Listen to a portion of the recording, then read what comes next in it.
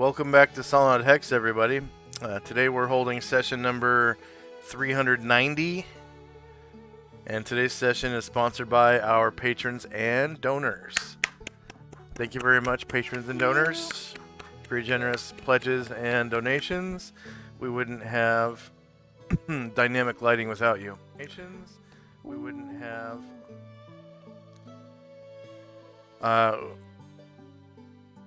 players at this time. If you haven't already done so, go ahead and add 390 points to your player character, and I'll take you right back to where we left the Order of the Superior Star. You were still in combat with Adamar. I think you guys were trying to charm him. Asher got him with a sleep poison that should take effect not at the end of this round, but the end of next round. That's right. And we attempted my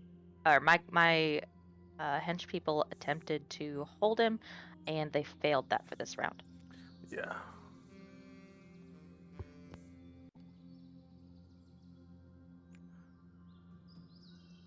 And there's the shift ping. There is a dead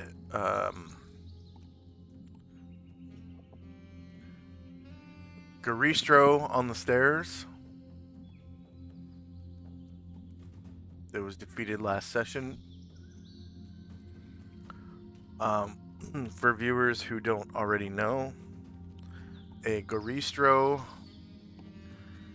is a type of demon or Tanari that is 21 to 24 feet tall and can cause siege damage, so they can destroy buildings and whatnot.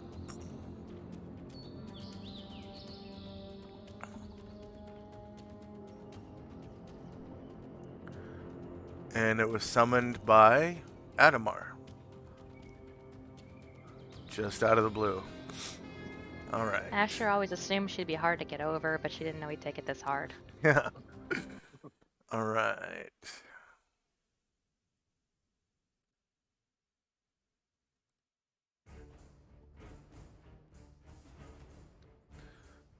So for the last couple of rounds, the party's been trying to tackle Adamar and whatnot. It looks like Anatar is grappling him right now. He failed. I think he failed to drag him to the ground, but he has a grip on him. Okay, cool. So that's why they're still in the same square as each other. And we are a little bit into this round. And it looks like next up is Tenzi's move. I'm going to hold my action as long as Anatar has a hold of him. If he tries to break free, then I'll do something. Okay. And it looks like Ashril was casting a spell or something. Yeah, he was casting Hold Person again. Okay. And that was on Adamar? Adamar, yeah. Alright.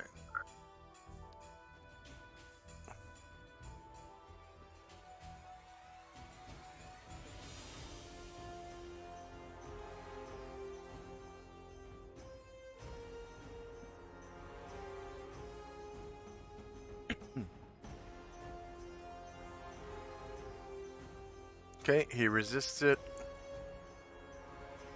Ryer. Ryer begins singing a sad song and attempts to cast Charm Person on Adam. Okay.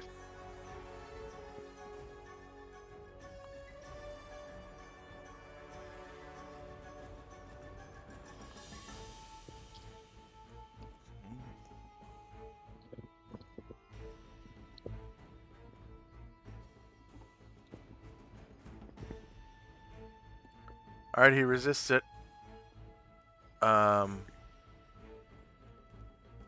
Adamar.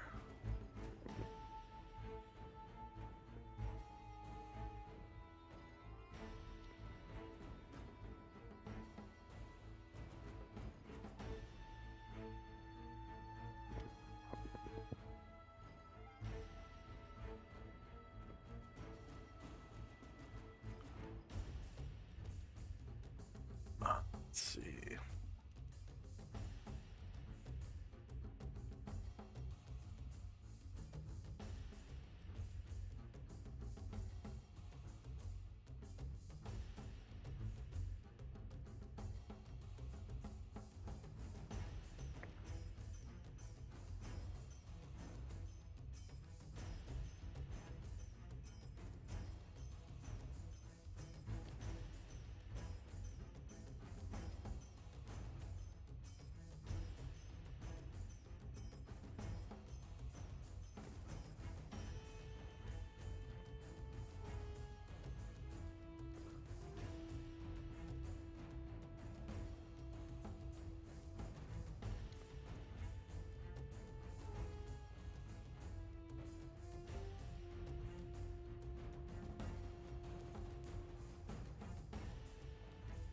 Hmm.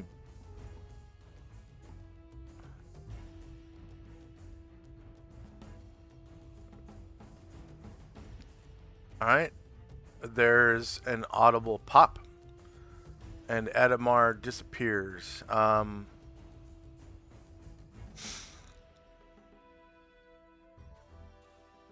Everyone can roll.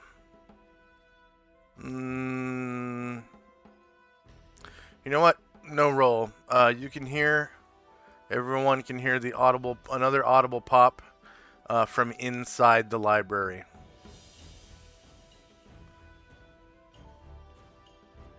And I wonder how many times he can do that.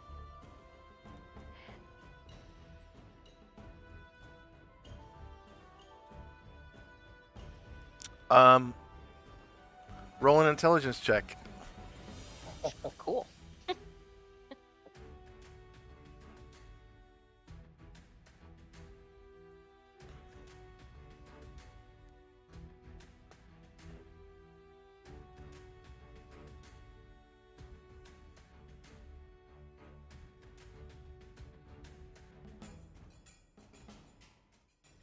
Okay.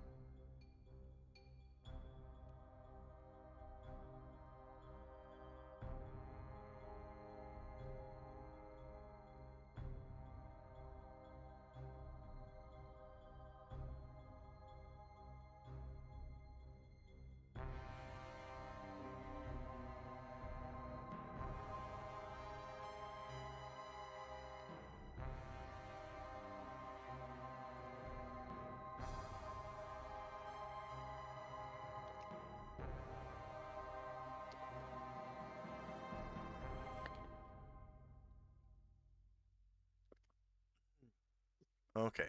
Chandrak. Gotcha. Luckily, Adamar is still in line of sight of Chandrak, so he's gonna turn and cast Hold Monster on Adamar. Okay.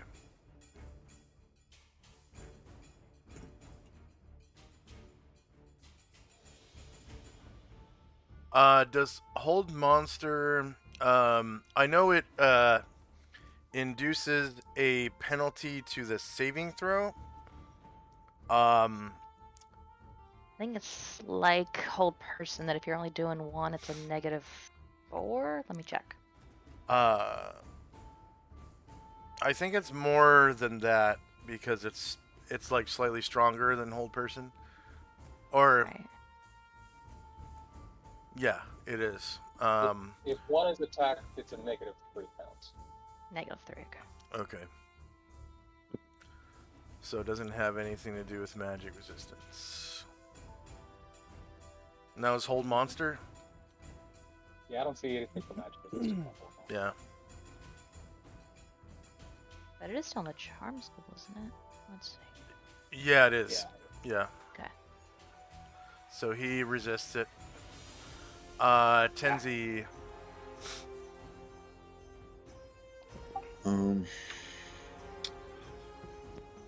He's holding his action, and but I don't see where he went to, so I'll just end his turn. Okay, end of round. And Adamar calls out in this in Elvish. It's I'm sorry. The Elvish, the elf form of inhuman. So in Elven form, and in Elven voice. So in Elven.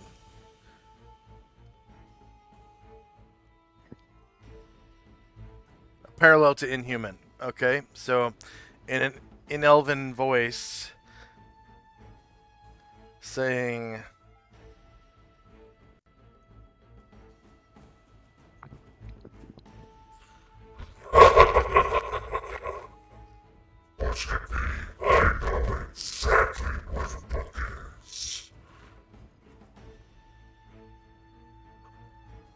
I'm sorry, Josh. I could hear the voice, but I couldn't make out the words. He said, "Fortunately, I know exactly where the book is." Oh, okay. Ooh. Is he going to share that information? It'd be a pal.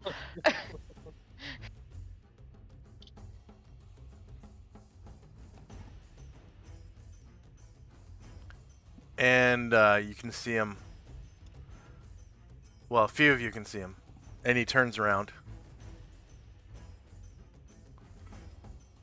Like, away from the group.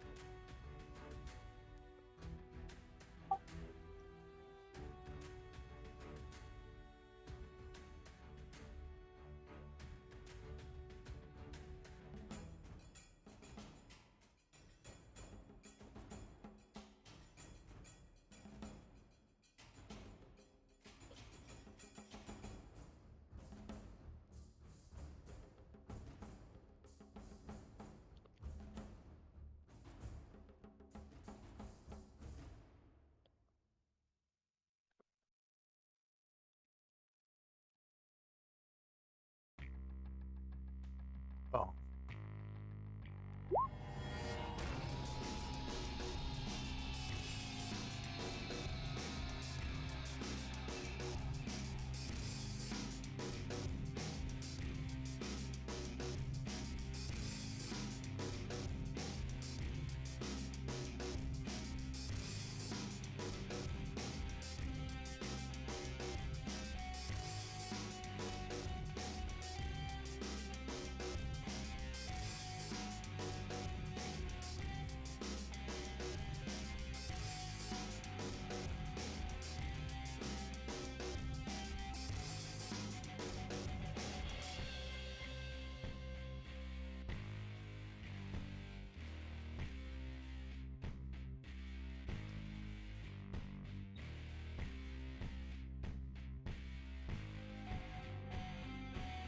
Okay. Is anyone still rolling? Shit, yeah. Yeah.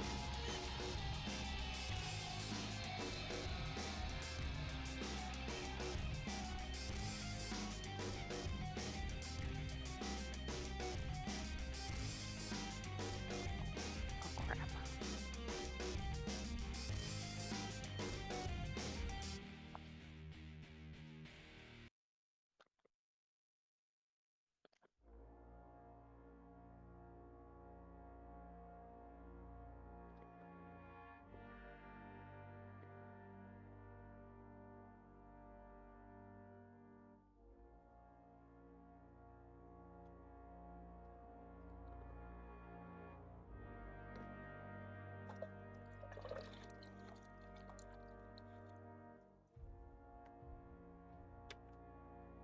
Oh. Now you can hear Adamar's voice emanating from his body, and he's saying, "No! No!"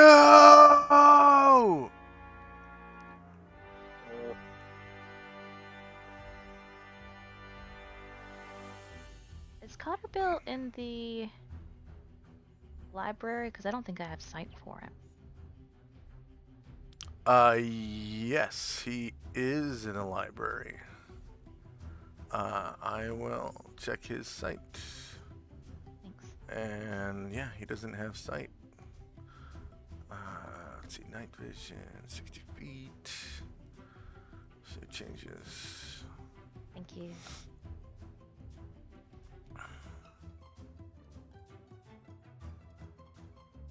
Okay, now I'm done. I don't remember. There was something in a few encounters back where I turned it off. Gotcha.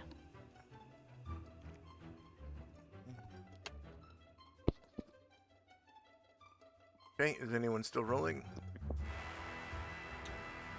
Alright, here we go. It is 16 past the hour. Karen Glore has invisibility.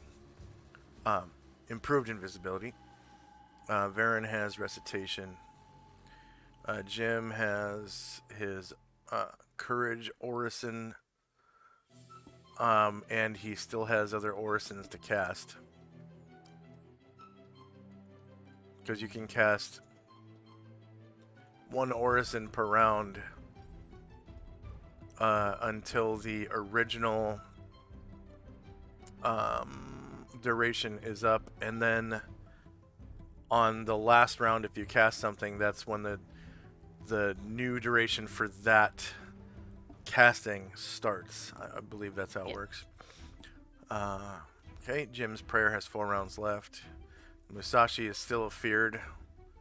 It will end at the end of next round, looks like. And first up is Ryer.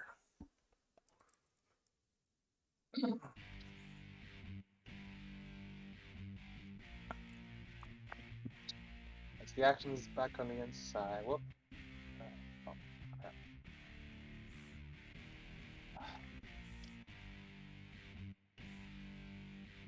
Dang it, sorry. I'm getting that glitch again where my character moves backwards when I move him. Okay, just right click on the screen somewhere and it will go away.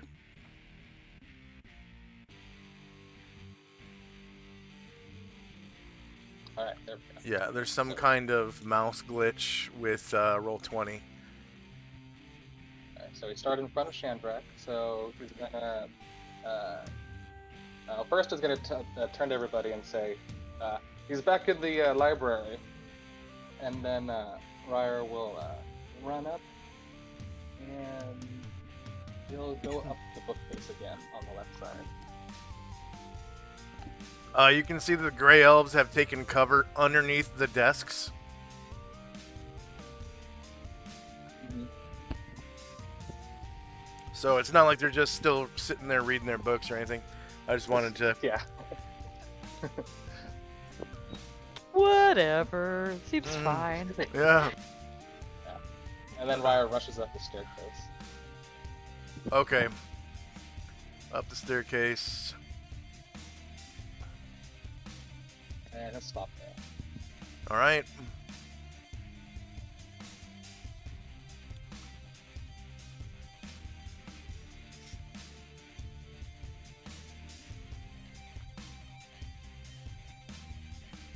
Brain Druid.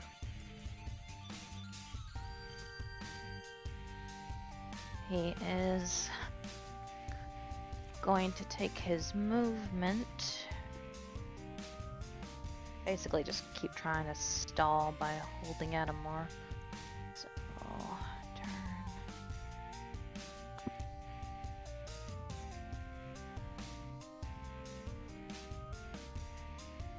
Six. Oh. Zero.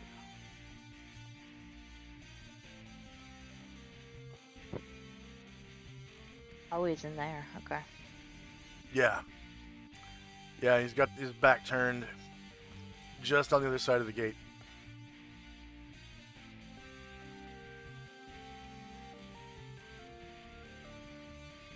I don't think he had enough movement to get there. Let me double check.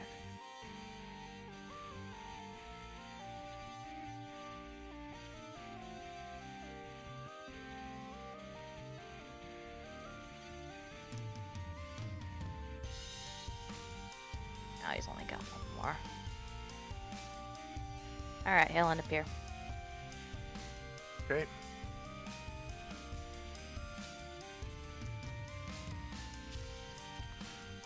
Alright.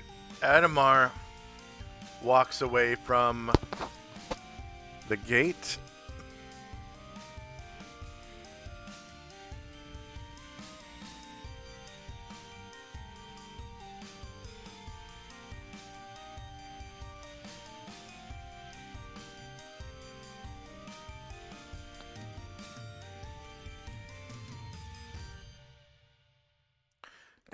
And you can hear that his screaming is stifled instantly by some unknown force, and the other voice emanates from within the chamber. You can no longer see him, obviously, but it's the other voice saying,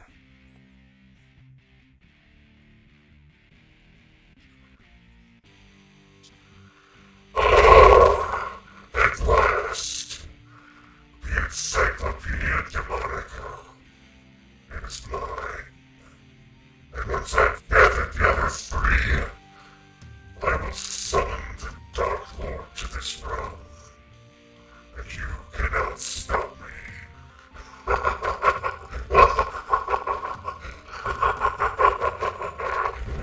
apologize. I have a really hard time making out that demon voice. What was it?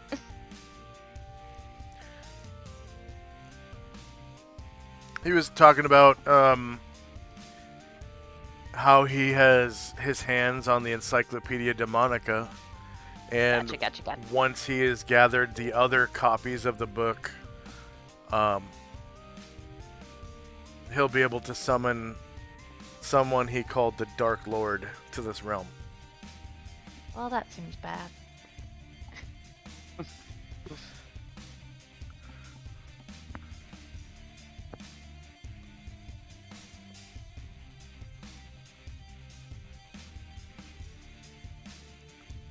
Tenzi.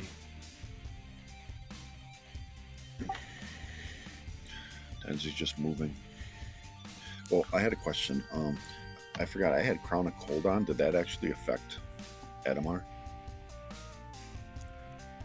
Yeah, it did while you were close enough. A couple of times. Okay. Then.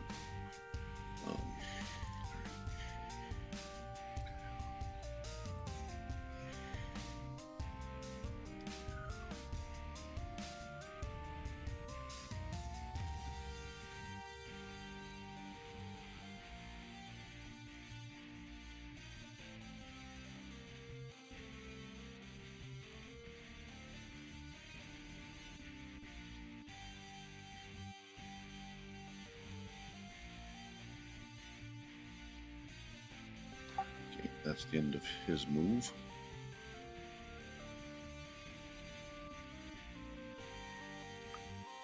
Hey, Jim.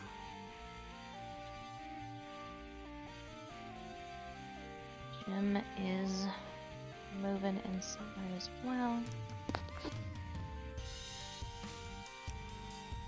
Before he moves, he'll go ahead and put a Courage Orison on Anatar for the hell of it.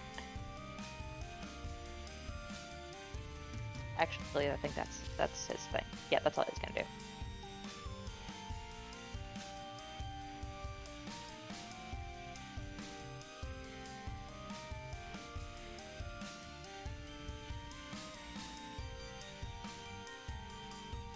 Okay, Anatar. He'll move as well.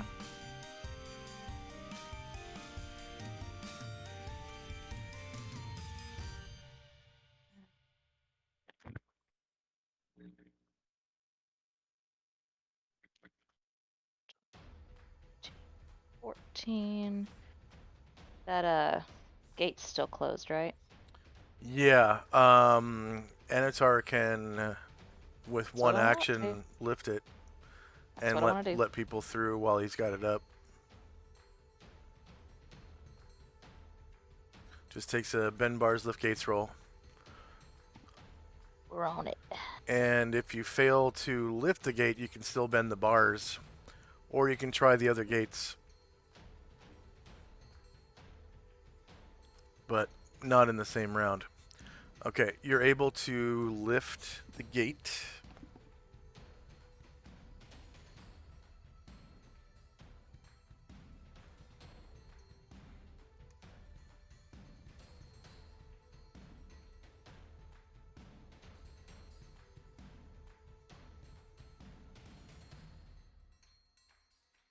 Asher. Asher is going to head in.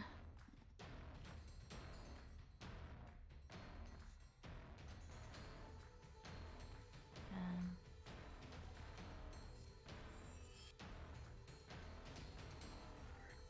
then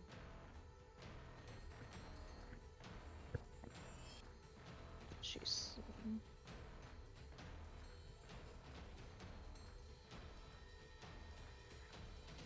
oh, okay.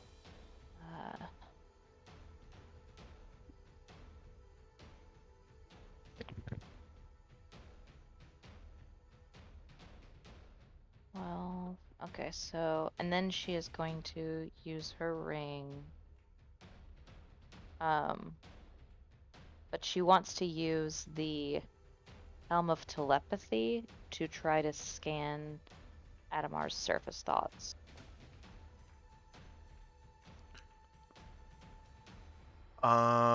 I'm gonna have to rule that you can use one one magic item at a Ah, time. okay. That's fine. Then she'll not use the ring. Okay. Fix that. Unless by use the ring you mean just to turn invisible again, because that's an at Yeah, will. that was all I meant. Okay, sorry. Oh, that's good. Yeah. If you were gonna put the ring on and then the helmet, that would be a different case. Oh, no.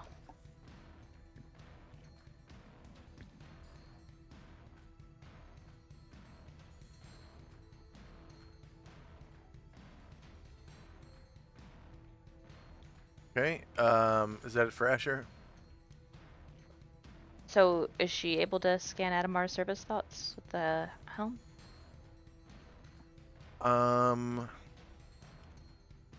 No, you can't see him right now. I was afraid of that. I was like, maybe I Yeah. couldn't remember. Yeah. All right. Shandrak. So, Andrek's gonna get on in, see what's going on, see if we can get a view on Adamar.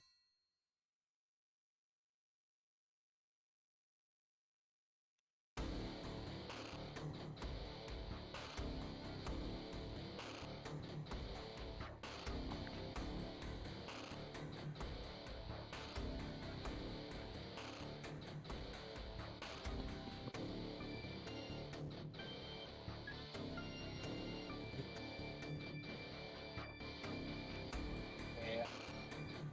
So he's gonna go up to here and he's gonna hide. Okay. You can take off that casting Yeah. marker. Checks. Thief skills. Hide in shadows. Cotterbill. He's gonna attempt to move silently, and a third of his movement is just 2 squares, so he goes here. Okay. Oh, is it 1/3 or 2/3? God, I can never remember. It's 1/3, and it'll. Okay, Yeah.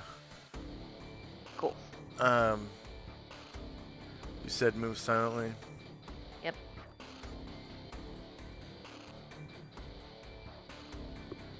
Yeah, it's 2 squares for him. And then Arahil was just.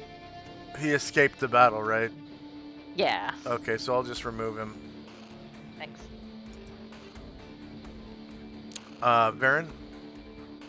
Alright, Varen's coming that way, so.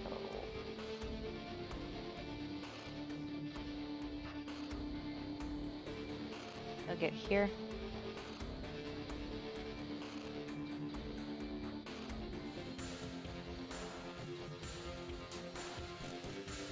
That'll be it. And Musashi's running away just for the rest of this round, I think.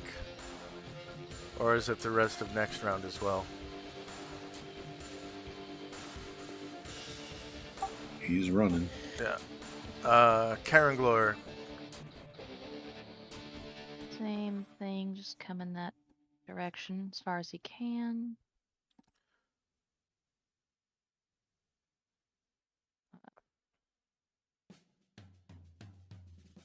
Say he gets here.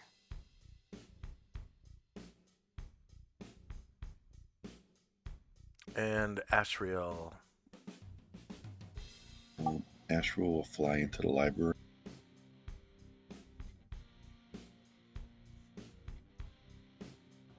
And then looking forward, when he looks at the gate, how high is the gate? It is probably about 6 feet up because Anatar is physically holding it with his hands. And Anatar himself in that form.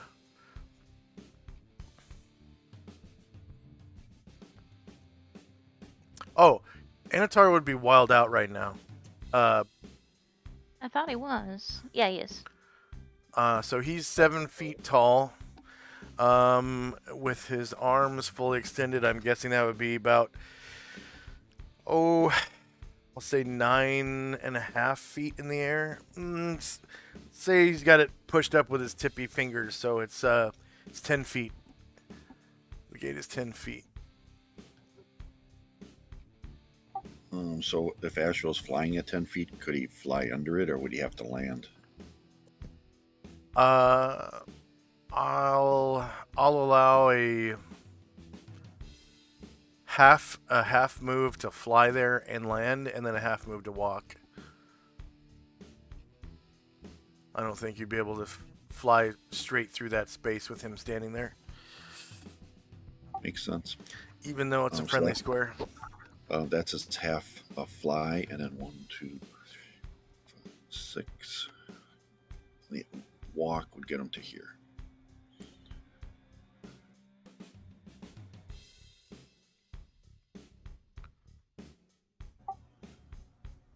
Okay. And that's the end of round. So does he fall asleep? Do we hear a thud? Yeah, you hear this. No! Oh.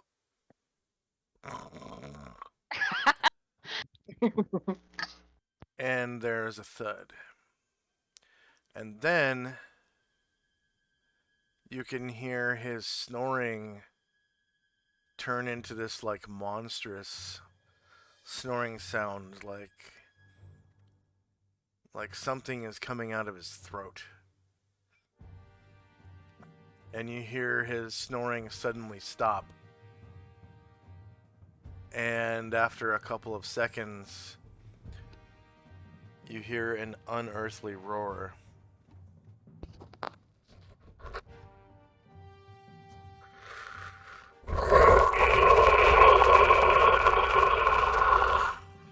I'll get you for that, Burke.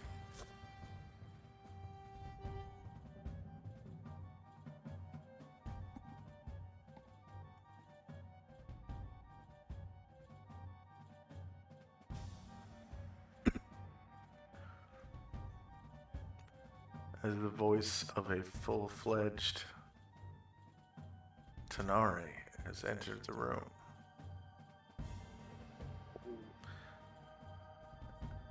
And you hear its rumbling footsteps on the stairs on the other side of the bookcase.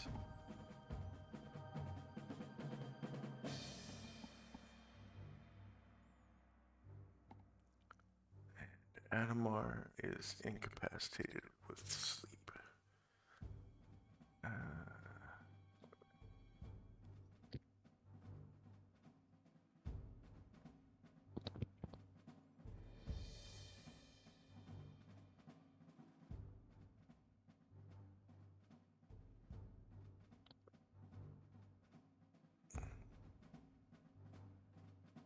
I don't remember if Adamar was affected by prayer or recitation, but if he was, Prayer. is the Tanari affected by it?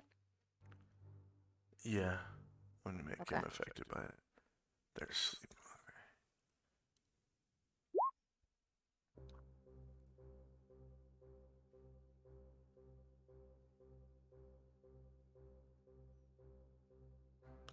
And you once again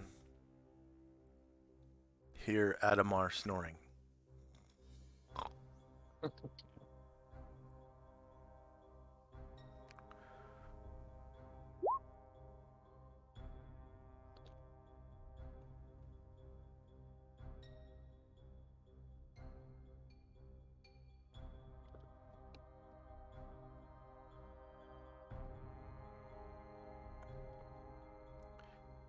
And the demon says, Even if you kill me here, Burke, you've accomplished nothing. There are others who will continue my work in Adria. In fact, they've already started. did you hear that? I That did. one That I was heard much loud and better. clear. I don't know what the difference was, but it worked nicely.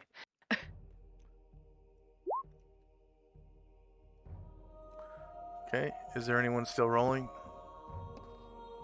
Shit, I didn't know we were rolling. Sorry. I was too wrapped up in the drama.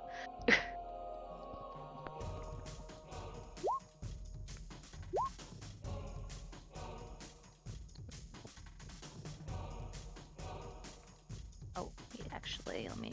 Yeah, that's fine.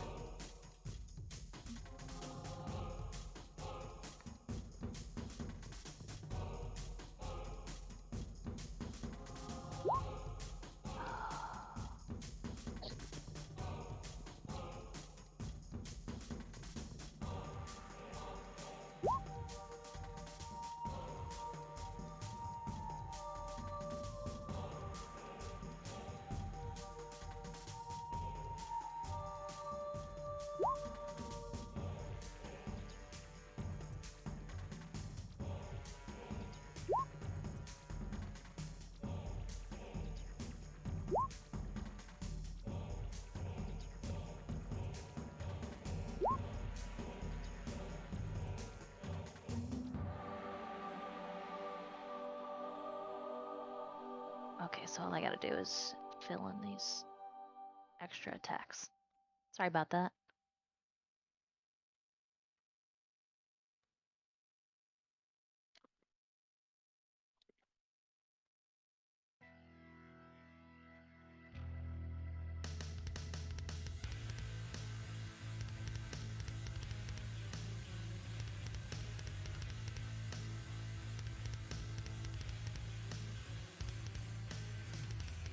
Okay, done. Okay.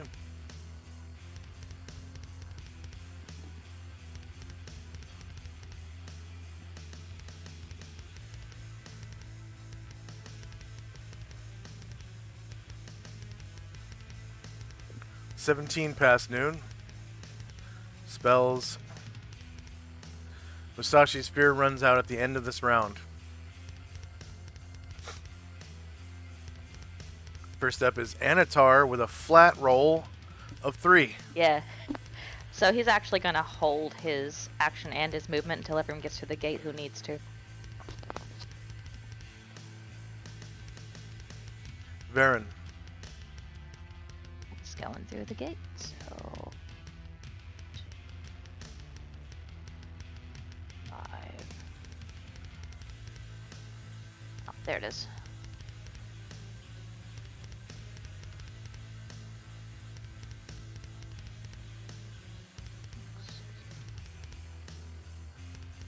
We will get there.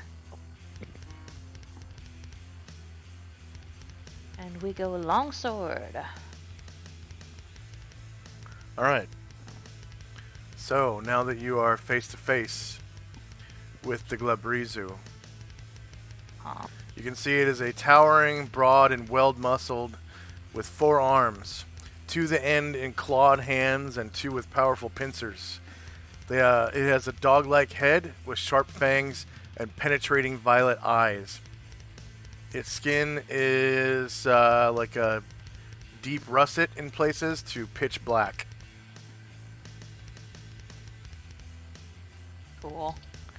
And it communicates not physically, but mentally through telepathy. So you hear its voice in your head. See, I got a +4 to hit and a +1 to damage.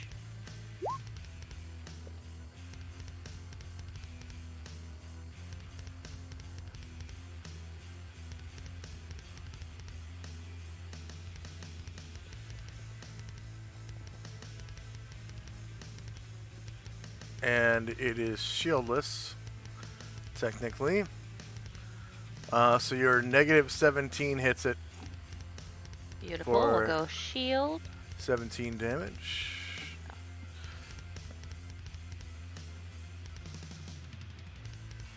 Or +1.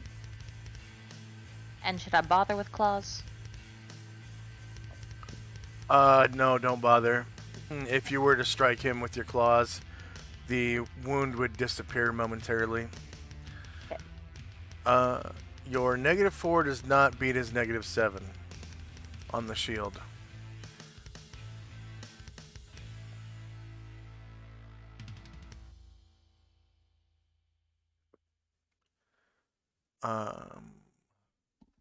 And that was drow poison, so I need to roll duration for his sleep.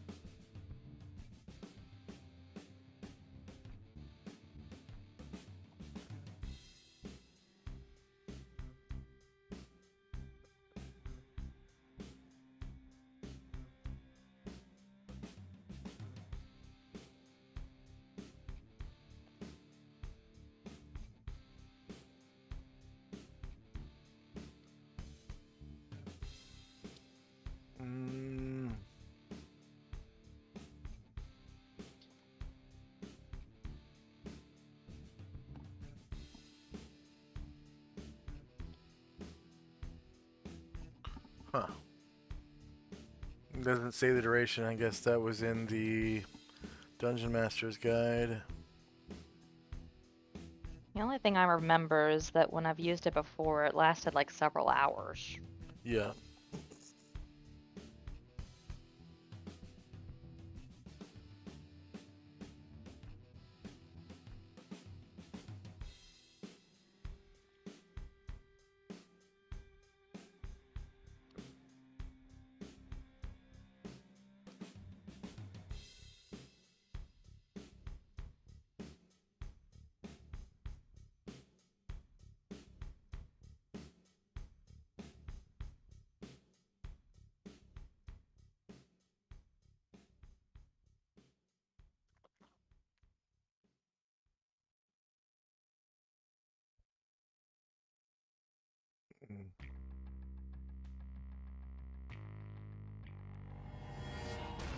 Yeah. Several hours. I'm not finding it. So Adamar is snoring. Okay, Musashi. Running in fear. He's at the end of his fear, though. Okay. Shandrak. So Shandrak's gonna try to move silently into the thing. Okay. That is 4 squares for you.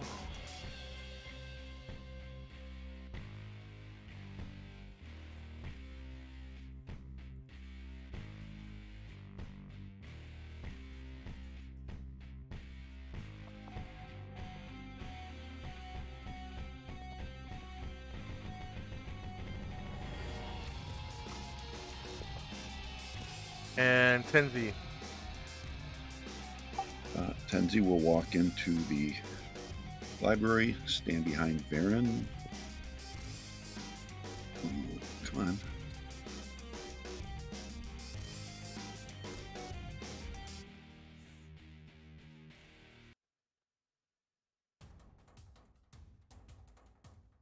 And is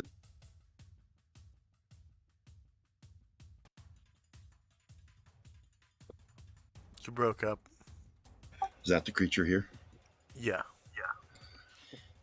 All right.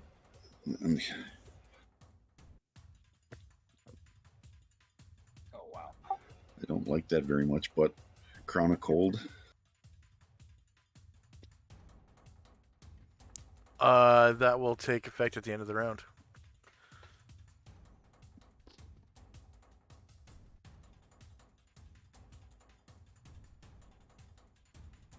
Is there anything else you want to do? Nope. Okay. It is a huge creature. It takes up to 4 squares around it. I'll fill it with red.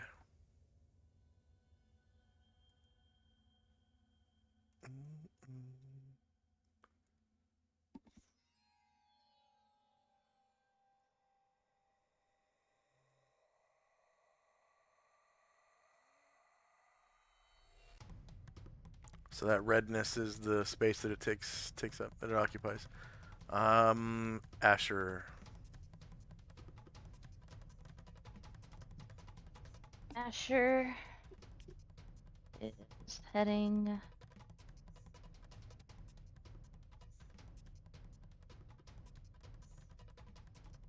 One,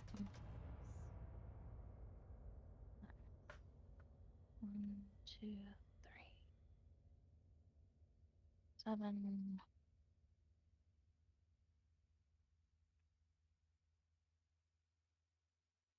8.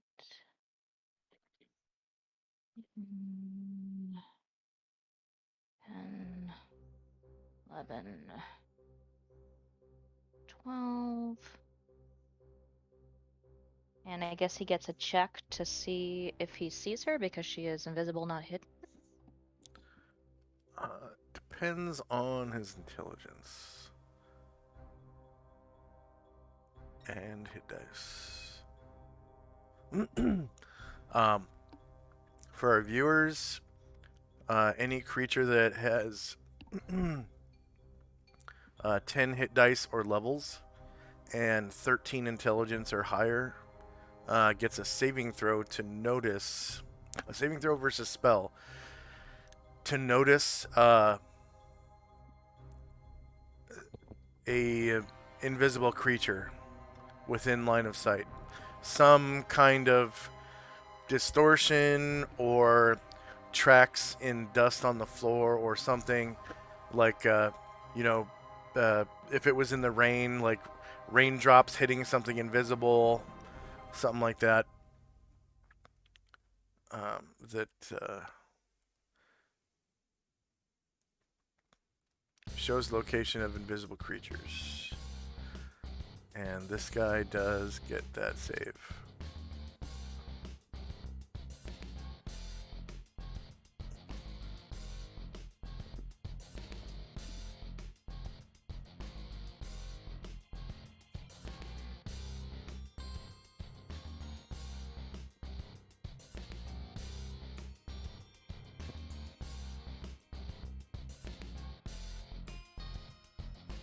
He doesn't seem to notice you, so you get the backstab. Demons are vertebrates. Sorry, my mom got here. You said that I do get a backstab? Yep. Yeah, you get the backstab. Alright, here we go.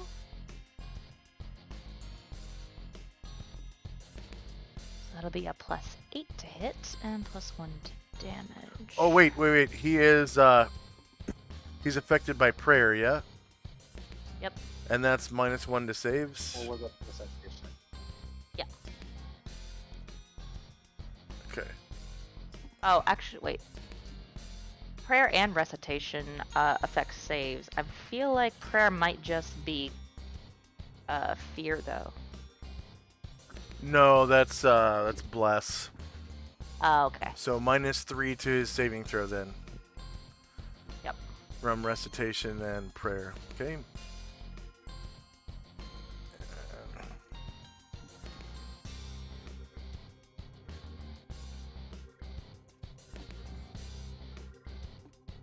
Yep, you still get the backstab. Alright, here we His go. target number was 14. And Let's you see. rolled a 3. This one. Ooh, jeez. Oh yeah, you definitely hit. And Is that you one of caused those that makes him 54 save for damage. death? Or for massive damage or whatever? It doesn't matter. You do enough damage to kill him anyways. Go ahead and describe how you Oh, cool. slay the creature with your longsword +3. Alright, so she's gonna be visible now. And she, it's like 20 feet tall? No. Oh, how tall is it?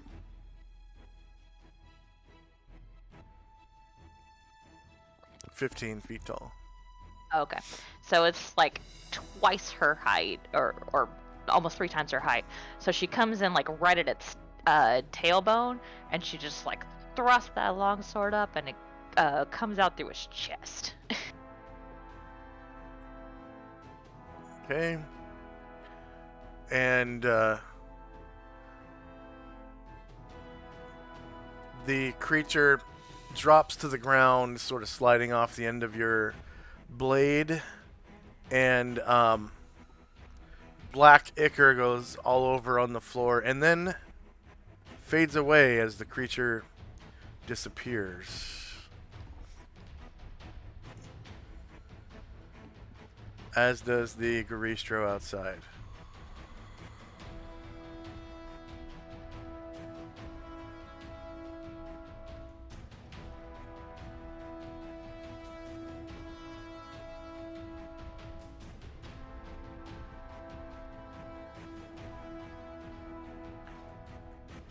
And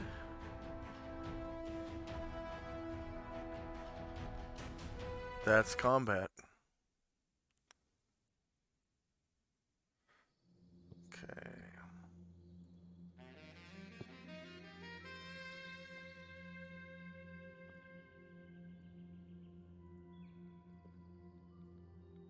That was a nice little jazz flourish at the end of that. And that's also the end of the round.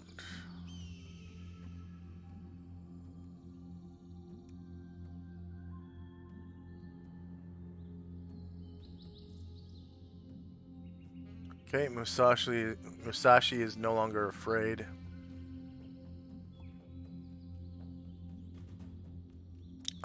Adamar continues to snore.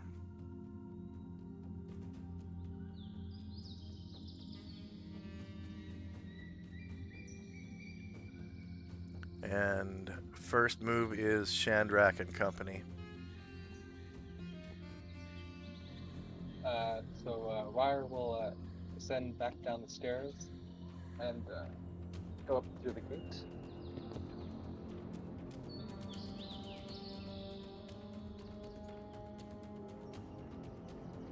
Can you help me boom down the stairs, please?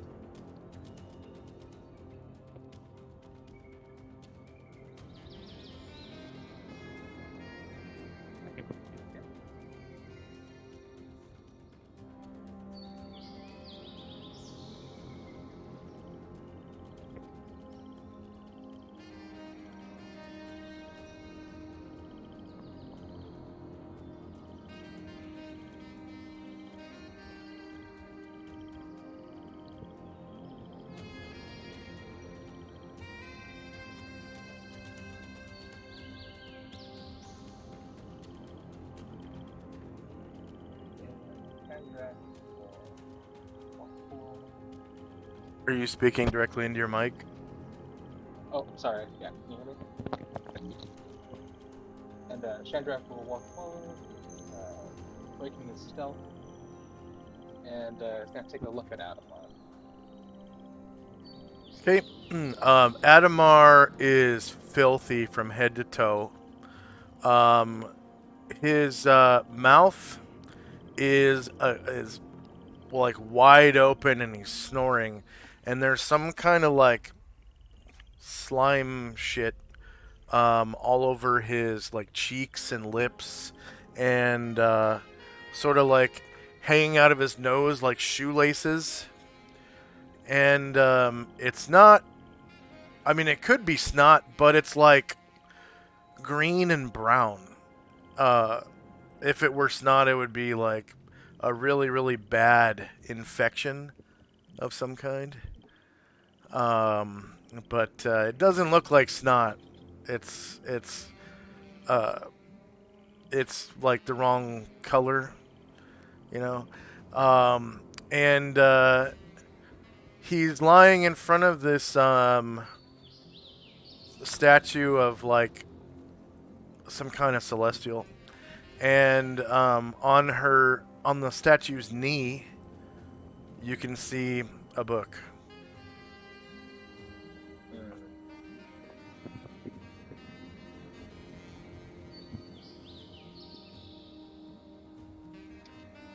Shandrak will take a couple more steps forward. I can't hear you, man. Good. Are you speaking Sorry. directly into your mic? Yeah, sorry, there's a different headset. Can you hear me better? Yeah. So Chandrak's gonna walk a few steps forward and just take a look at the book. It looks.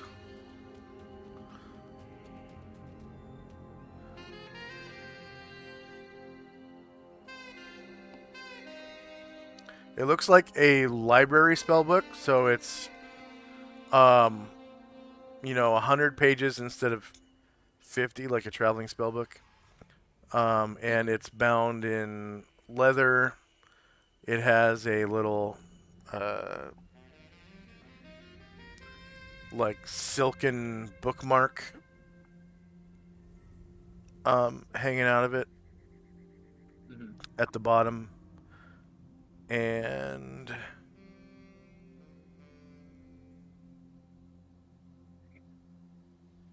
oh, right.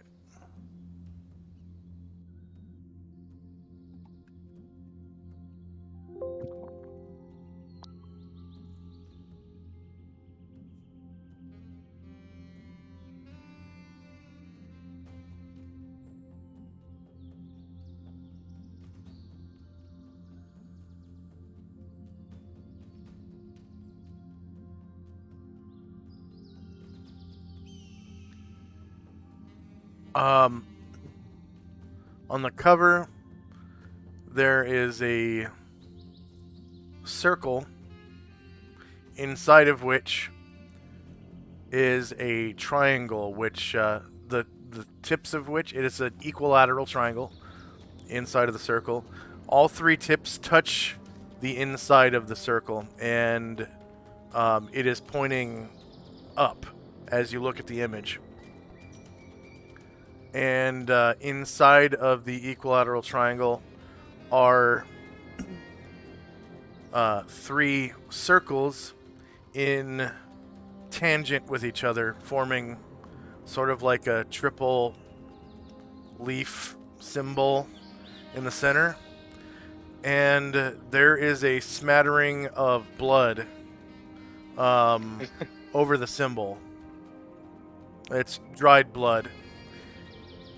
And within each of the three circles is another symbol, which is foreign to you because you don't read the language.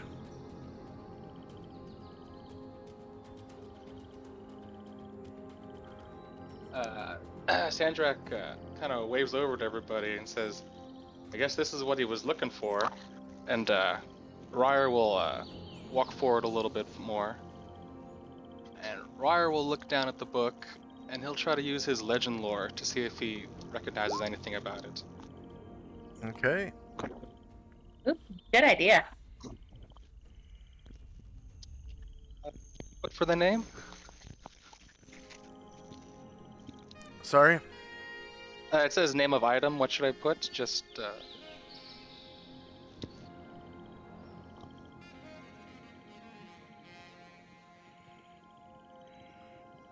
Okay.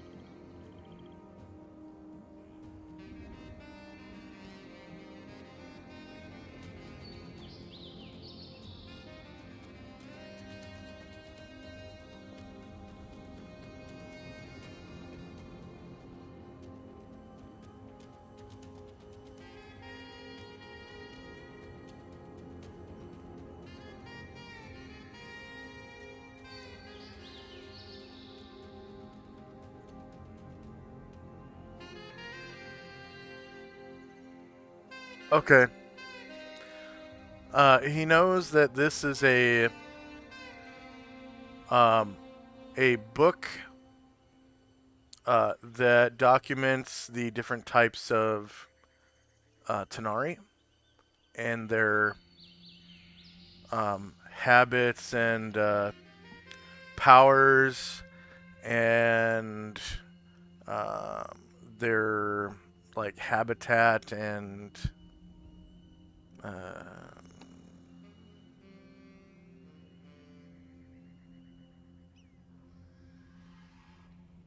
society, habitat and society.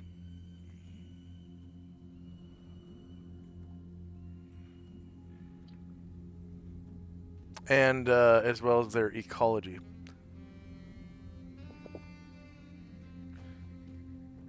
So some very useful information. Also, it contains information on the true names of some Tanari for purposes of summoning them.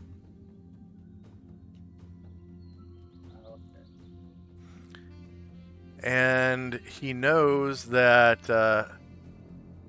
there are 4 copies of this book in existence, including this one. And this one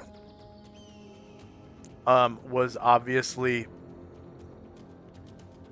scribed in Adria based on the type of paper that's used.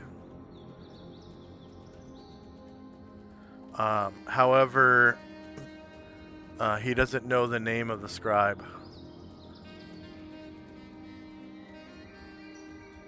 Which would probably be information that's, printed inside the book.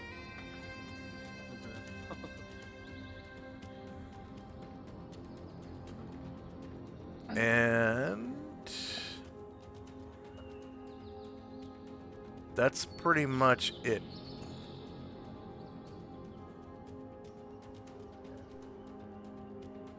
After hearing all of that from Ryder, Shandrak will say, he did mention something about Adria, didn't he? The monster? Asher says, yeah, he said that they're trying to collect at least one book out of there, so I guess we know where we gotta go soon. Yeah. If this is a potential copy, then there might be an original of whatever this is there.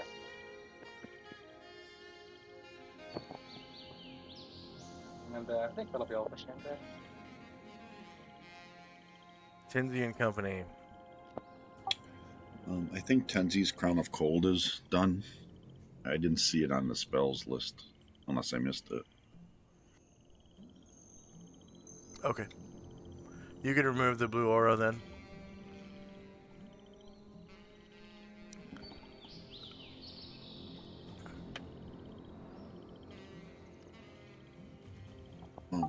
Musashi's returning sheepishly to the group.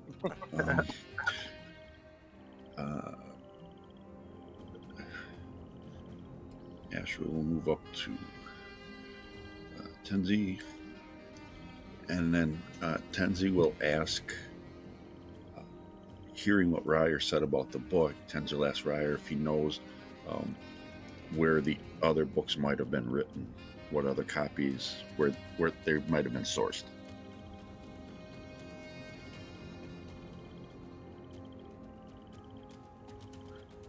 Ryer just shrugs his shoulders, and he says, "I don't even know the name of the scribe.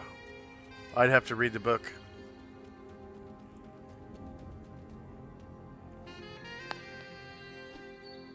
Tenzi will ask, "Is it safe to do that?"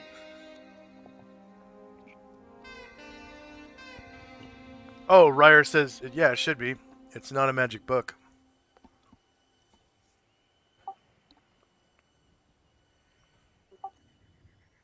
That'll be it for Tenzi and Company. Okay.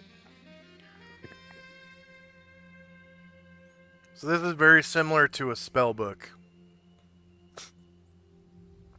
It has information, regarding Tanare and summoning them, but not like magical charges or anything like that. Asher and Company. So Asher comes over. Oh, actually, first Anatar is going to come on the other side of the bars and let the gate down instead of just holding it forever. Yeah. And then you said there's a device on the other side where we can just lift the gate.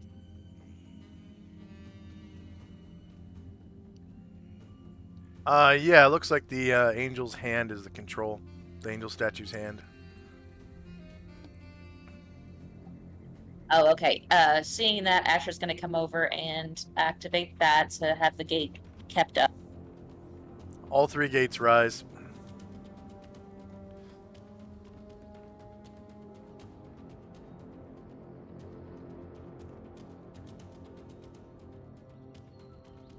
And she says, well, we have this book, and we know we need to go to Adria. Since we were there before, I had Varen study the location, so we should be able to dimensional fold, at least to Mingdao. But first, I recommend we get Adamar and see what he has to say when he wakes up. Shadrach pipes up. It's like, yeah, about that. Does anybody still have any rope on them? Maybe just, just in case when he does wake up, that he's all right. Asher winks and says, I always have rope. Also handcuffs.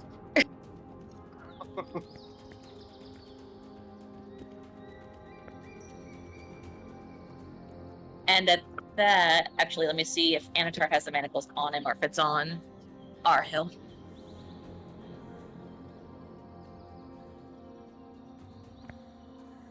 Adamar. I'm checking Anatar's inventory to see if he has the manacles on him or if it's on Arhill. Oh.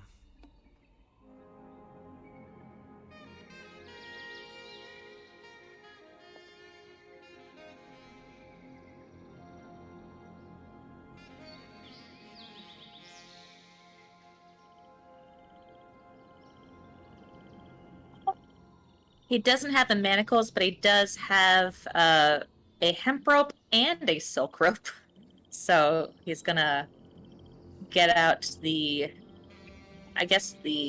silk rope and Asher's already taken an action, but she'll kind of stand over there and get ready to tie it because she's good at that. Okay. Are you gonna tie him with his hands in front of his waist or behind his back?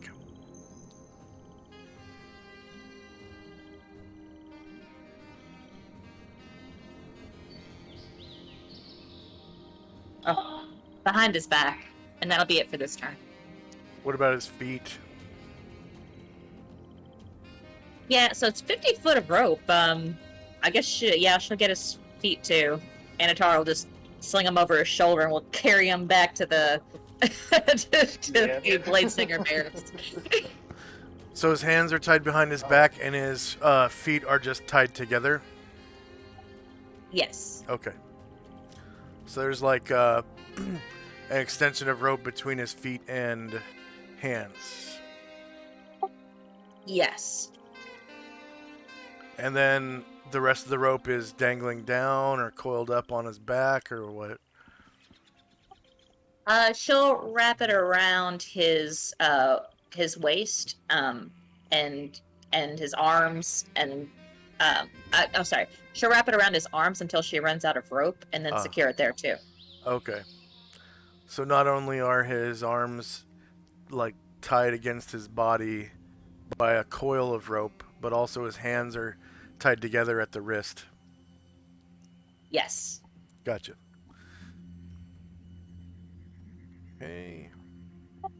You want me to make a proficiency check for that? You have rope use? Yes, I do. Okay, yeah, go ahead.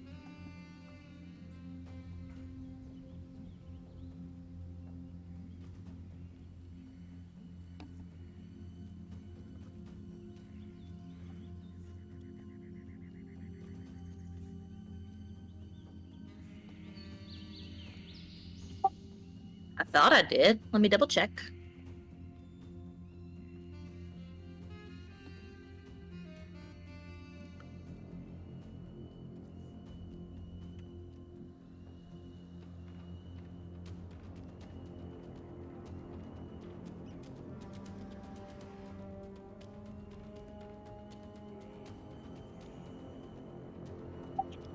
I do. It's just too far down on the character sheet to have be in the pull down. I'll fix that.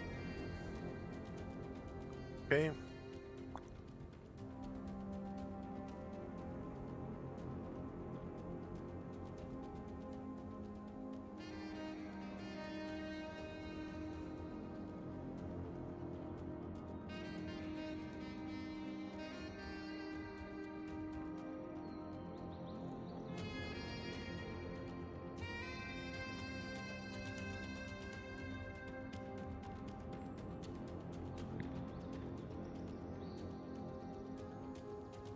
Alright, you should be able to move his token around so you can... Yeah, 10-4. Also, everybody say hi to my mom. Hi, Mom! Hi.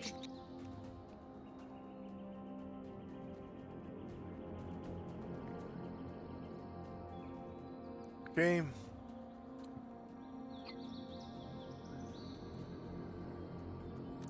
$19 past the hour. Some spells are still in effect. Adamar is snoring. First up is Shandrak's move and company. Yeah,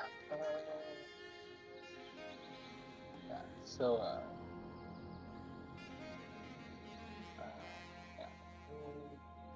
Yeah, so Shandrak will pick up the book and he's going to take it over to Ashriel and going to say, hey, can you take a look at this real quick? Maybe detect magic or see if it's like really evil or something.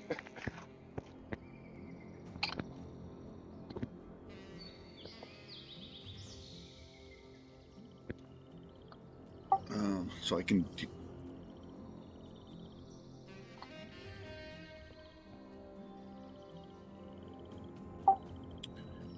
First, I'll detect evil.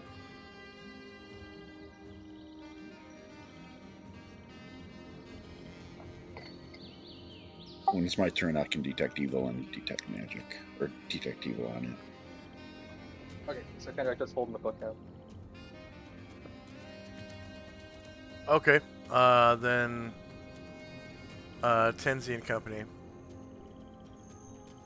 Ashriel will detect evil on the book. He detects no evil. It's a mundane book. Okay. I'll move Musashi coming around the bend here, and that'll be it for us.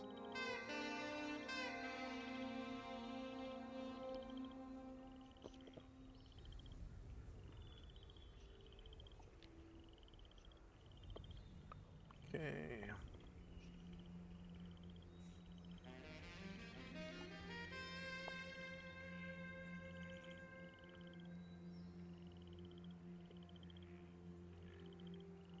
Asher and Company. All right, Anatar is going to pick up Adamar over his shoulder.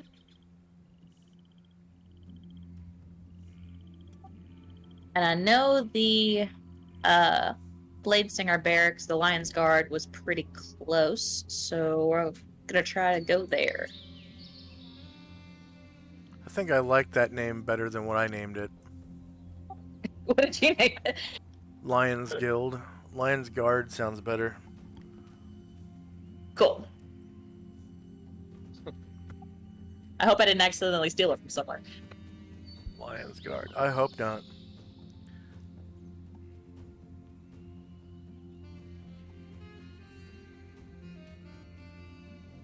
Okay. Anything else from Asher and Company? Nah, we're just moving. All right. 20 past the hour. Spells. Jim's prayer is gonna wear off at the end of the round. Adamar is snoring. Shandrak and Company's move. So Chandrak will summon his chest, and then he'll put the book into his chest. And then he'll wave it away, and then he'll follow Asher.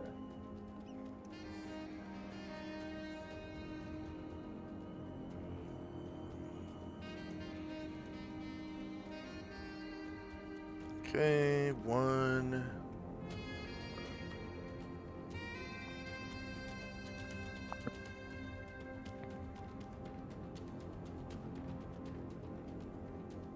Three-player characters.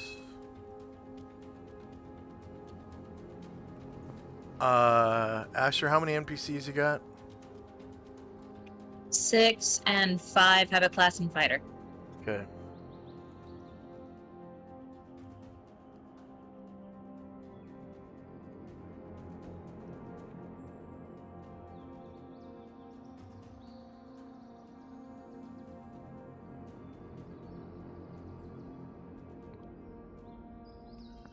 Yeah, oops.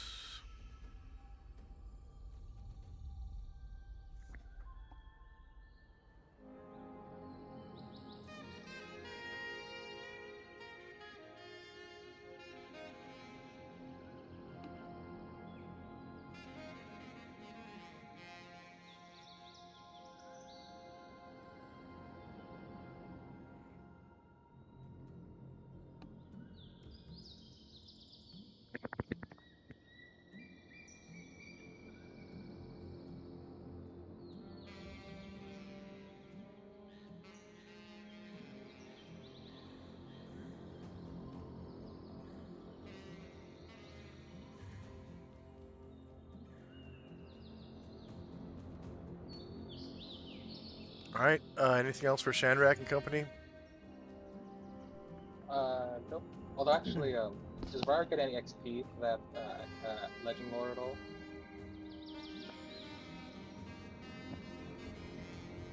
I don't think that's one of the. Let me check. I'm pretty sure that is not one of the things they No? get experience for. Let me check. Don't Let me get it check. for their Bard ability? Bard's Handbook.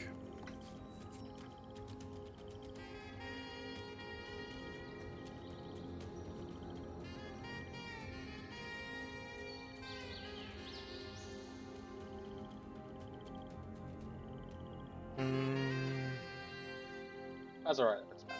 I thought it just would be because it's important. I'm looking it up right now.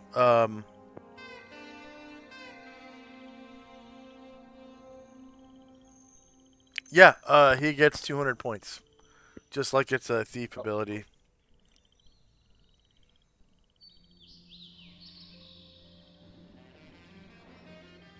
Yep, 200.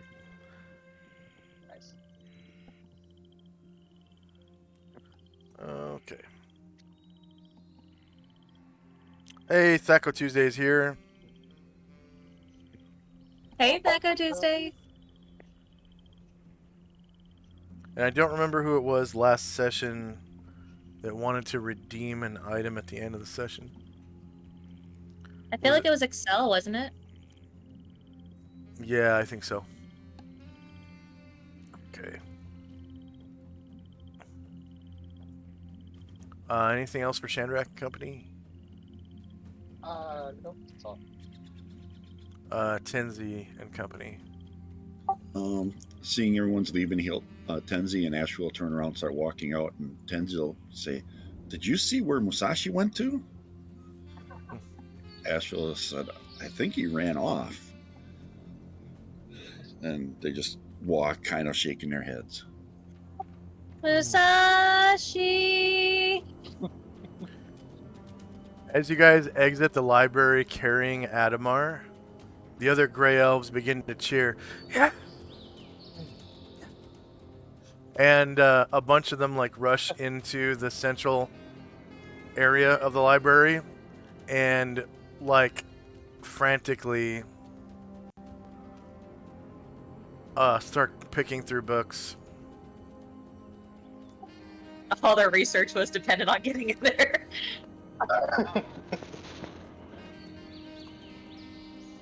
Finally, it's not occupied.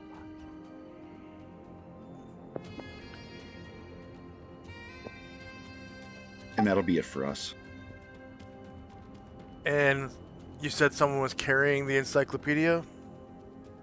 I am inside of my magic chat. Okay. That's a great place for a Chandrak. Good idea. Asher and Company. Okay, so I, as a player, don't remember where this barracks is. Could you give me a hand? Yeah.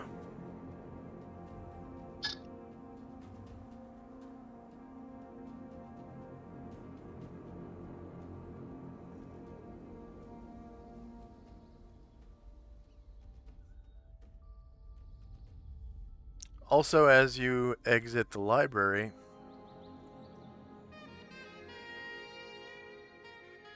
you can see shadows of griffins sort of circling around the library, and you look up and there's finally a patrol has showed up. Just in time.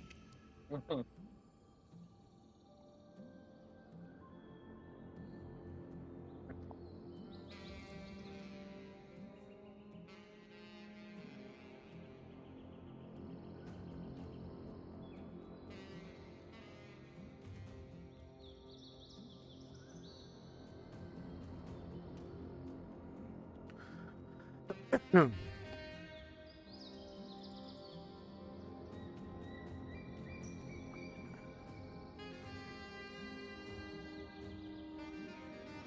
they're just sort of like flying circles around the library and observing.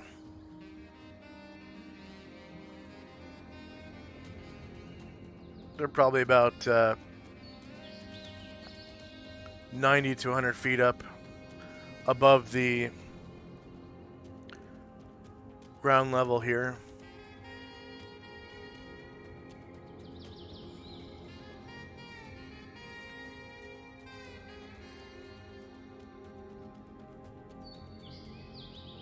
There's about 7 of them.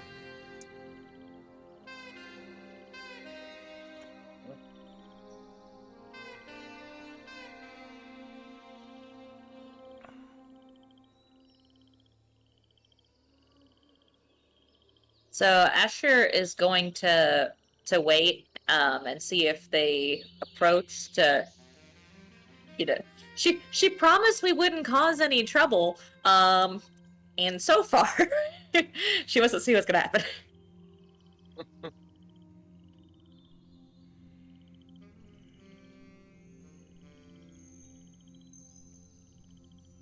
Okay. Also, if I could request a bathroom break soon, pretty please. Yeah, let's take it right now. It's the end of the round. We've been playing for about 90 minutes. So we've got 5-minute break coming up. And for our viewers, I have 3 minutes of commercials, so you're not just watching griffins shake their booty. We'll be right back in 5.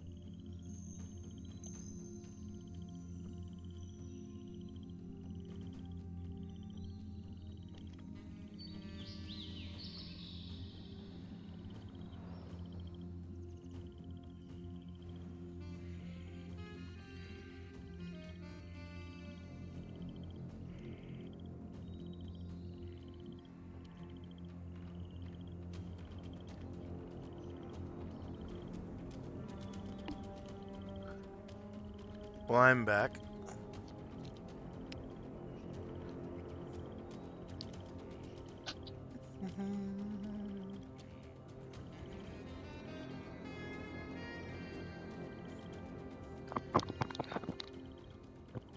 I'm back.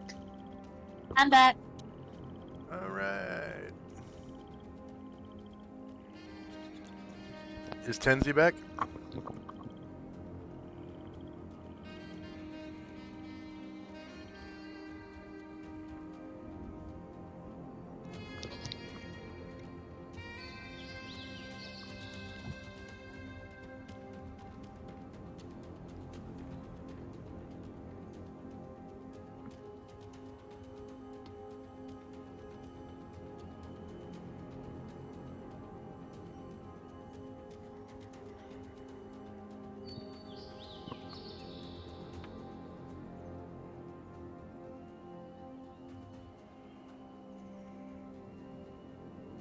I am back.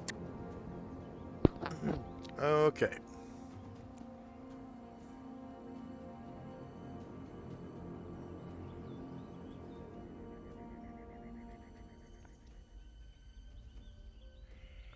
So, the tower, the Lion's Guard Tower, I'm going to have to change that right now.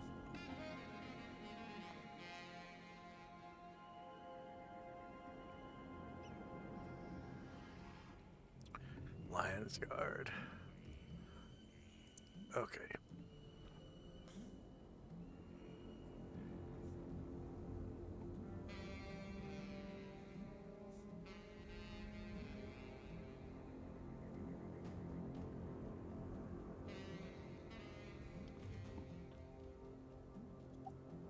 Is it on this level or a different level?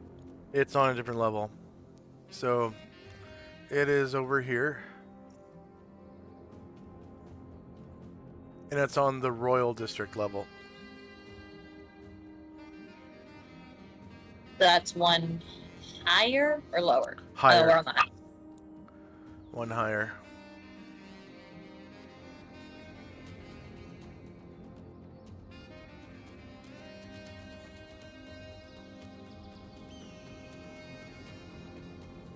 Okay. Prayer goes away.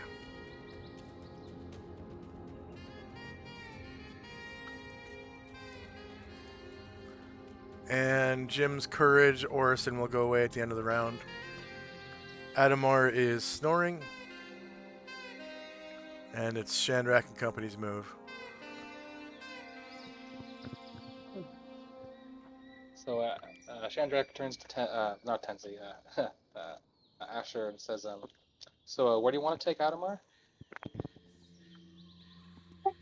She points in the direction that Josh just signaled and said, we have to go back to the stairs, up a level, and that way.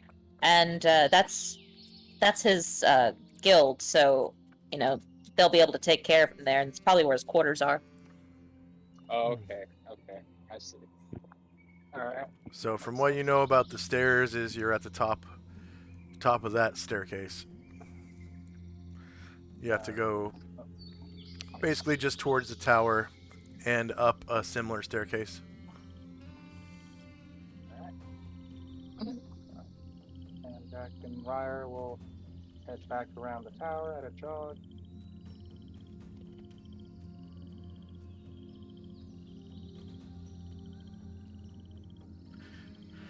And at this time you would notice the escort or something of griffin riders flying around in a circle above the library. And they just sort of observe you as you leave. They don't really follow you.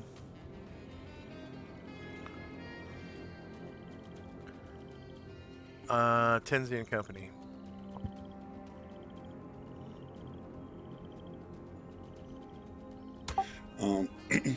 Musashi reaches the bottom of the stairs and is looking around, sees everybody seems to be okay, sees that they have Adamar, and he yells out for Master Tenzi! And Tenzi and Asheville will come out of the room, come out of the library, and meet him. That'll be it for our turn. Okay.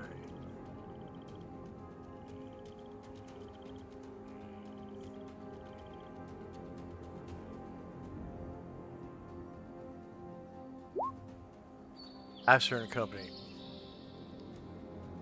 Move in the same direction Tenzi went at, I guess, Cotterbill's jog speed.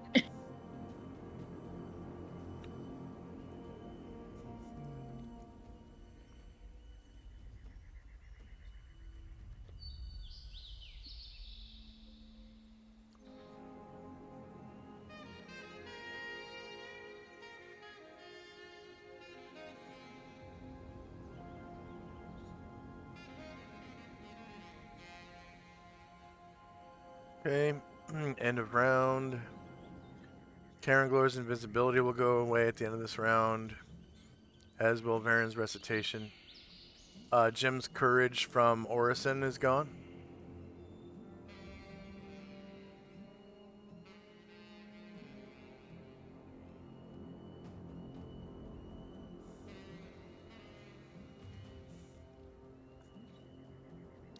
Adamar continues to snore. And first up is Shandrak and Company.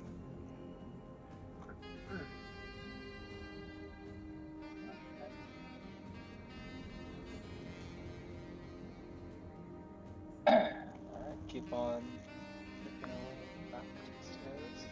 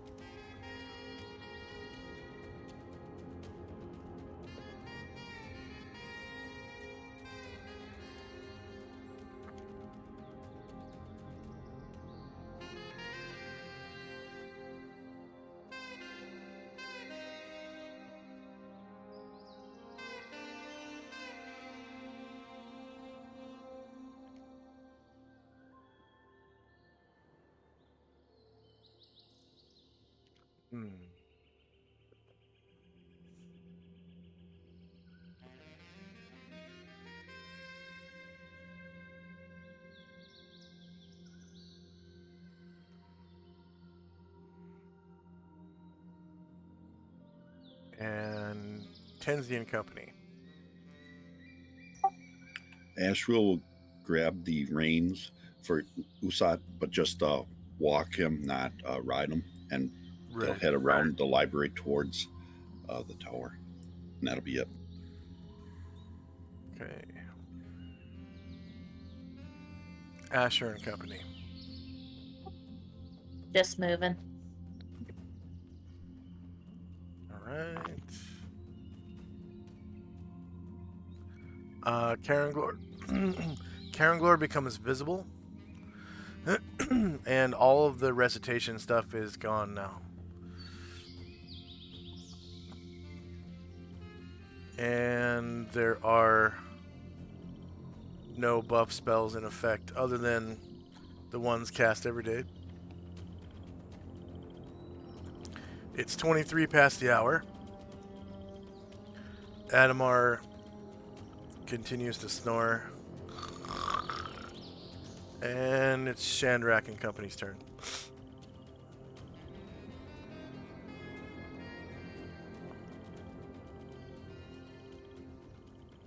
Alright, you said, is it on the same level, or you said we had to go up?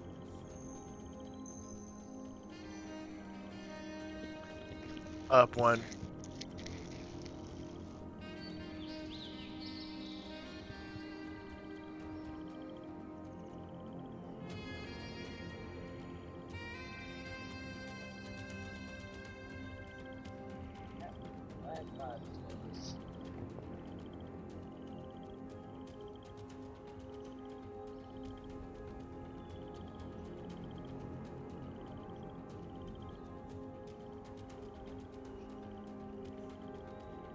no, wait, look at that.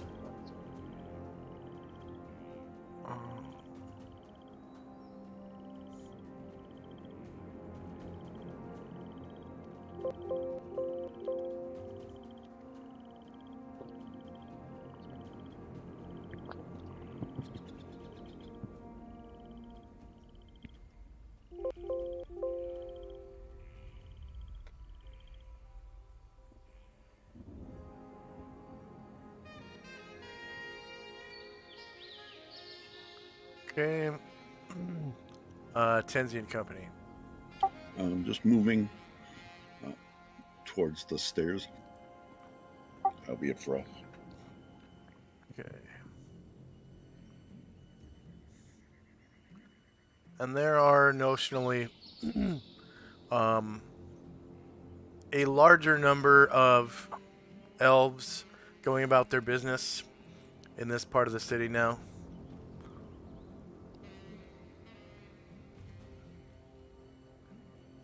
Okay, Asher and Company. Just move. All right, you notice that one of the... Oh, here's Arhil, by the way. You notice that one of the Griffin Riders lands on the staircase in the Grand Library.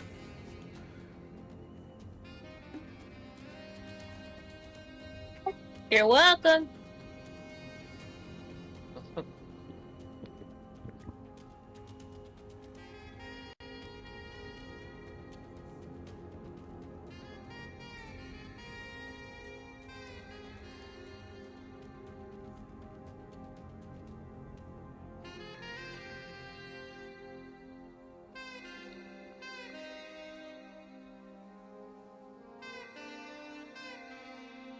Okay, 24 past the hour.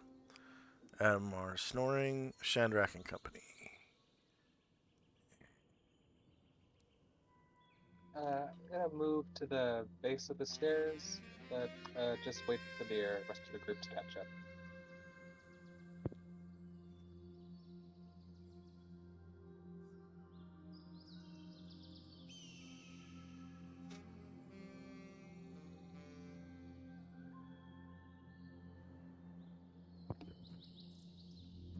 Oh, the stairs you need to go to are this way. Oh, not these ones? Oh, okay. I thought that was one too. Yep, that's a staircase down. Okay, I thought it went both ways. Okay. I'll just go a little bit more.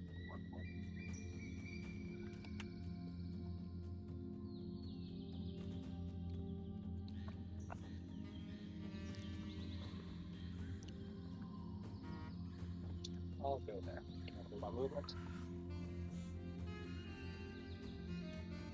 All right, Tenzian Company. We see we're kind of falling behind here. Can we jog? And our speed would be like 50% more.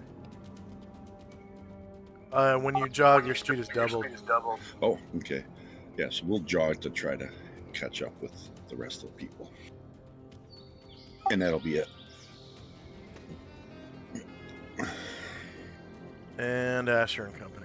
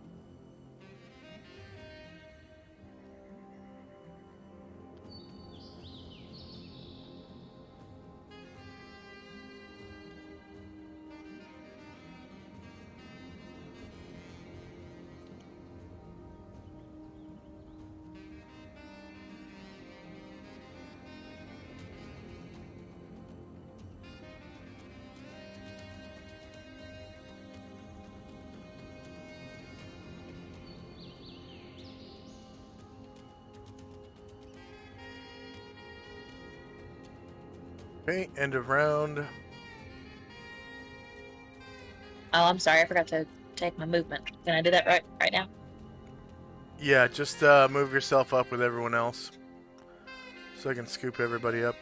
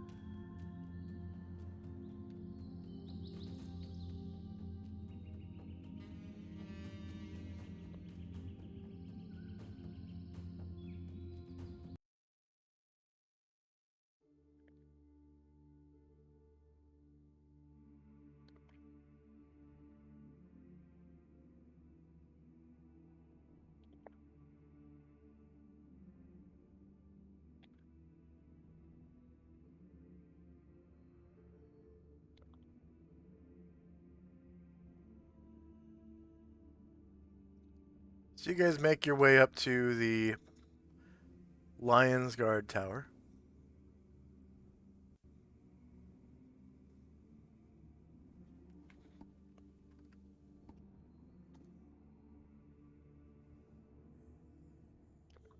I have everyone except for Asher. Jeez.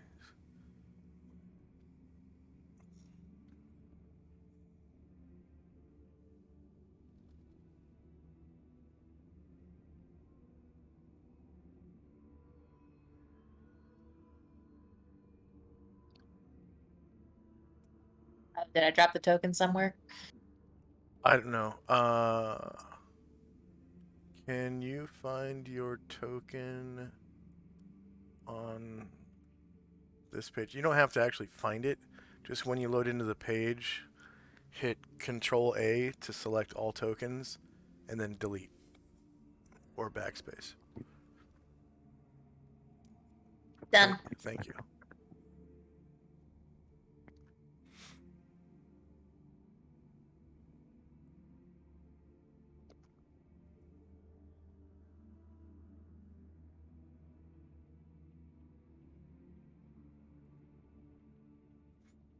Okay, there are no guards outside.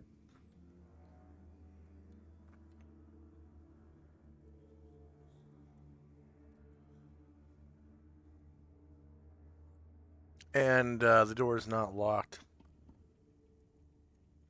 And as you enter,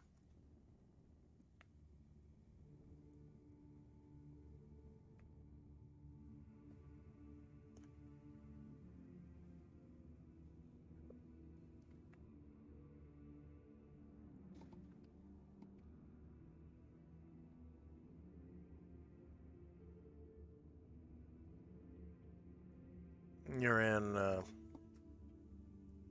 guess, extravagant surroundings.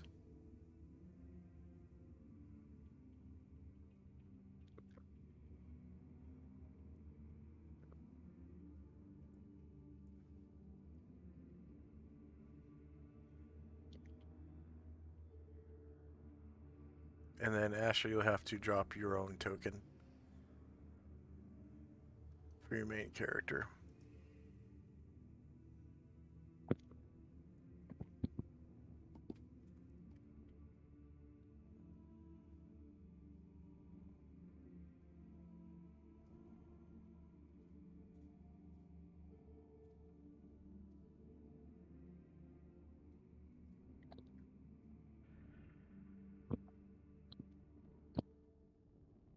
All right. So you're in this like reception area. You just entered the tower from a door on the east side over here.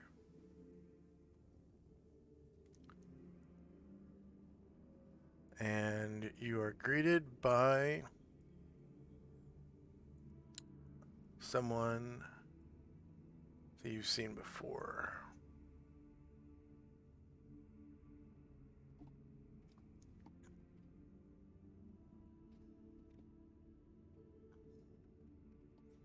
A female elf.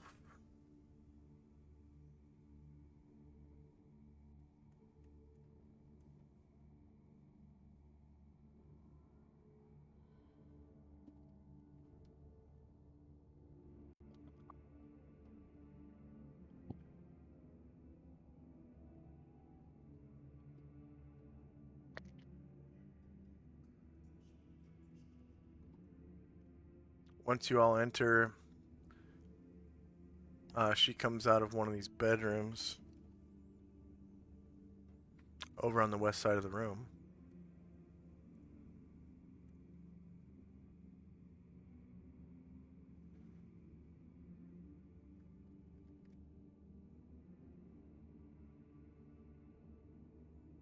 And she looks like this.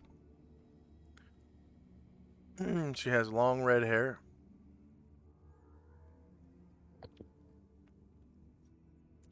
She is a wild elf with a lion tattoo on her neck, a long sword on her hip, and a lumpy backpack with wild, long red hair. And her picture is gone. Okay.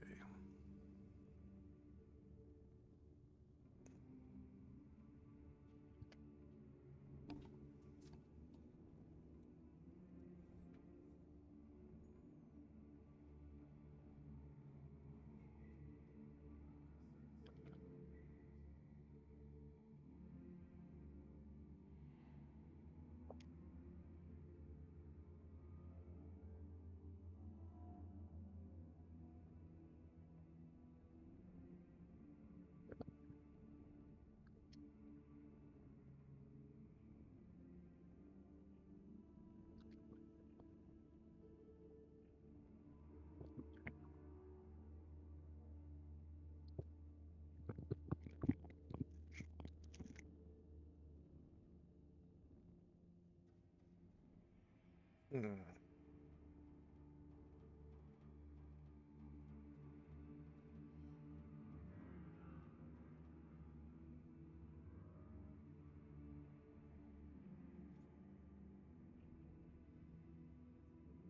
There we go. That's a good picture.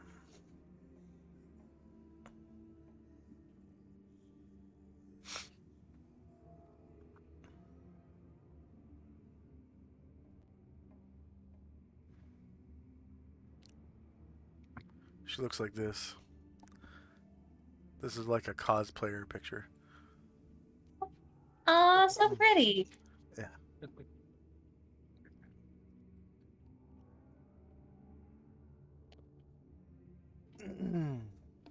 And Asher, you recognize her as Ileana Honeywine.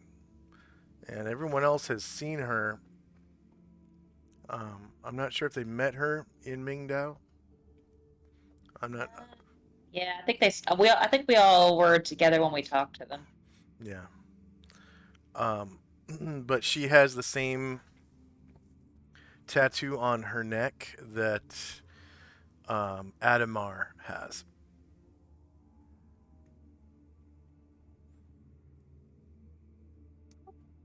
Hi, Ileana. And she steps out and says,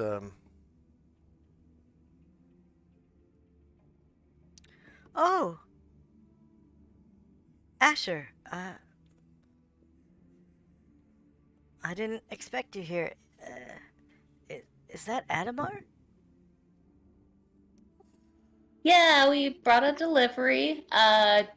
Just him, not the demon that was possessing Oh. him. So I think maybe he's okay. And Anatar, who's been carrying him, like it's kind of gagging. He's like, "Ugh." He does need a bath, though, mate. Oh, well, I suppose you could place him in the fountain for now. And he does.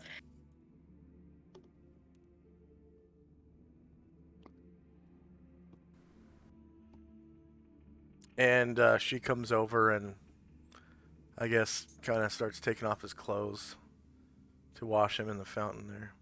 And it's kind of, warm water. It's obviously a spring of some kind because there is pressure. And you're in the mountains, so it's probably volcanic, and yeah, it's a constant pressure of this fountain. She's pulling off his clothes in the water and kind of slinging them over the side of the fountain and like washing his hair. And she, starts washing off the dirt and grime that's been on his skin for months. Oh, I guess real quick we'll have to decide, like, in order to do this, we'll have to untie him, right? We can untie him later, right? He's asleep for a while. Yeah, okay, so Asher unties him so that Aliana can do all this. Yeah. Go ahead and roll base size initiative, by the way.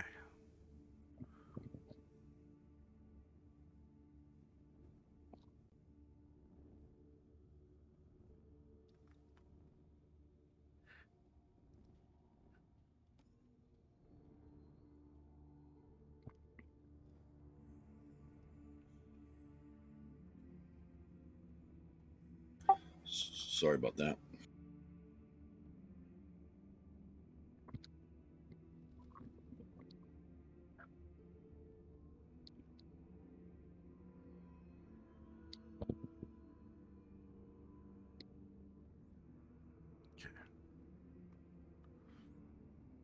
And I'm just going to advance the clock about 5 minutes. It'll take you about 5 minutes to get up here.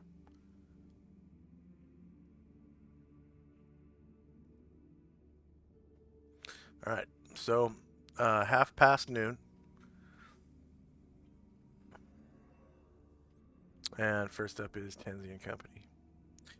You can see a stairwell in the center.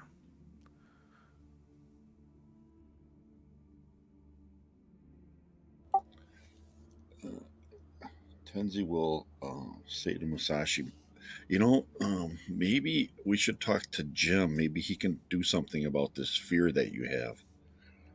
We'll have to talk to him later.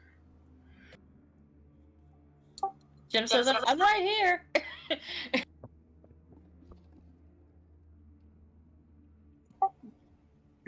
And then so Tenzi will look over and say, maybe like start tomorrow or something. We could do something to help him out. He kind of tilts his head to one side and then the other, and like a look of inspiration dawns, and he says, yes, it's been forever since I've called upon this prayer for Hera to grant me this prayer, but I think I've got just the thing. Very good. And Astriel's kind of looking over this wild elf. I don't know if before he ascended, he was kind of lustful, let's say. I don't know if any of that has been lost by him ascending. Yeah. I mean, he has sired a lot of kids with different women, but he's not a proxy, but a petitioner now, and things kind of change when you become a petitioner. Yeah, that's what I was thinking. All right. Yeah.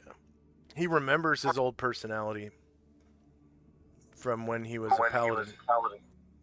I'm sure he had some stirrings when he saw the wild elf. But so that'll be it for Tenzi and Company. Mm.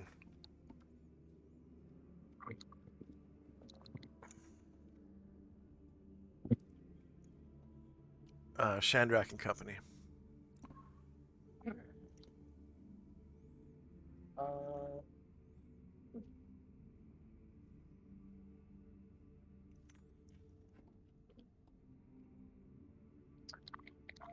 Chandra will, let's see. Yeah, we'll go over to the fountain.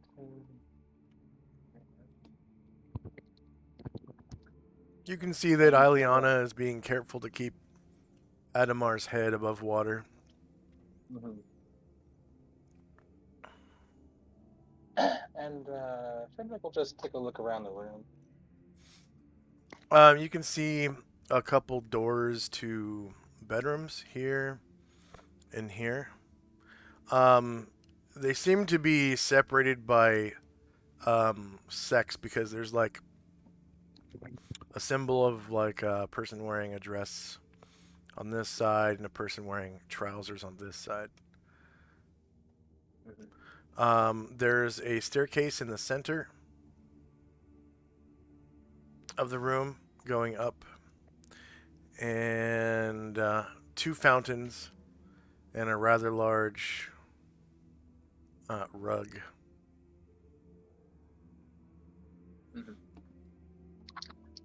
Chandrak will say to Ileana, yeah, we came here to check on Adamar, but then a demon came out of him. Hopefully it's just the one.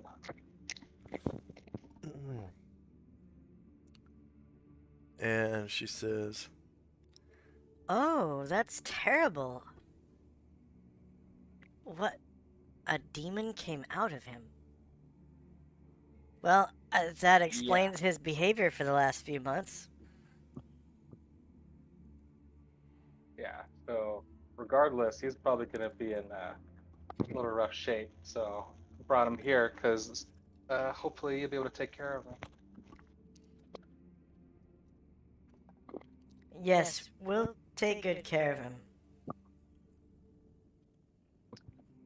By the way, the thing he was, Chandrak will summon his chest again, and they'll pull out the book, and they'll show Ileana. This was the thing he was looking for. Do you recognize it at all? She nods, and she says, It's a well-known fact that this book was being kept in the Grand Library for a long time.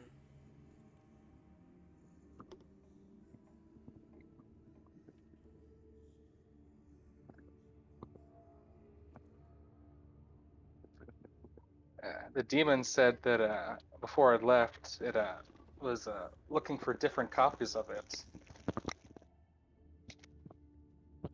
Oh? Yeah. Well, from what I know of books, usually a scribe will leave their mark inside, along with the amount of copies.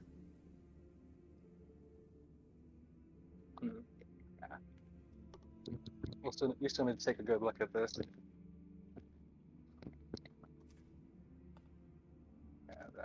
Chandrak will just kind of look over at the dirt coming off of Adamar and put the book away back in the chest. it's pretty gross. It's like this oily brown, dusty dirt coming off of his skin and especially out of his hair. And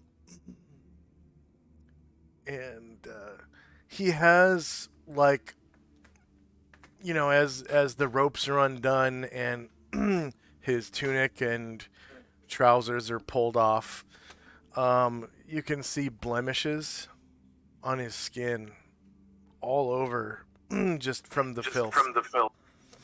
Well, that would have been taken care of by the heal spell we cast earlier, right? Oh, that's right. There was a heal spell. Yeah. So no blemishes. His skin is baby smooth.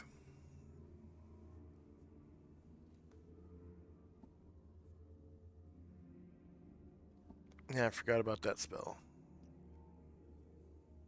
Yeah. And actually, Chandrak will call over to Ryer and he'll summon his chest again, and he'll pull out that raven feather cloak that we found before, and say, "Can you take a look at this too?" And Ryer's gonna try to legend lore that cloak that we found from the fire giants. Okay. Forgot about that. That's cool.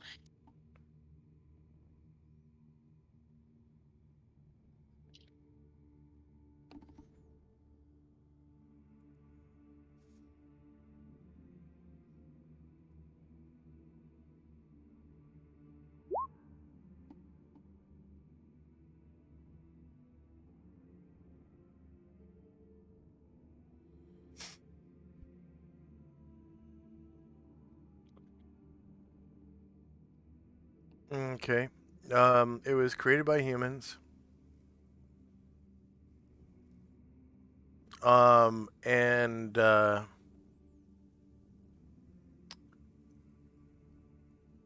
it is definitely a cloak of displacement. Oh. And he's heard of this particular one. So that's how he knows it was created by men.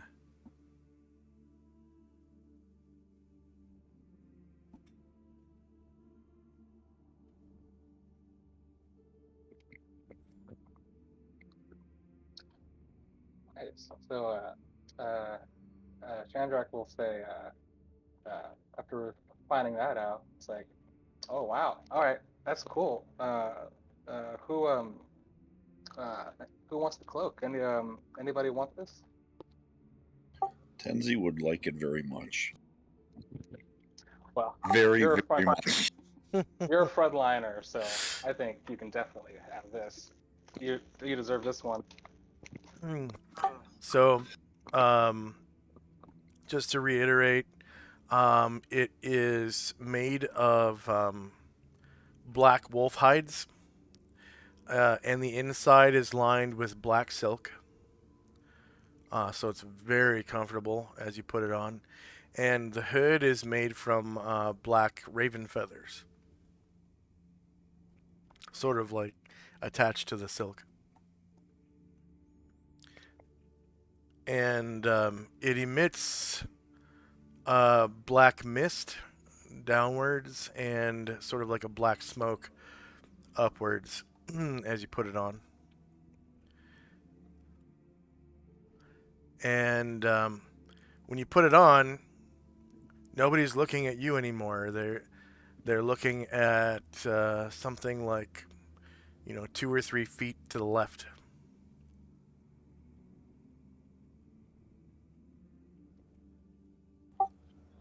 Oh, this is going to be very nice. He's very, very happy right now because he cannot wear armor, and this is one of the only things he can wear. Mm-hmm. And Ryer goes on to say, this is a cloak of displacement. It will displace your position for all to see, creating an illusion of yourself next to where you stand. But anyone striking you will automatically miss, and the illusion will disappear. For them, they will no longer see the illusion. And anyone observing the strike also will no longer see the illusion. Also, it functions as a cloak of protection with weak, not weak. Whatever is lower than moderate. Is it weak? Goes dim, something, moderate, strong, overwhelming. Is it faint? Faint. Yeah. It also functions as a cloak of protection of faint enchantment. And cloaks of protection. This out of character. Cloaks of protection stack with rings of protection.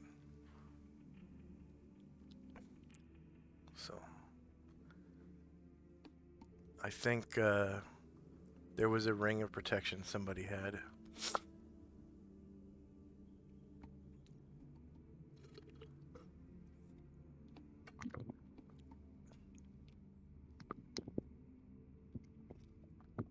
Anything else for Chandrak and company? He'll wave his chest away again, and that'll be all. Okay. Asher and company. Before Shandrock waves, when she sees him putting the book away, if she can catch him, she'll say, "Do we know what language it is?" And she kind of peers over to see if it's Nelvish, which is the only language she can read. Oh, Well, no one kind of, opened the book yet. Well, Chandrak seeing you holding his arm, it's like, well, you want to read it now? Yeah, she'll kind of open the cover and look and see if she can make out if it's an Elvish, which is the only language she can read. Nope. She can tell that it's the language of the common tongue. She says, "Oh, it's in common, which I don't read."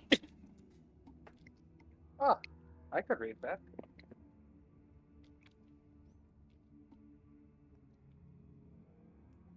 And she says, "Maybe we could find out before we put it away who the scribe is and the number of copies. I think that demon said 4, but just to make sure, demons are not known for all of their truth telling." That's a good point. Yeah, we already have it, so we should look it over while we can. And Asher looks at Ileana and says, and Adamar and says, "I have a feeling he's gonna be sleeping it off for a while, but I definitely want to talk to him when he wakes up and see what he remembers and if there's any information he can give us before we leave."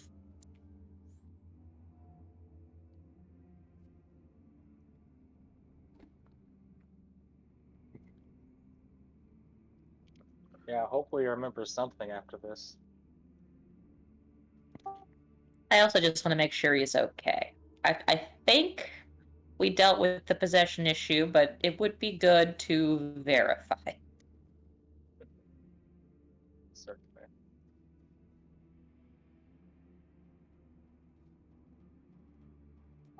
That'll be it for Asher this turn. Okay.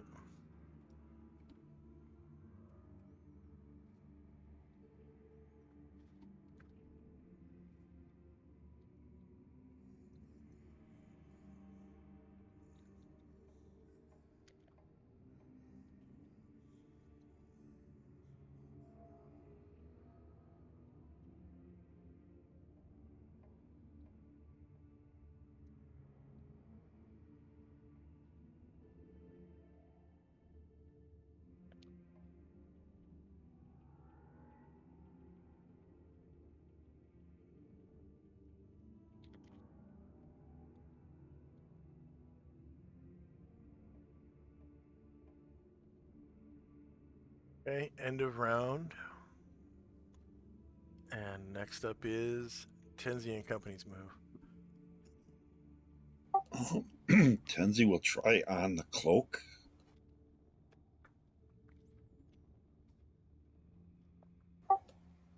Okay. And how many people are in Asher's party? 6, including Asher? Including Asher, 7.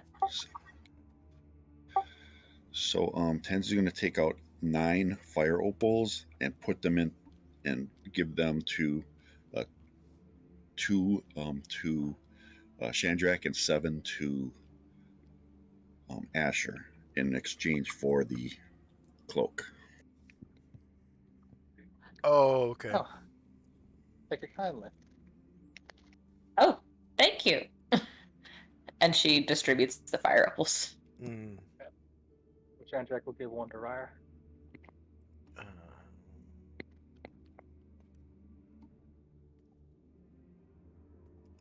Asher hands hers back and says, "I still owe you, so I'll just take it off my tab."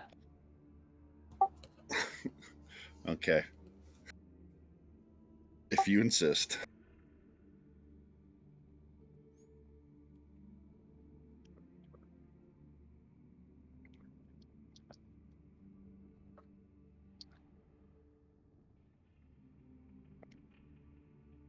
And I think that's it for us.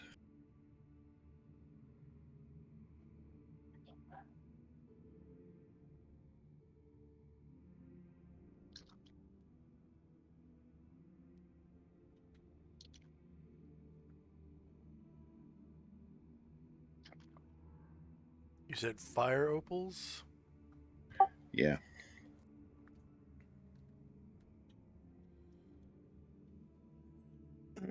Wow. Those are worth 1,000 gold each. Yep. I'm so pleased for you to get this item, though. Yeah, that's dope. Yeah, that's going to be very helpful.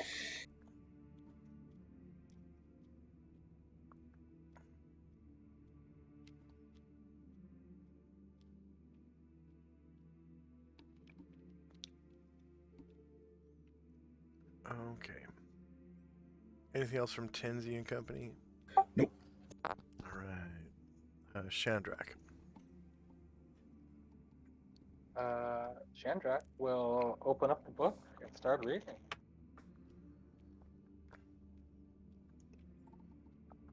Okay. The first thing inside the cover is the name Xian Hu Wing. And I'll write it for you.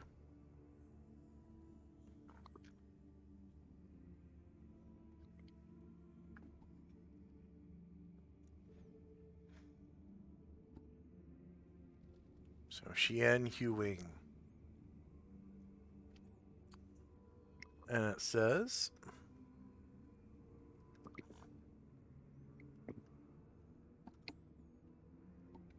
copy 3 of 4.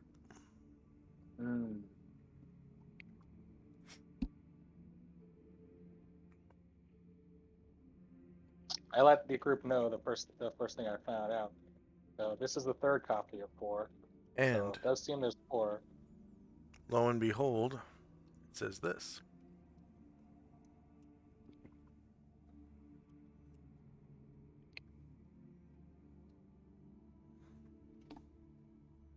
Mingdao Adria.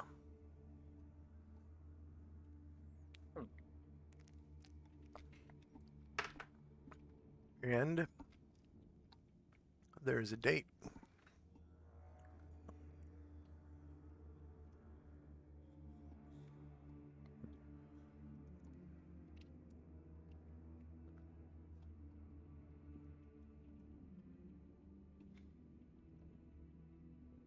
January 2nd, 1 AE5.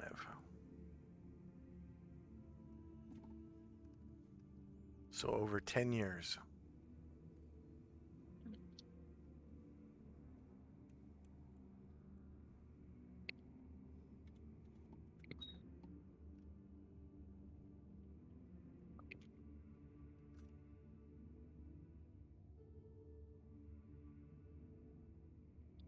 Am I able to read any more this time?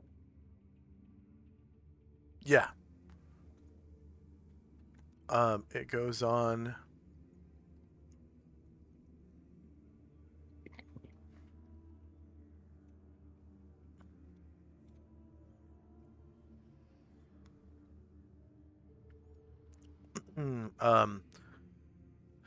To talk about, like, in the preface, general information about Tanari. It says, in Sigil, the streets teem with denizens of 1,000 planes, and each claims to have visited 1,000 more. In every back alley, gambling haunt in the lower ward, in half the tiefling halfway houses, in the intense heavy air of vapor shops, where old men debate weird philosophies, tales pass back and forth. Those tales debate the absolute of the outer planes, the greatest and least, loftiest and most based, best and worst. Every tale that turns upon the worst inevitably stops with the place of despair, the infinite bleak layers that represent the suffering and toil of existence made tangible. There, chaos and hopelessness reign. There, in the abyss, where others endure endless torment, the Tenari thrive. Like the Beatizu, Tenari are fiends, lower planar creatures of enormous power, but they embody evil of a different type.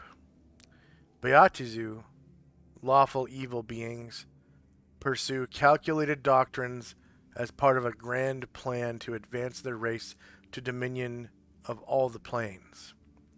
Most Beatizu tempt mortals into intellectual evils such as pride, ambition, and subversion.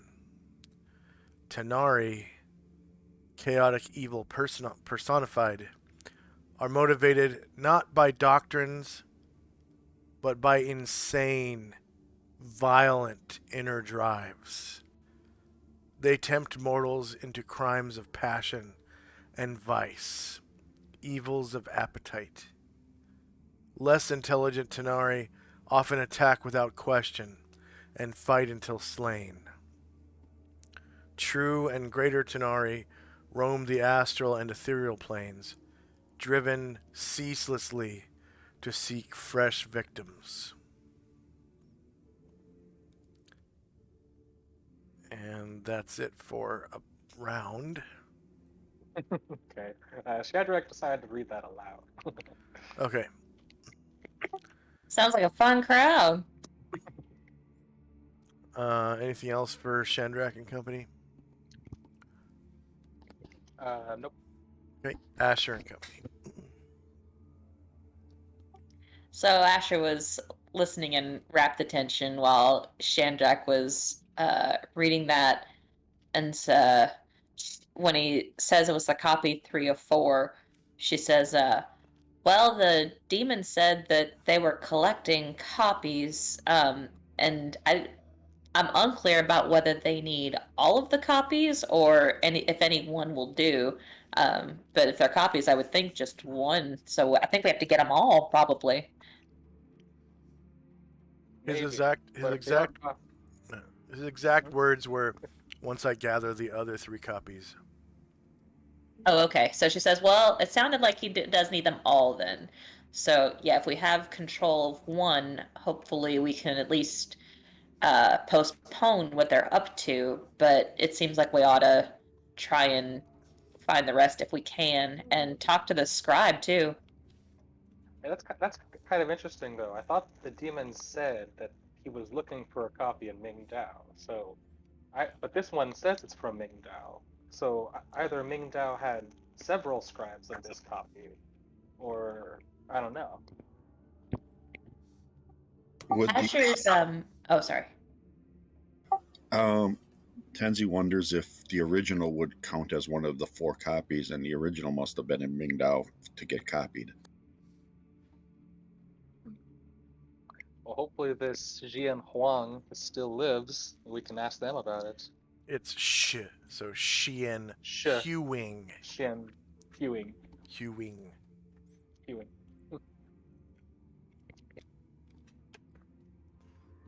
Asher says, So they're still around. Asher says, yeah, my parents are scribes, and that's, yeah, they'll take an original and they'll copy it into a variety of copies. So I would think, yeah, when you ask if it's the original plus 3 copies, or if the copy is one of the original, would Asher have privy to that knowledge of, because if her parents are scribes, about whether that would probably be included, or maybe an intelligence check? Say again. I think Shandrak's question is the original one of the 4, like the original plus 3 copies, or the original and 4 copies for a total of 5. I don't know if Asher might know that because her parents are scribes, or if maybe she could make an intelligence check. She knows that traditionally scribes only include the copies that they create. Okay, so she in that says, number. So there could be up to 5 of these books in existence. and she tells him that.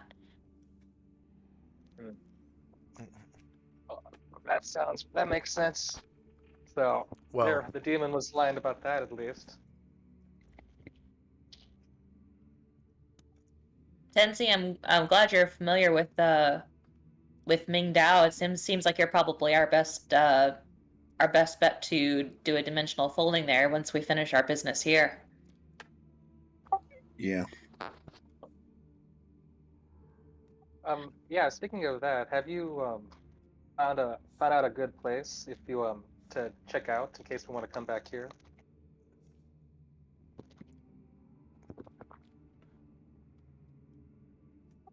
Yeah, we definitely should. It seems like it would be like one of the places we would want to visit the most frequently would be the library. And so Asher asks Varen to travel back to the steps of the library and study it closely so that we can travel back here when and if we want to.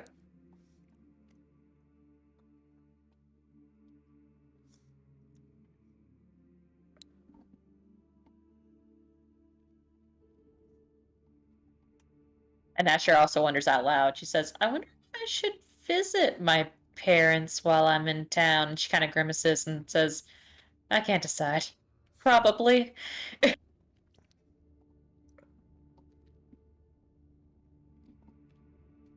That'll be it for this turn.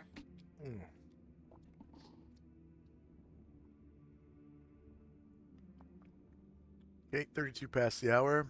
Tenzi and Company.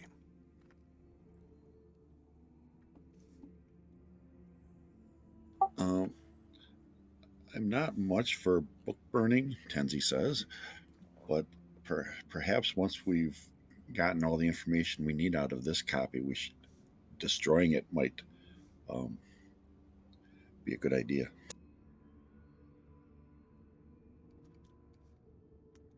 Asher nods.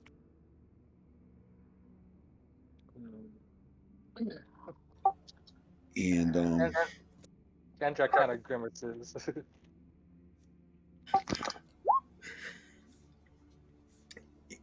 and Tenzi looks and he kind of nods. He understands, and he's not real happy with the idea either. But it seems like that would be a good idea. And he'll think on that some more, and that'll be the end of our turn. Okay, Chandrak and Company. Chandrak will continue reading on.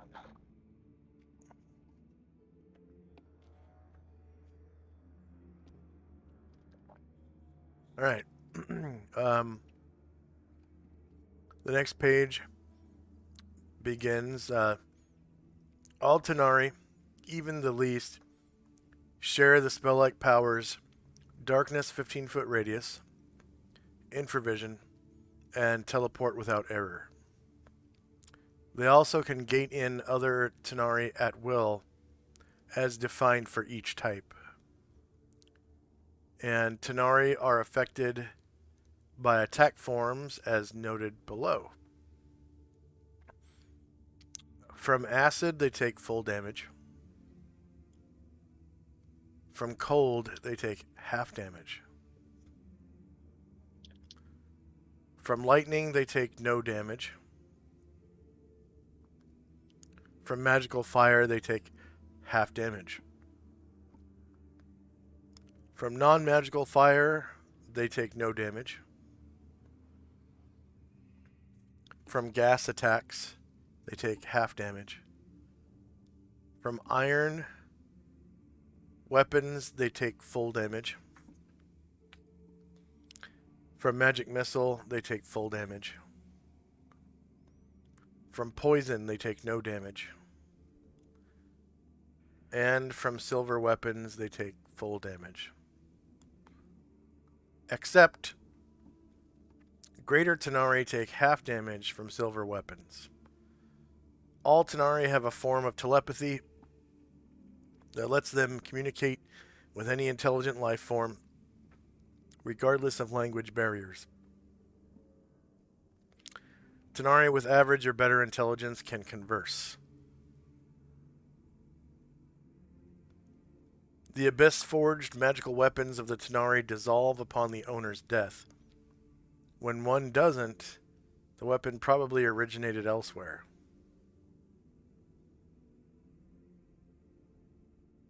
And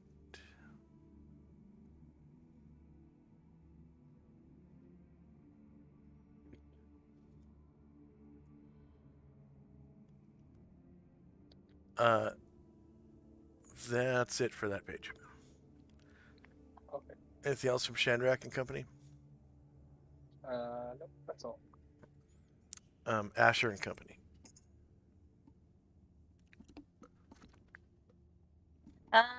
Yeah, that's pretty much what she wants to accomplish until we're ready to leave. Can I delete Varen and we just let some time pass and say that he's gone to the steps to study the area for a dimensional folding in the future? Yeah. Thank you.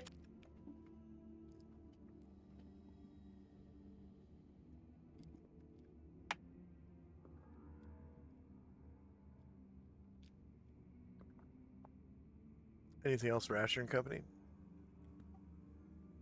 No, that's good for now. Just listening to the book, and once we're done here, I guess Asher basically wants two more things in the not too distant future. One is to talk to Adamar when he wakes up, and one is to visit visit her the home where she grew up and just check in there. And that's basically what all she has on her docket at the moment. Okay. Tenzi and Company. We'll continue to listen to what Shandrak is reading, trying to thinking that learning about our enemies is a good tactic for battle. And I think that's all we'll do. We'll just rest here, wait here while he's reading it, listening. And unless there's anything else you guys want someone in my party to do.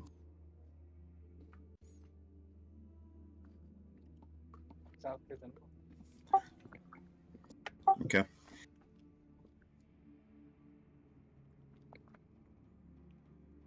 That'll be it for us then. We'll just listen to Shandrak. Shandrak and Company. Continuing on with the next page. Okay. Shandrak story time. The Tenari have 5 divisions, listed here in order of ascending power, with member varieties. So least are Dretch, Mains, and Rudderkin.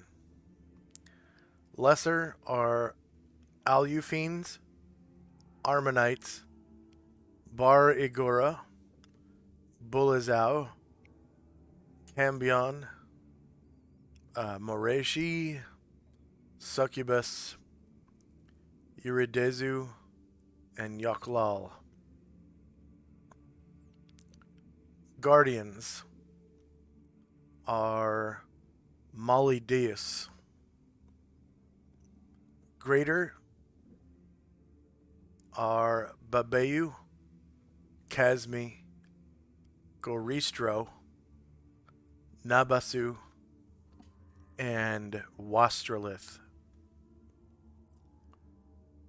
True Tenari are Alkulith, Baelor, Glabrizu, Hezrau, Maralith, Nalfeshni, and Vrak. These classifications actually mean little in their lives. They are merely broad estimates of destructive power. The Tenari have little use for anything besides power, and a strong lesser Tenari, who bests a greater cousin, gains higher status in the Abyss. Their petty battles for position are endless. The only class free from these power struggles is the Mollydeus, a guardian Tenari that seems curiously divorced from the Tenari power structure. There are also the Spider Fiends, a subrace of the Tenari. The Tenari are one of the two major factions of the Blood War. For as long as the Tenari have existed, they have waged war against their ancient enemies, the Beatizu.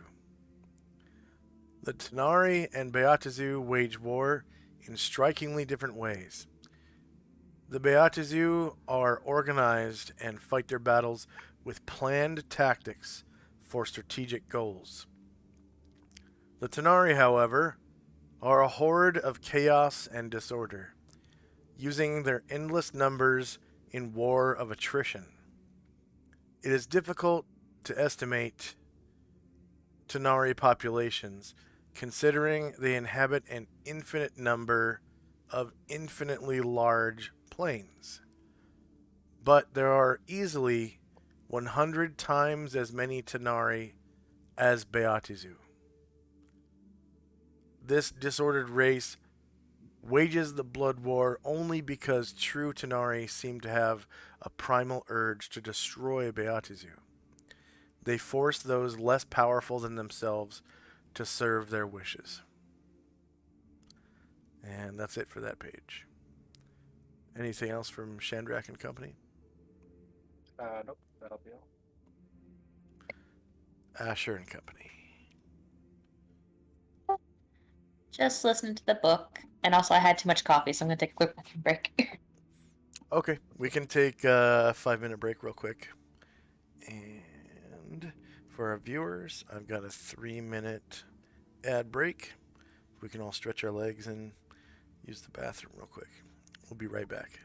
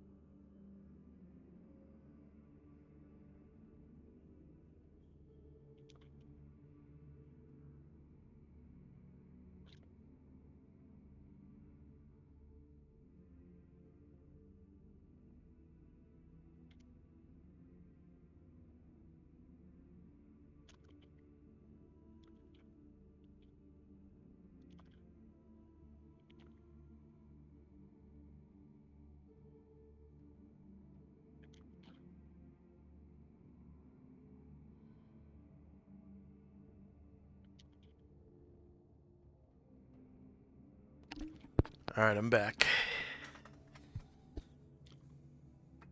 I am back. Is Chandrak there? I hear his mic triggering. I'm here. Okay.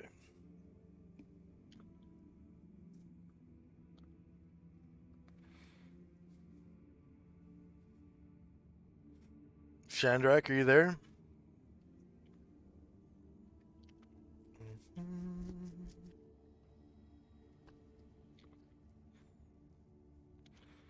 He'll be here momentarily.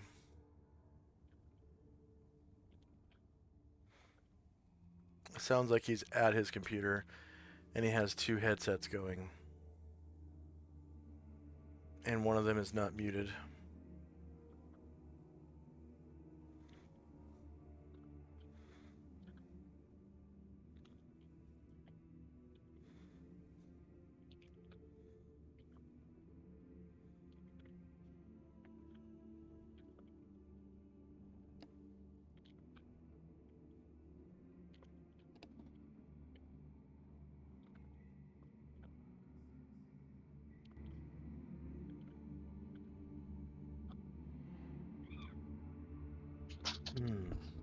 There he is.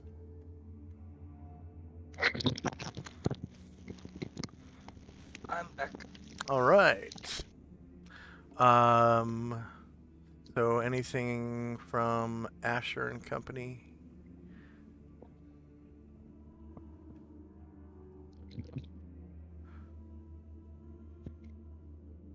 Okay.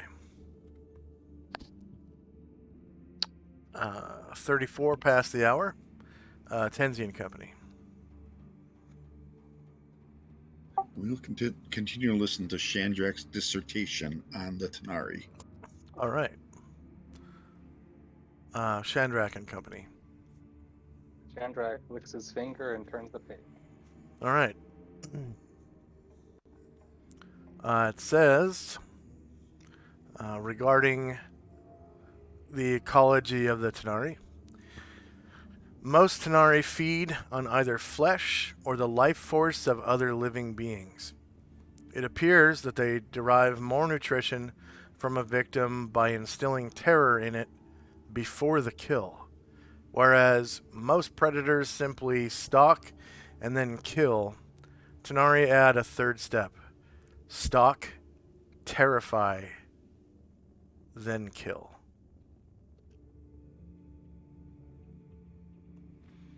And then it goes on to describe individual Tanari types on the next page.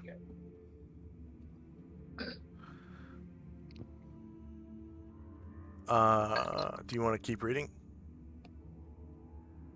I think that'll be all for now. Okay. It starts with the Dretch and ends with the Vrock.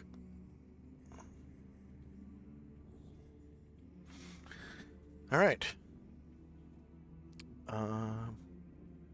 Asher and Company. Does it look like Chandrak is still reading, or is he look done? I think you said you put it away. That's what I thought too. So Asher kind of, stands quietly and mulls that over and says, well, it sounds like we've got a pretty formidable enemy. Yeah. Also, that sort of solves the one problem.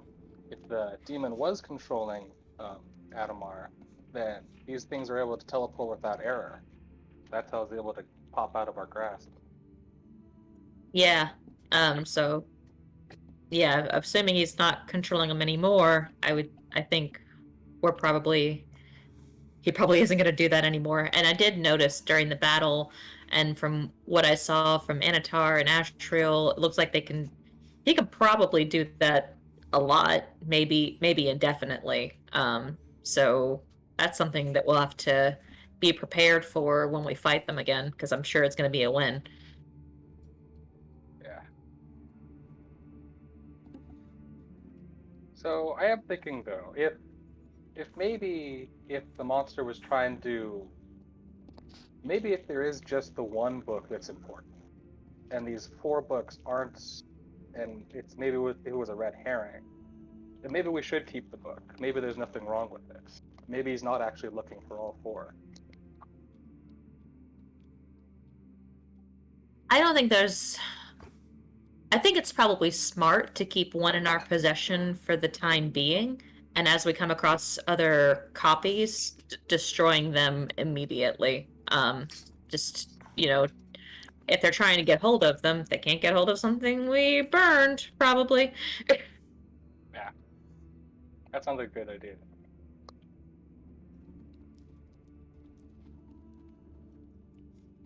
That'll be it for this turn. Okay. Tenzi and Company.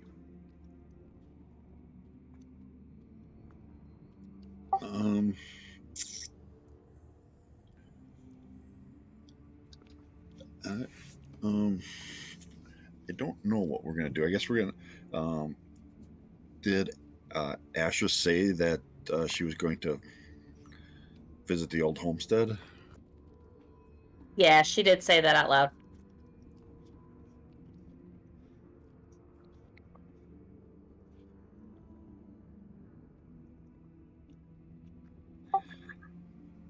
So I'm not sure what Tenzi and Asheville and Musashi will do while that happens. I guess we'll leave here and maybe just wait in the plaza. Enjoy the sights of the Elven City. Never mind. I'll talk on that. No, you can interject with statements. Just don't ask pertinent questions.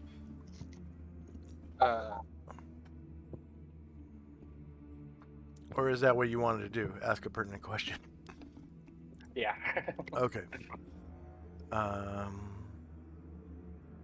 So Tenzi will just wait. He'll say that's what he's going to do, and just kind of look around and see if anyone else says anything.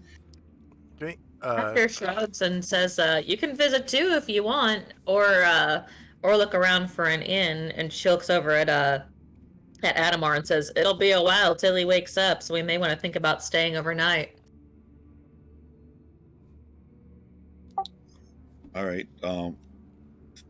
Then Tenzi will ask Ilyana if she has a suggestion for a place for them to stay. And Jim's like, "Who are you talking to? What inn? We're in the mountains, you crazy people!" Yeah. Yep. Yeah.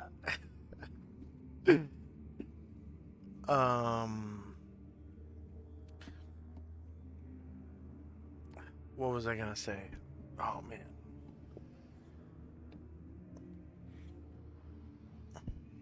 Oh, Ileana pipes up and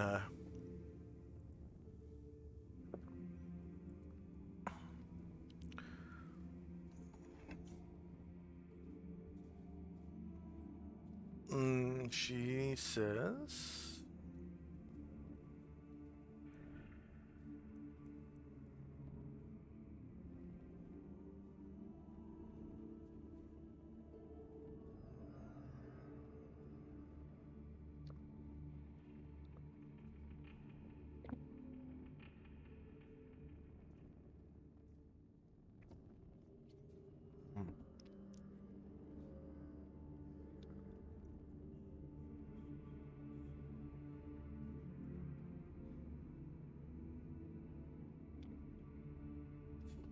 In the non-caste district, there's an inn to the left of the Grand Library that serves a delicious local brew.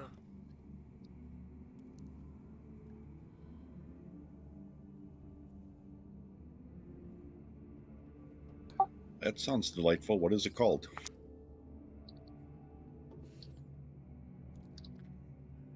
It is called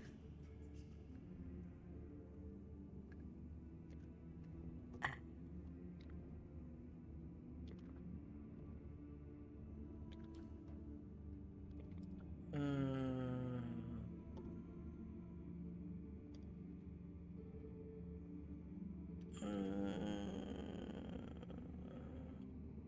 brown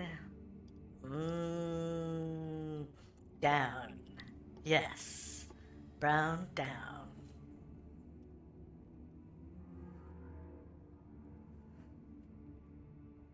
And don't worry, it's not the strong elvish stuff. Musashi looks a little disappointed, but Tenzi nods in acknowledgement and says, "Perhaps we'll go there and let Asher meet her family without any extra folk around."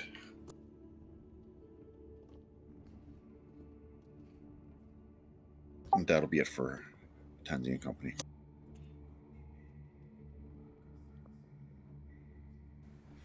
Okay.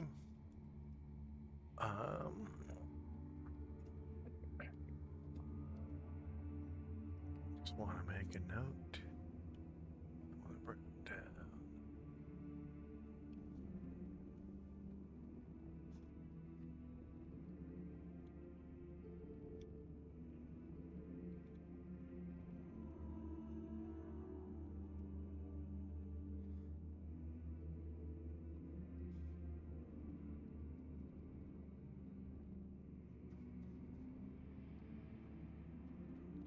Wow, that's freaking huge.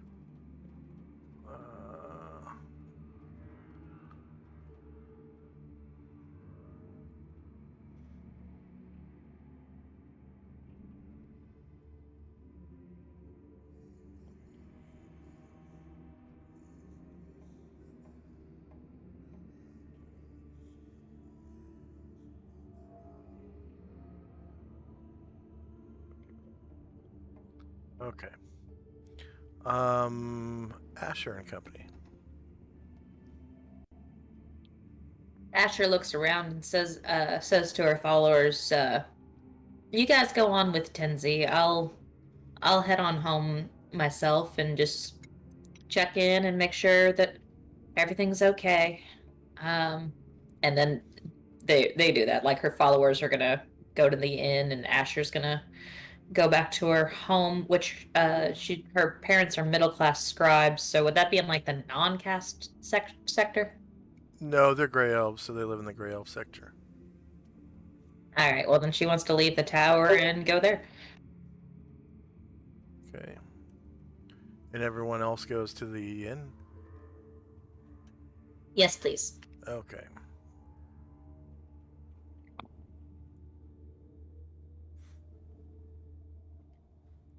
So go ahead and delete all those tokens in that room.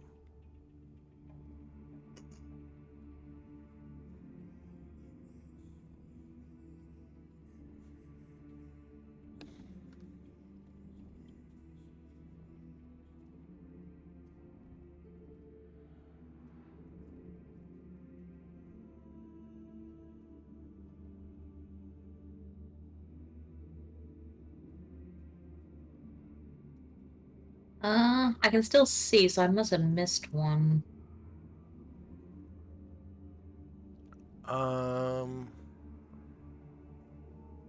Hold on one second. I need to take access of Adamar away from you.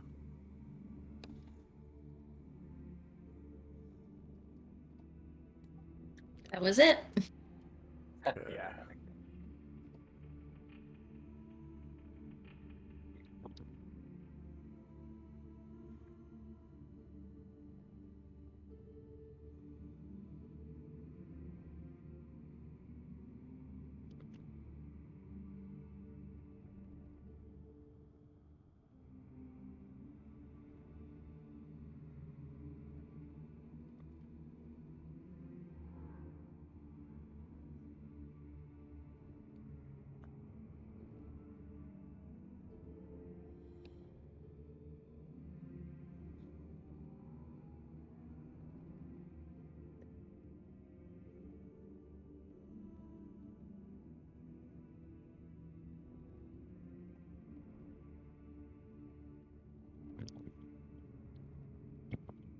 Okay.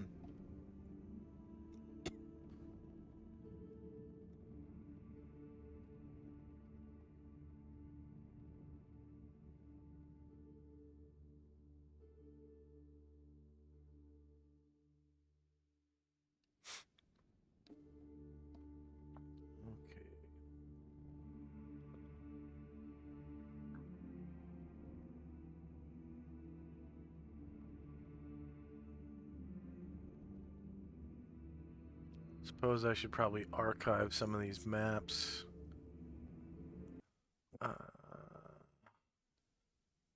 Not gonna need mountains for a while.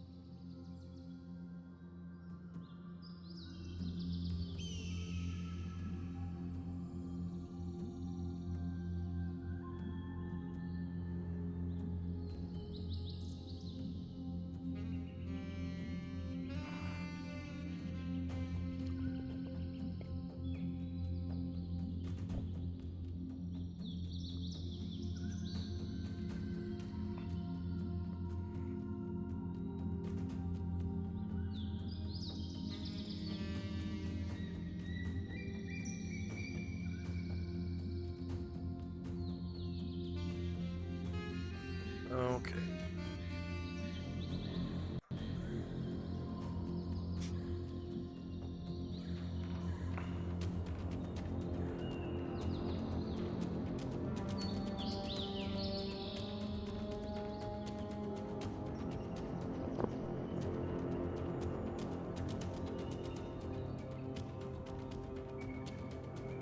So, you guys find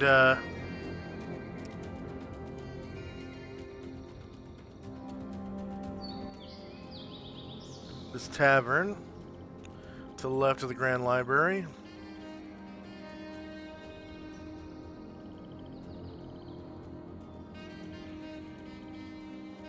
Whoa, what is that? Oh no, okay.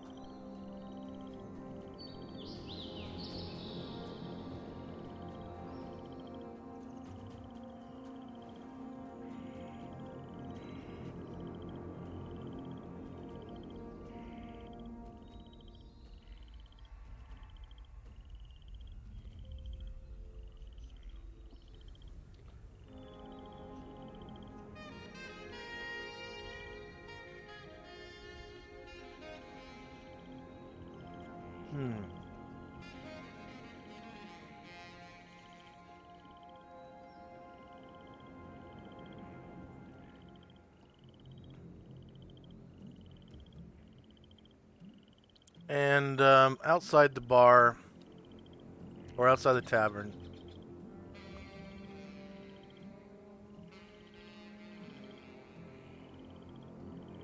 there is a sign that has like a mug and a bed on it, and then written below,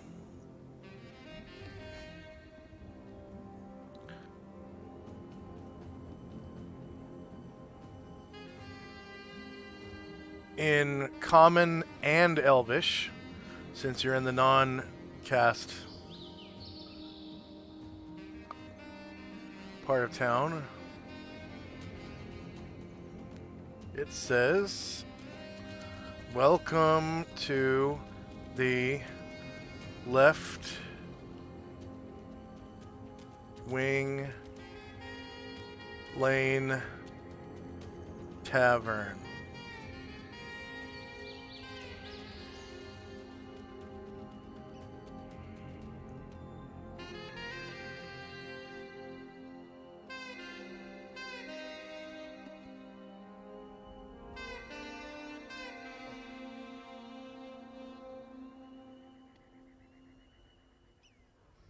And it says, "Home of the Brown Down" below that. Must be a good drink.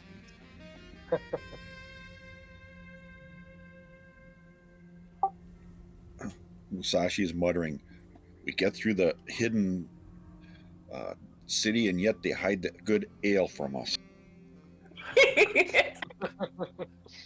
And there's a door that's wide open.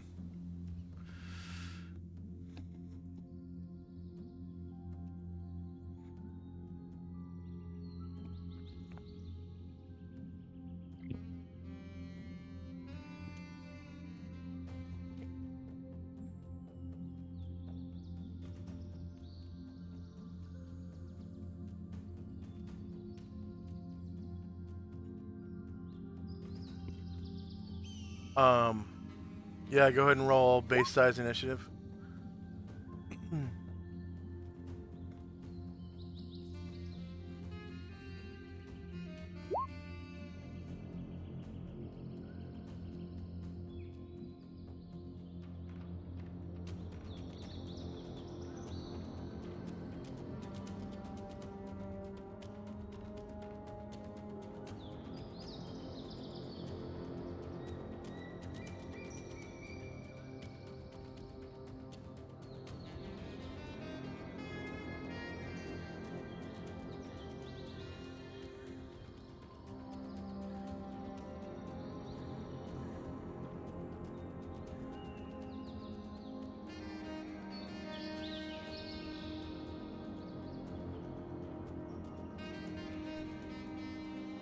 And first up is Shandrak.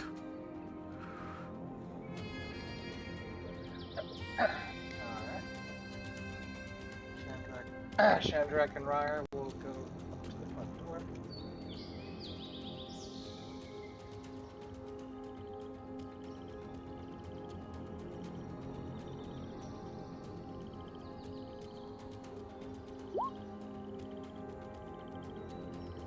Okay. Inside, tending bar, is a high elf.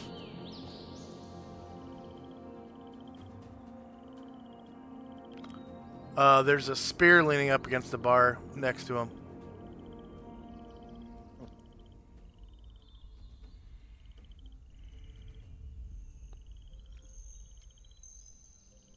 And he says, "Oh, come on in. You're the first of the afternoon crowd." Oh, always good to come before the rush. And he says,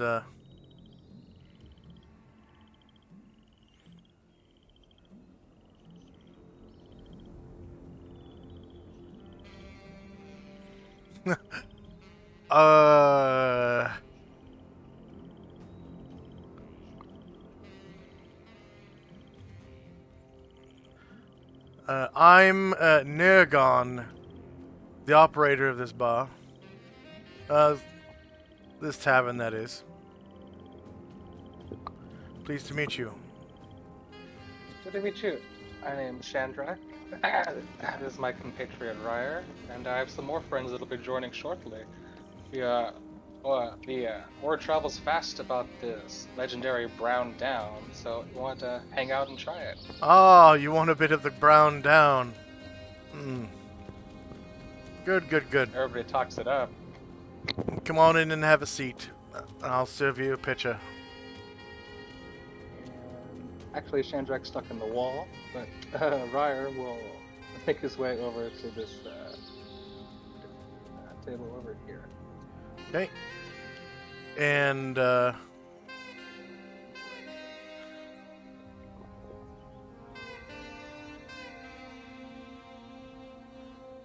pretty much nobody inside, but some wood elves follow you in.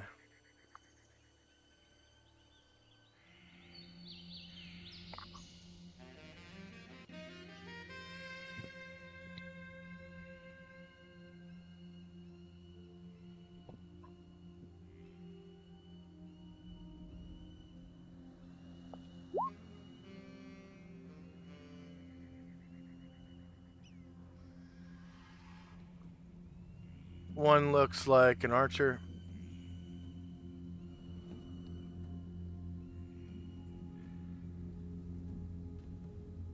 And the other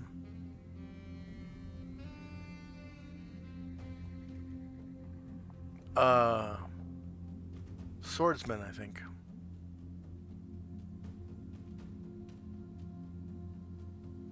There's the archer.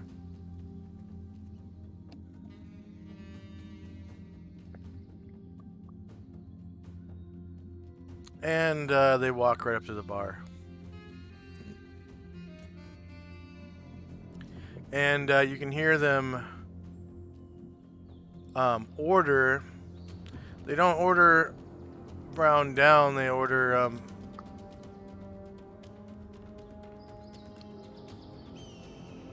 Fey wine.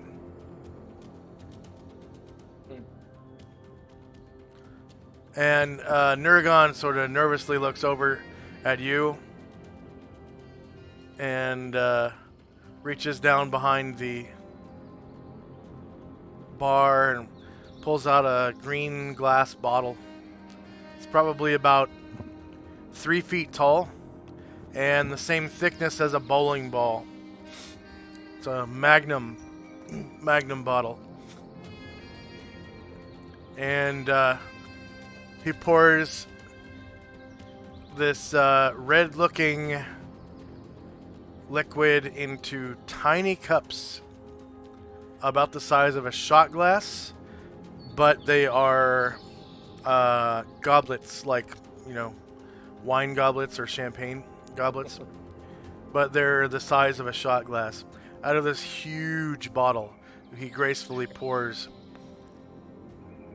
and sets the magnum back down behind the counter and puts the cork back in. Okay, Tenzi and company. We will follow Chandrak in, except for Ashril. He's going to temporarily wait outside with Ushat and Tenzi. Let's get Tenzi in here.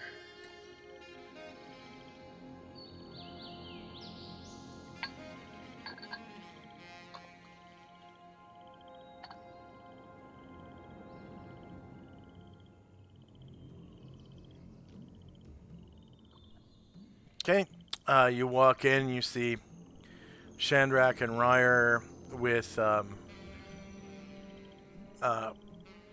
pitcher of ale. By the way, that pitcher of ale was, I think, two silver for a pitcher of ale in the player's handbook? I think so. Right. Yeah. So 2 silver. And you can see, just as you walk in with Musashi, a high elf behind the counter, setting down a magnum bottle. This tall green glass bottle. It's about 3 feet tall and as thick as a bowling ball. And he puts a cork into the top of it and sets it behind the counter. And these 2 wood elves at the counter sort of turn their noses up at you, and they pick up their goblets, these tiny little shot glass sized goblets, and they start sipping on a red liquid that kind of stains their lips as they drink it. It just coats them almost like paint. super thick, like red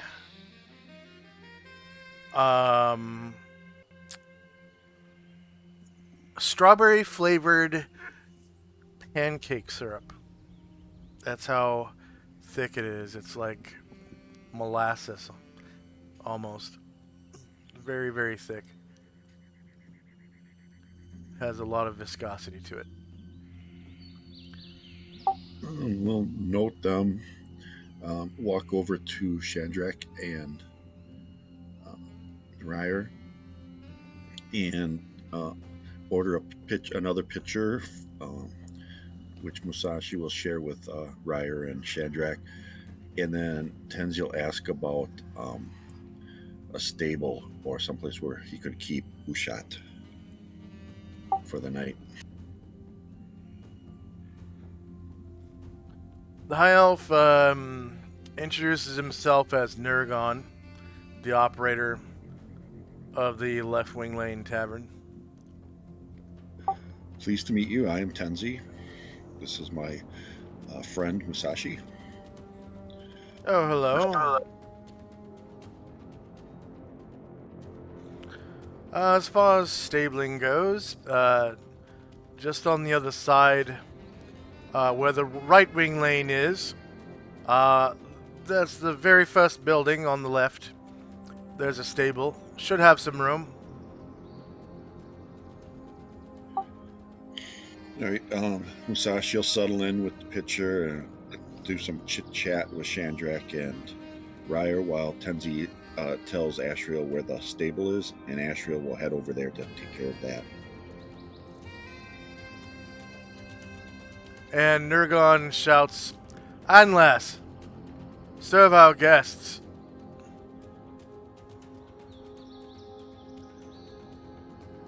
And a female high elf comes out from the back room with a towel in hand and an apron over her clothes. She's drying her hands off and throws the towel onto the bar. And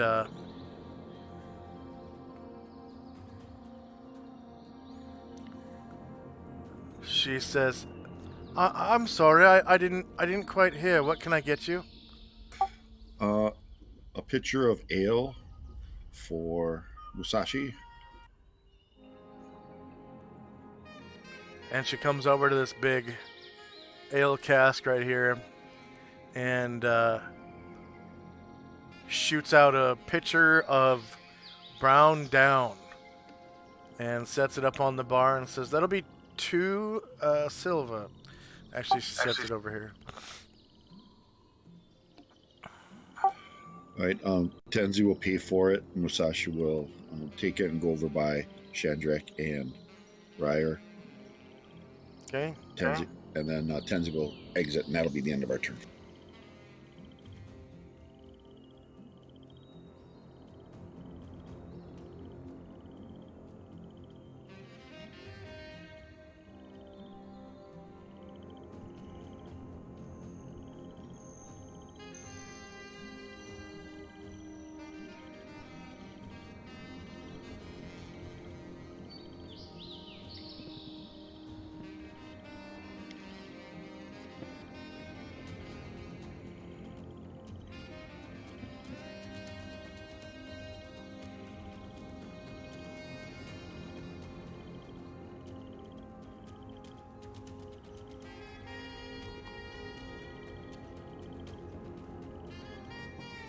And Anlas comes over, and she just seems to be kind of hanging out, like chit-chatting with Musashi and Shandrak and Ryer. And she's rather attractive. She's a high elf, like I said before.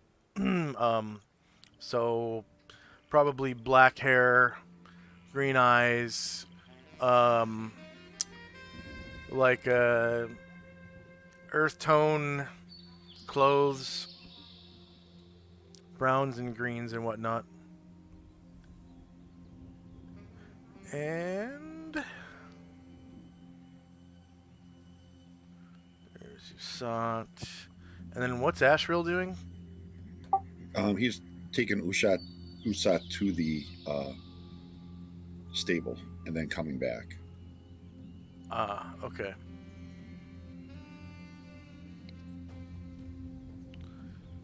And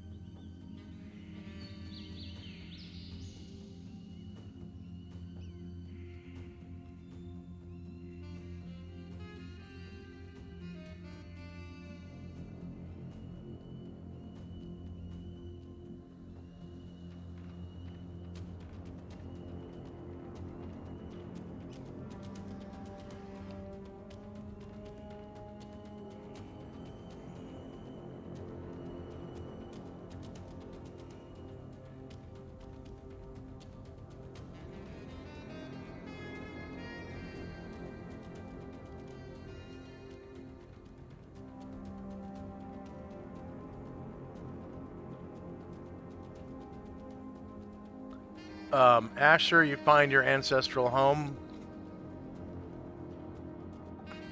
All right, she's gonna kind of leave everybody.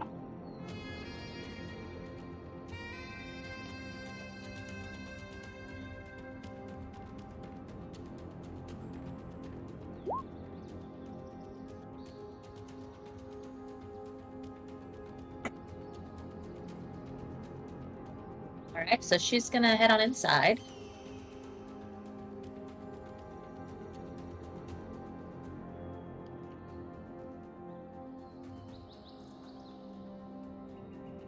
Okay. Does she hear any activity? Yes.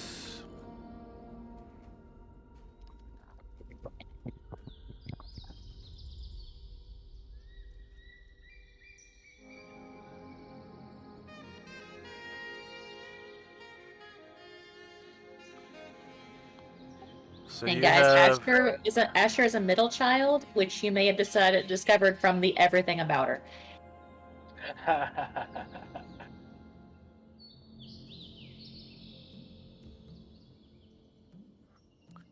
some cousins here.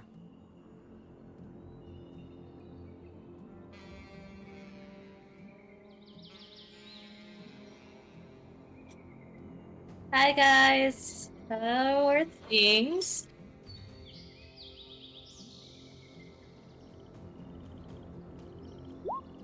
And they're sitting at the table eating lunch. One looks like a swordsman. And the other an archer. And they're dressed like soldiers. Grail, Here's like going to the try ones to. the ones that were riding the griffins earlier. Okay. Asher walks up to the archer and starts trying to pick some food off his plate.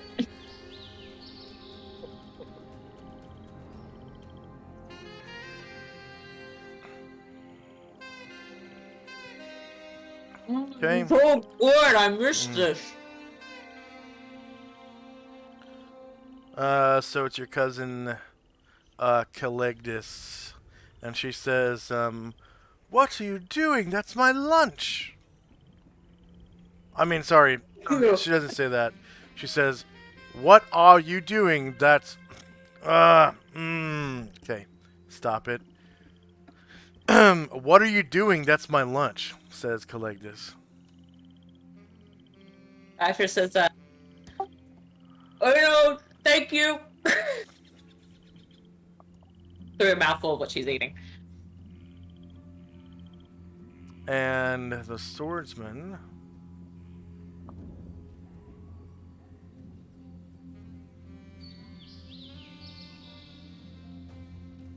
Whoops, wrong button.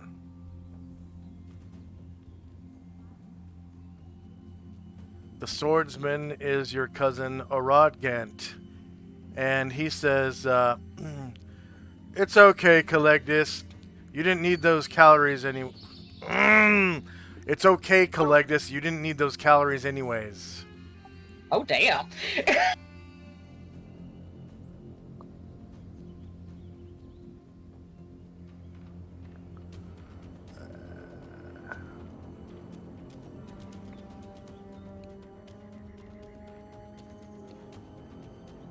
Orodgant and Collectus.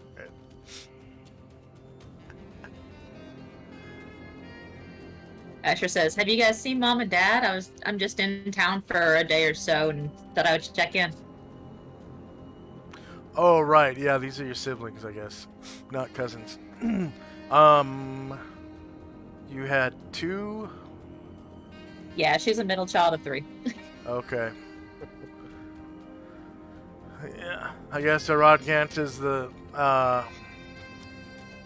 first, and he says,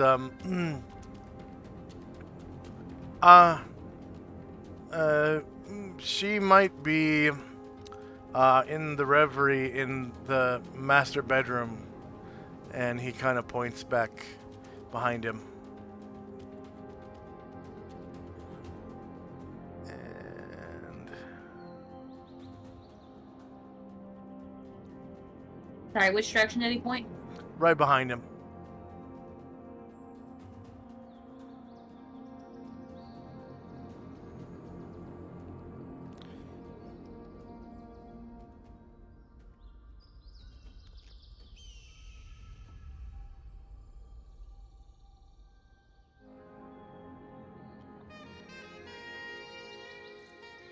And on the bed, you can see,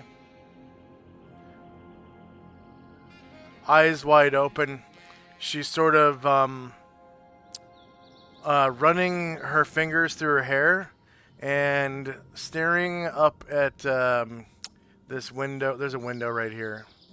You can't see it, but she's sort of staring out the window, and she's just kind of lounging on the bed, and she's obviously in the reverie, like remembering something, because she's turning her head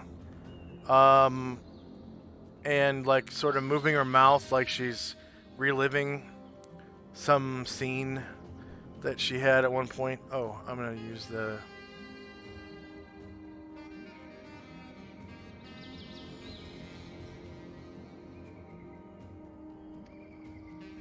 There we go. That's her.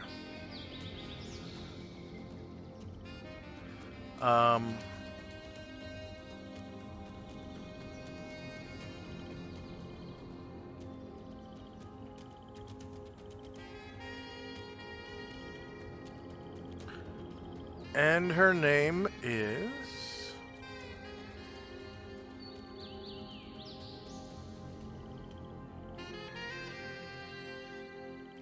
Edgelass.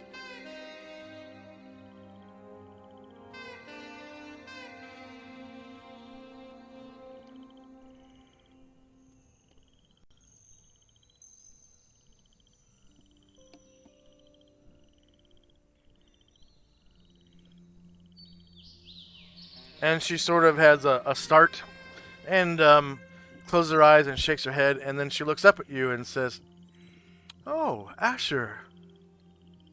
Welcome home." And Asher speaks to her in Elvish and says, "Hi, Mom." And in Elvish, she responds,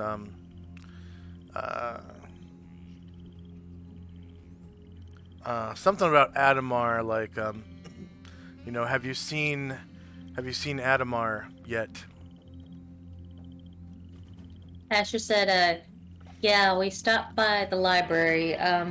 It's been a busy morning. We got a demon out of him, killed the demon, dropped him off at the Lion Guard barracks.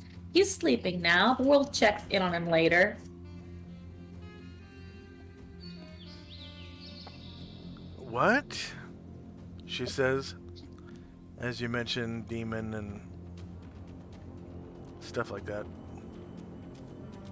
She says, well, like I'm sure you know he's been acting strangely. Even I heard about it, you know. And it turned out he was possessed by a demon, so we handled that, my friends and I. Oh, that sounds like it was exciting. Yeah, that's kind of what I do now.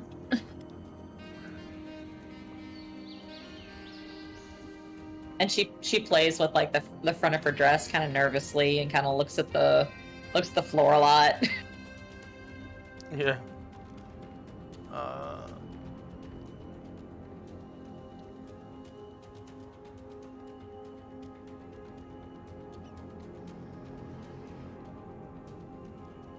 And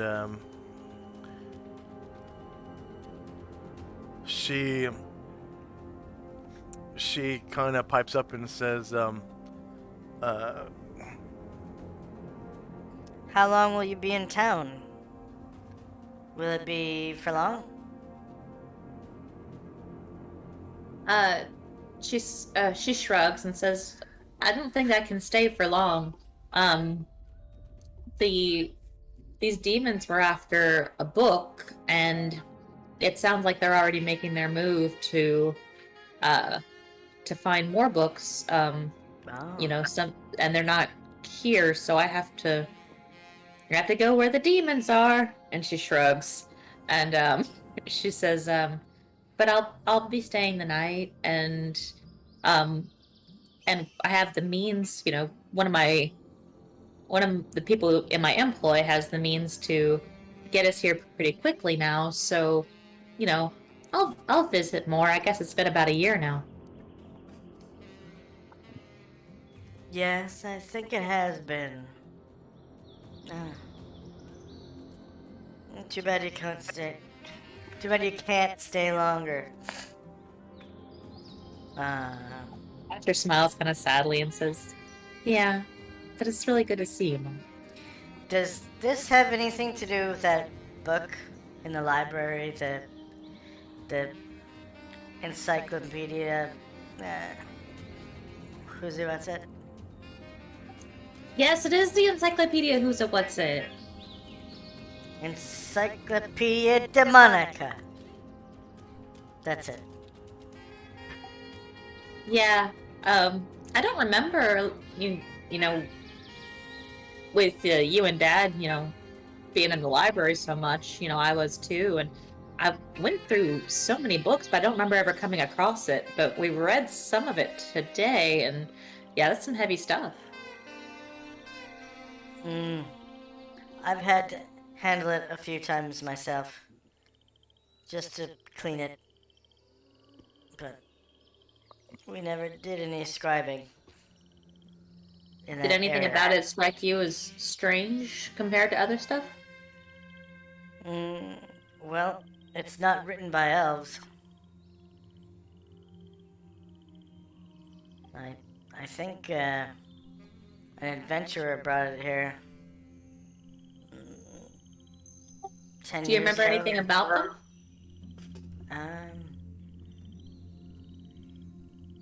It might have been that wizard. Adolf, maybe? Oh, I know him. He's friends with, Nim. Yes, that's true. I think Nim apprenticed him a long time ago. Yeah, he's doing really well. Oh, that's good. But yeah, thanks for that information. I'll definitely have to ask Adolf about it if he, you know, knows something about this. If he dropped a book off here, he might have dropped it off other places too. What? What do you mean? Oh, you said that Adolf, the adventurer, brought the book here? Yeah. Well, there are other copies, and we're trying to track them down. So if Adolf had one copy, I there wonder are if he other knows where the other ones might be. copies. Okay. Yeah. You didn't mention that before. Yeah, so yeah, you said you never scribed it, so I guess you haven't read, but it's one of 4 copies. So we're trying to figure out where the other ones might be, and if Adolf left one here, maybe he knows where the other ones might be. 4 copies. So that means there are at least 5 in existence. Yes, that's what I think too. At least.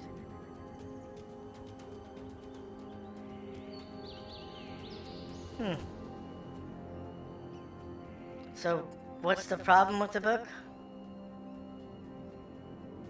I don't know why, but some of these Tanari demons, they want to get hold of the book and do a summoning, and I can't imagine it's gonna be anything good. Something to do with the Dark Lord. The Dark Lord Tenebris? Josh, did they use that name? I don't recall that name. Oh, well, in my studies, I've read of a Dark Lord Tenebris. He is the remnants of what was once Tanari Lord. His name was...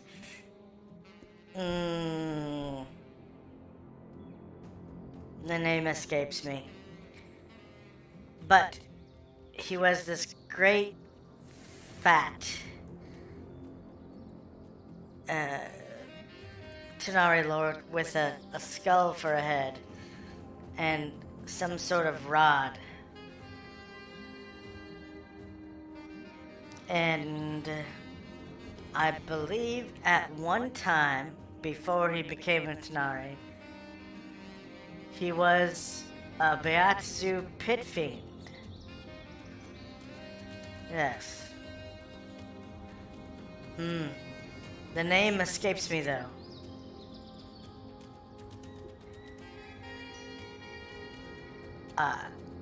But supposedly, long ago, he was killed in his native plane, the Abyss.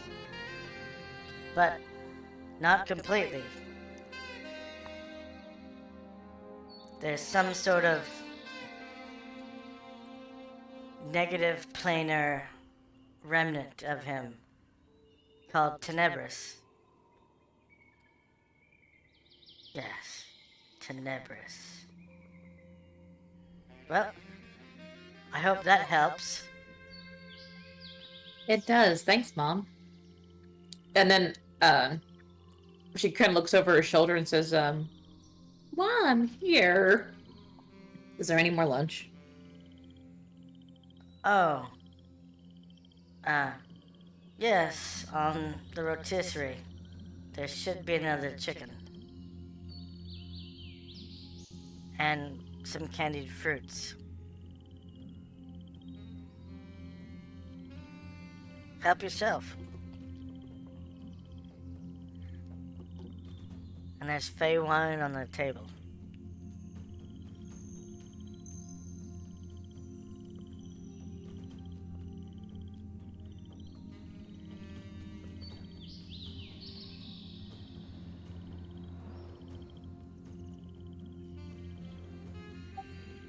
Yep, so she's eating, and that'll be what she does for a while.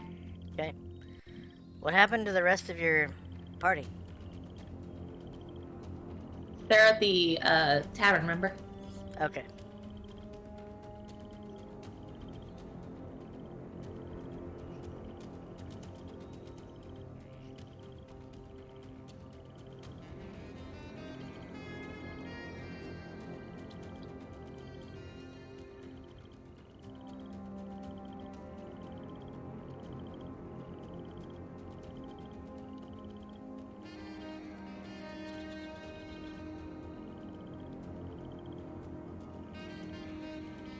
Okay. Shandrak and Company.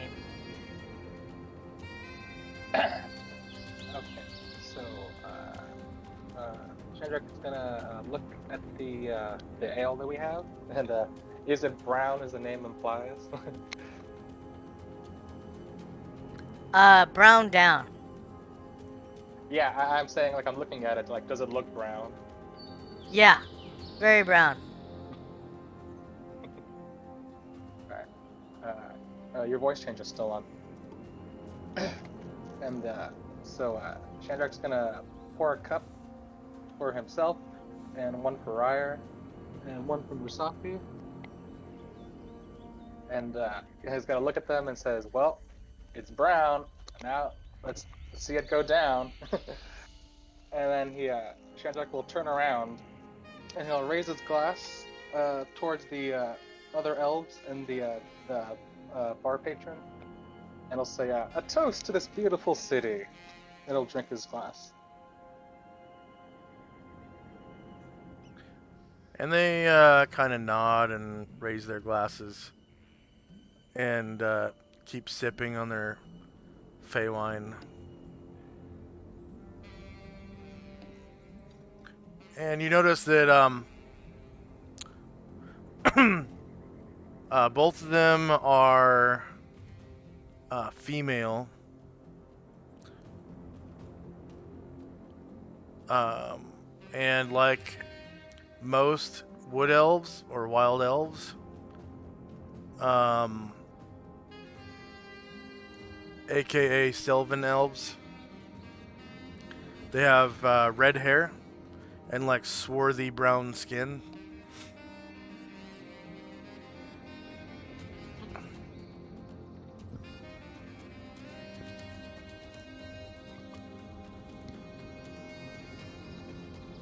And I forget what color their eyes are.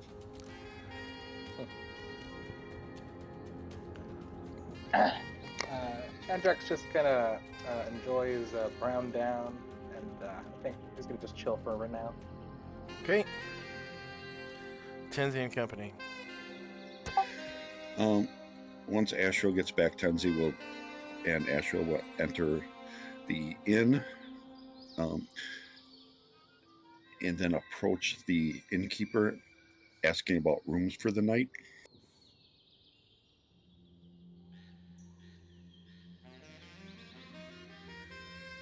This was Ashriel? Ashriel and Tenzi.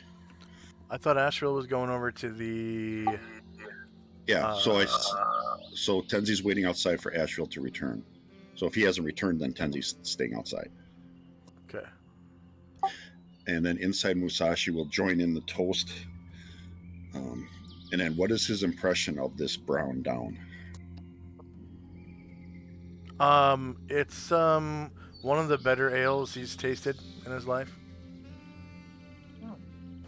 As he drinks his brown down.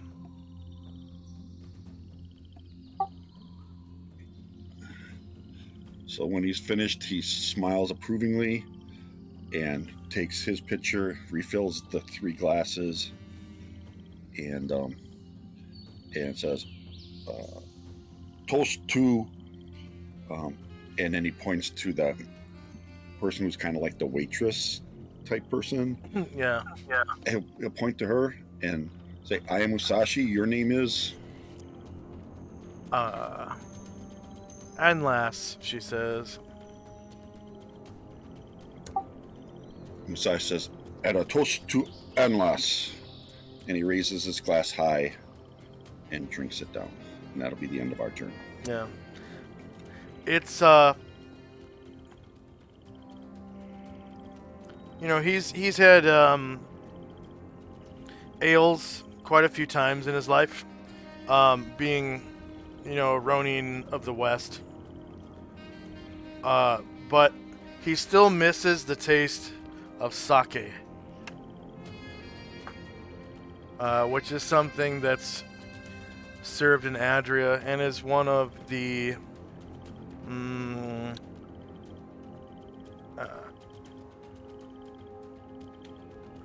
I guess it's like extravagant drink of the East, but it's common. It's like a luxury, but it's common. like good ale in the West.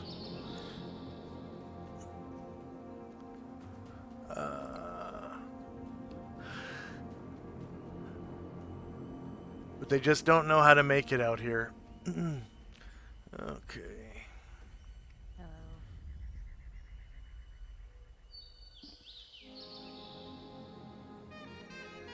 Alright. So, 43 past the hour, and Asher's company reaches Left Wing Lane Tavern.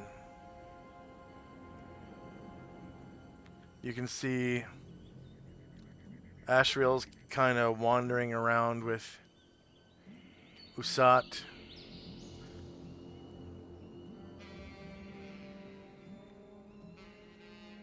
Yeah, they're gonna go inside and let's see. Are they on the map or different level? Oh, wait, hold on. I believe I found them. There they are.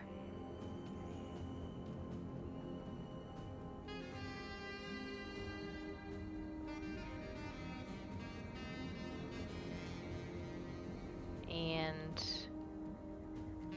Anatar is going to take our hill to the stables over here.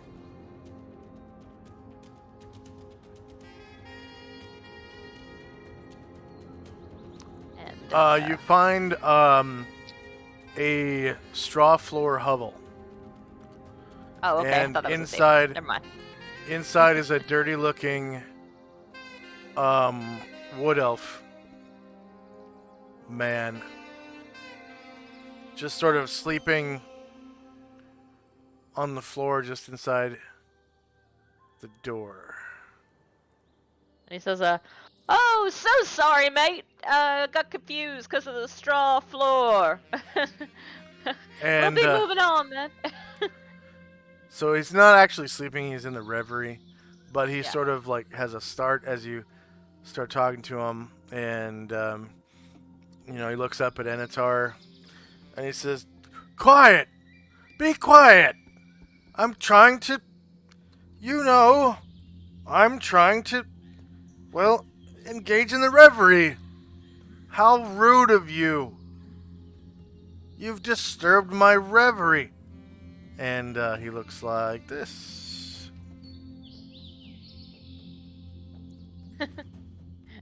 Anatar says, oh, so sorry, so sorry. I'll leave you to it then. And Karen Glor looks over and, like, face palms. And says, "Leave now, or I'll give you an arrow peppering you'll never forget for wandering into Galathrimbor's hovel." Anatar, like, gives him a lazy salute, and he steps out. and, and was this a wood elf? Yes. Okay. And Karen Glor says, you should give peace where these people can find it. This city is not always kind to our people, to my people. His hands looked really, really dirty, like just filthy. Like there's like black stuff under his nails, and he was really sweaty when he woke, or not when he woke up, but when he came out of the reverie.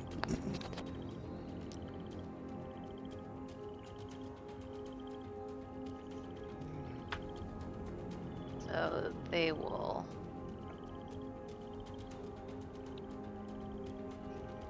Yeah, I guess our hill will just stay outside the tavern for the time being. We'll probably roost on top of it. Okay. He is a bird. And the rest of them are just gonna go inside. Yeah, he'll sort of take roost on the corner of the building.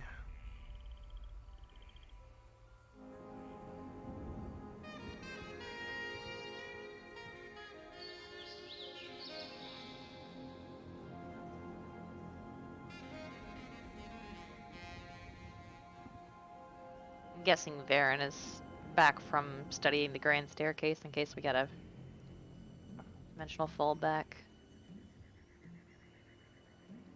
Yeah. It's been a few minutes.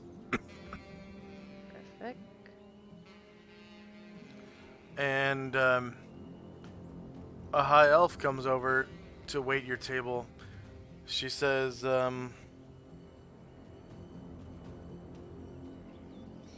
Good afternoon. I'm Anlas. May I take your order?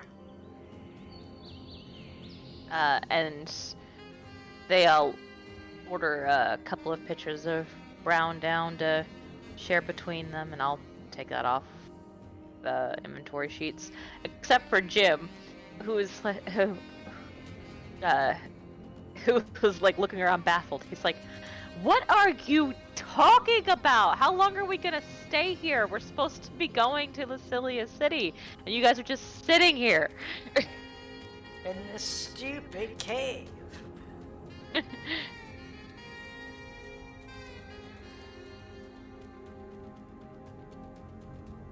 Because it looks like they're having like an imaginary tea party or something.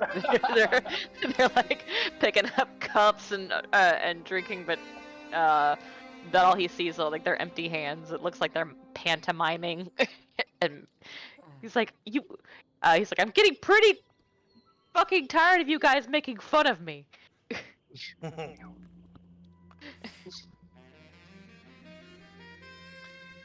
how long are you going to go on with this charade? It's not funny anymore.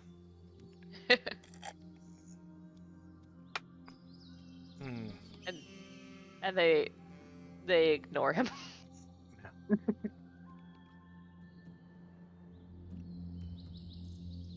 Okay. And back at the homestead, Asher is continuing to eat, and she's regaling her family with tales of her exploits, and may potentially be exaggerating her part in some of the events.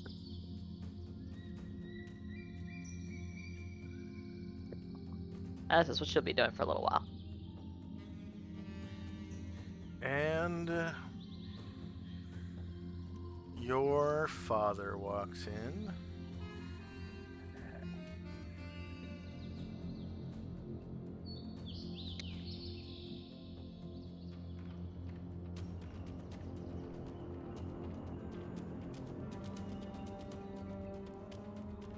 And being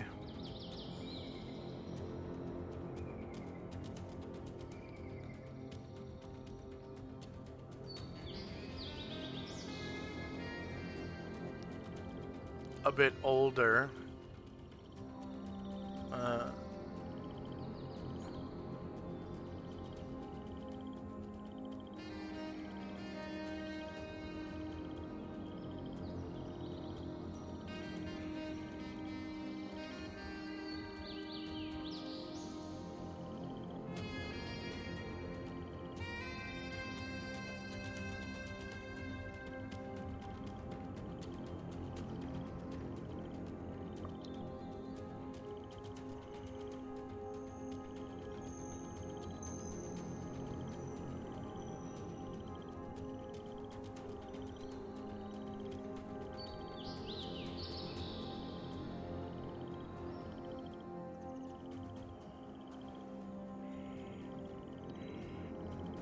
he is dressed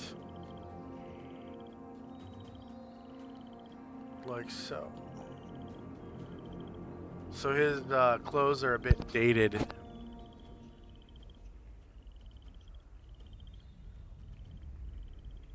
Compared to everyone else's. He dresses kind of like Nim does.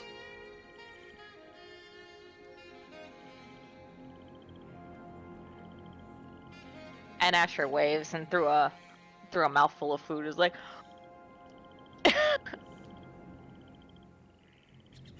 and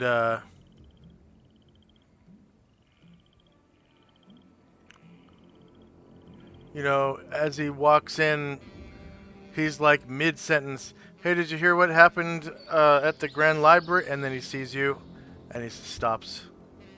dead in his tracks, stops talking as well. Asher swallows too big a mouthful and kind of chokes. Mm. Hi. How are things? Hello, Asher. I heard what you did at the library. Thank you. Oh, no problem. It's sort of what I do now. Go around helping people, promoting the greater good, you know, noble pursuits. And your father's name is Eldon. Hold on. My mom's gone now, but I told her that Asher is one of those rare D&D characters whose family is alive.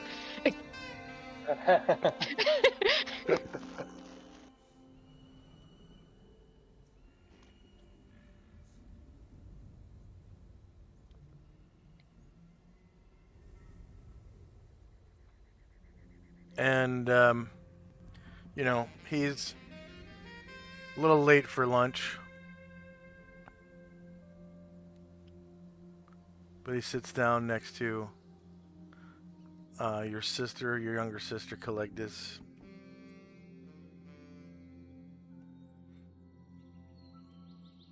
And starts eating the rotisserie chicken and dried fruits.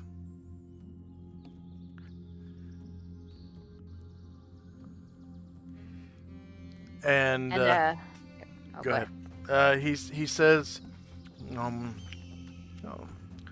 it's good to be having lunch like a family again. Asher smiles and says, "Yeah, I missed this.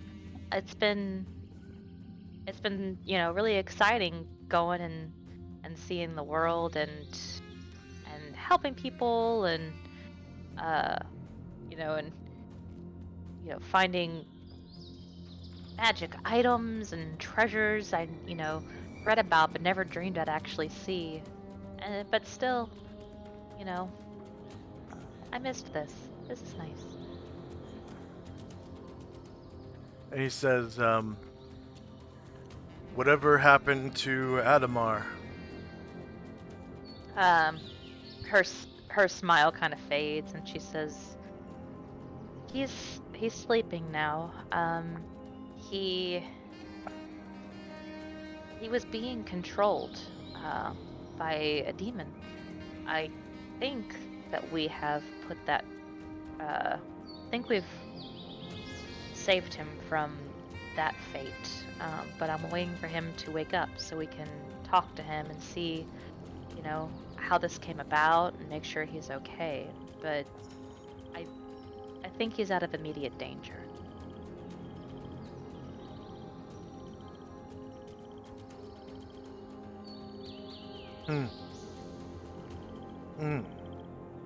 This rotisserie chicken is delicious, Edrelas. And Edrelas turns to him and says, "Well, I didn't cook it." And Collectus pipes up and she says, "I did."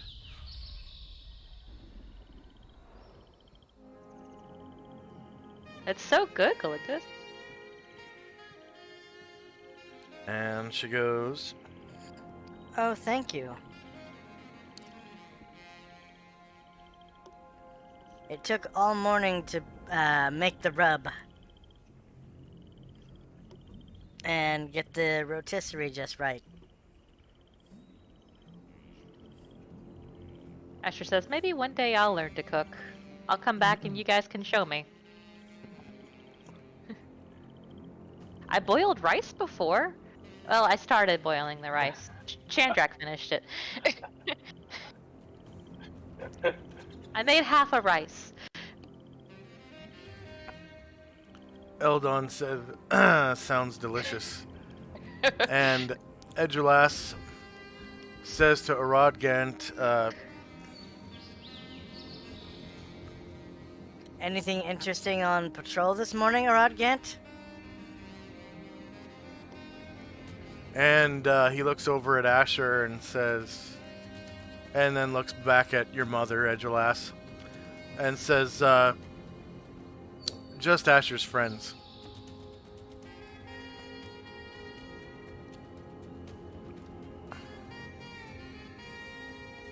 Yeah, they're over at the tavern, passing the time while I visit. We wait for Adamar to wake up. We'll stay for the night, and probably after that we'll have to start chasing these books down. And she starts recounting for her father what she and her mother talked about. Yeah, his first question, Eldon says, why is he asleep? Asher says, "Oh, it was, it was a demon possession, and that can take a lot out of a person, So he's got to recover his strength. Also," and she kind of sighs and says, "Because I'm assuming that he's got like that supernatural parental ability to like see when Asher's lying." So she sees on his face he doesn't believe her. He is a very perceptive, yeah. very perceptive person. As she says, we didn't want to hurt him, and he kept trying to kill us, and so I may have used a sleep poison on him, but he's gonna be fine. When your brother is like, poison? And your mother gets this concerned look on her face. She turns right to you. And she says, you can't use poison. Oh, yeah. You're right. You're so right. I just found it. It wasn't even mine. But you're right. What was I thinking? I've learned my lesson. Mm-hmm. Thanks, Mom.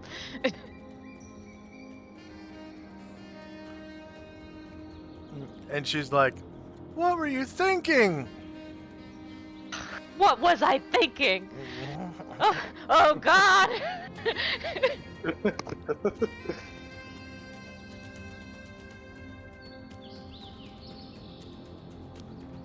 Okay. Shandrak and Company. After Ryer's couple of drinks, he's going to take a few steps over here, and then he's gonna pull out his guitar. He's just gonna start making a little music and just lightening up the mood. Okay. And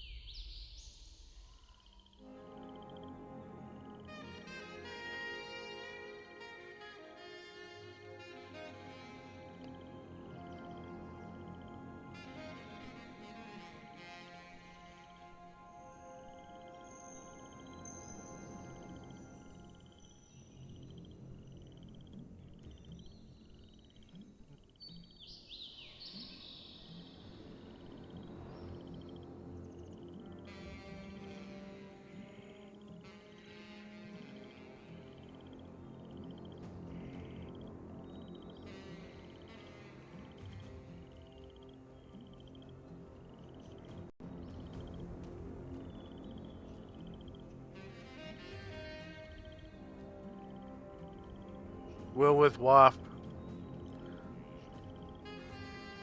steps into the bar. Oh, I'm sorry.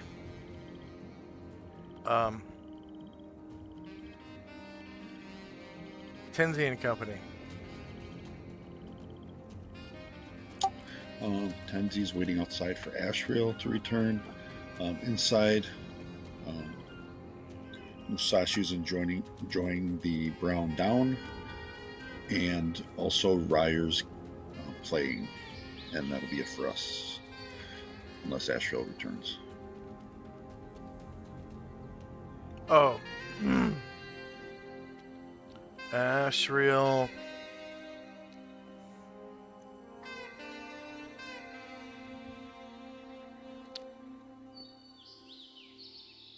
Whoops.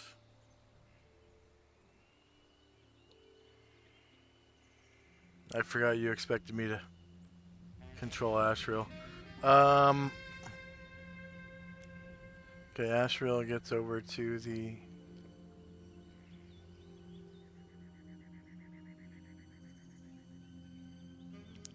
so he walks into the stable. And there is...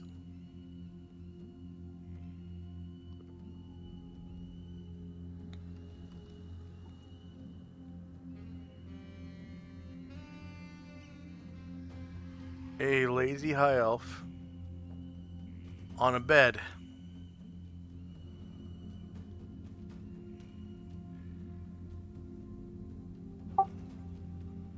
So Asheville's wondering if he's stabled here or actually working here.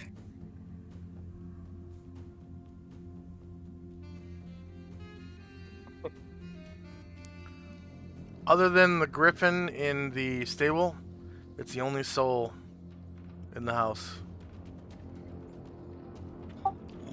He says, "Excuse me, sir. I'm looking to stable my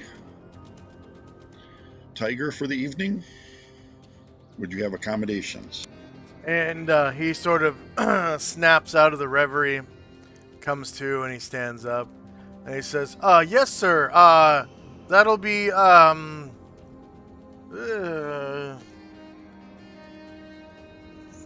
the standard amount in the player's handbook, whatever that is. Without breaking the fourth wall, out of character.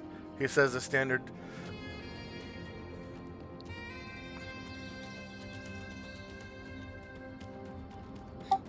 Five silver. Per day? So- Yeah. So he'll just give him a gold piece and say, "Take good care of Usat." Okay. And he says,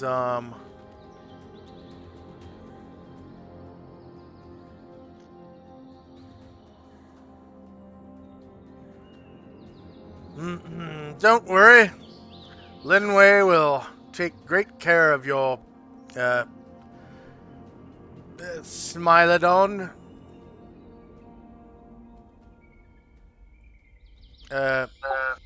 Saber-tooth tiger. Yes.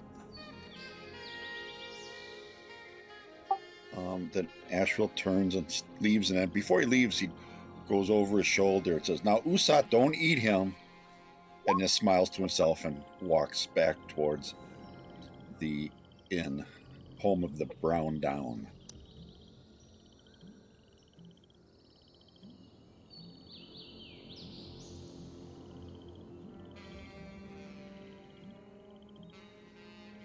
Linway's stable.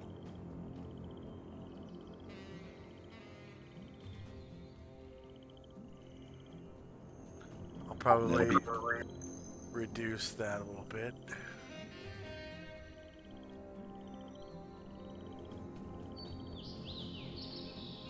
And that will be it for Tenzi and Company. Okay.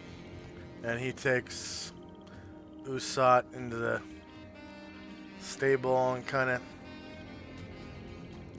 introduces him to the griffin. Make sure they jam. And they do.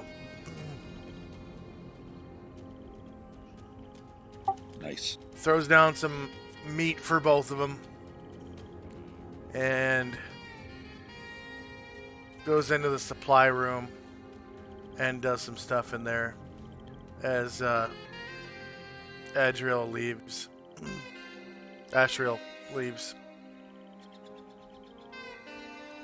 And Ashriel makes his way back to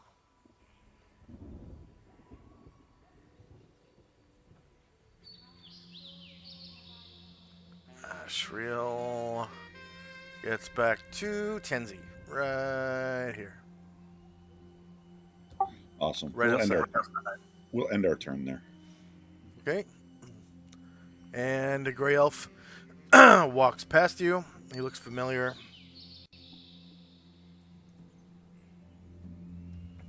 And he walks...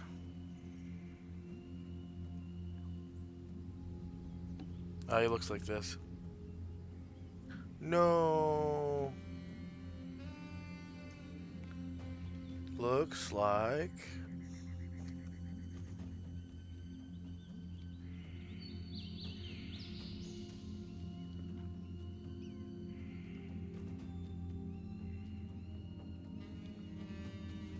this. Definitely a wizard. Walks past you guys and into the left wing lane tavern, and he sits down at the head of the bar and orders one of those dainty little drinks that the wood elves are drinking.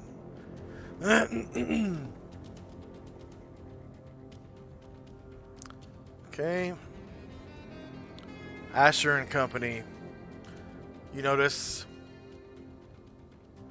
Wilwith Waff walks into the bar. Where did I know that person? The famous adventurer Wilwith Waff, one of the Okay. one of the henchmen of a founding member of the circus. Okay. So that is before Asher's time, but I bet Varen and or Anatar would know him. Yes, Anatar and Varen are very familiar with him. And Anatar says, "What? Oh, it's so good to see you, mate." and Varen just lifts a glass toward him. Wilwith, like shockedly. I forgot to plugs- say Varen polymorphed into. Oh. Wilwith, acting sort of shocked, plugs his ears, and he says to Anatar, "Good gods, keep it the fuck down, will you?" Anatar says, "Not a problem, mate. Will do." And Varen shakes his head.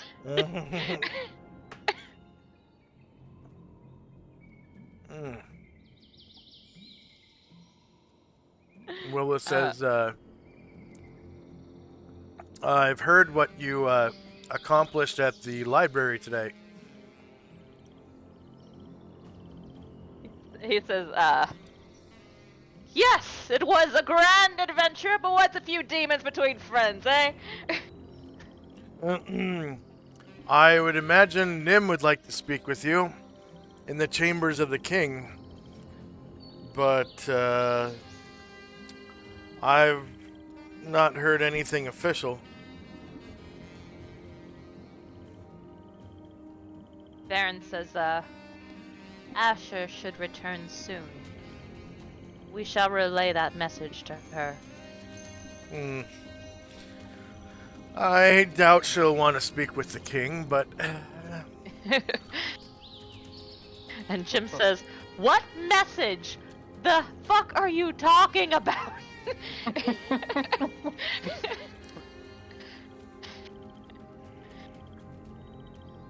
And Willis looks over at him and sort of gets this, like a wicked smile on his face. And he goes, "Oh, the Dwemer worked on him, didn't it?" Oh yeah, says Chandler. Varen and Anatar nod furiously. and Karangor says, "Yes, I suppose Captain Asher probably is not looking forward to speaking to the king." Well, now that you've taken roost here, I'd imagine there'll be some other adventurers in town that'll be looking for you. Hmm.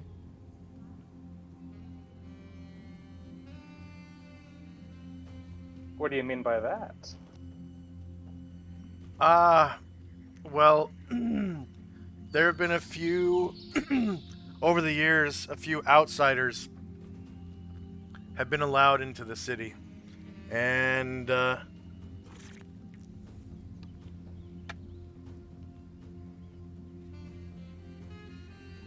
you know, because of the circus and all. And I'd imagine some of them may be looking for adventure. Or at least fellow adventurers to regale their travels. Haha! We have many stories for them. I'll have to admit, that's the reason why I'm here. And Anatar launches into to a blow-by-blow recitation of what happened at Tintabula, like when somebody who hasn't played football for like 10 years wants to tell you about their favorite game, and it's like way too in depth. Yeah.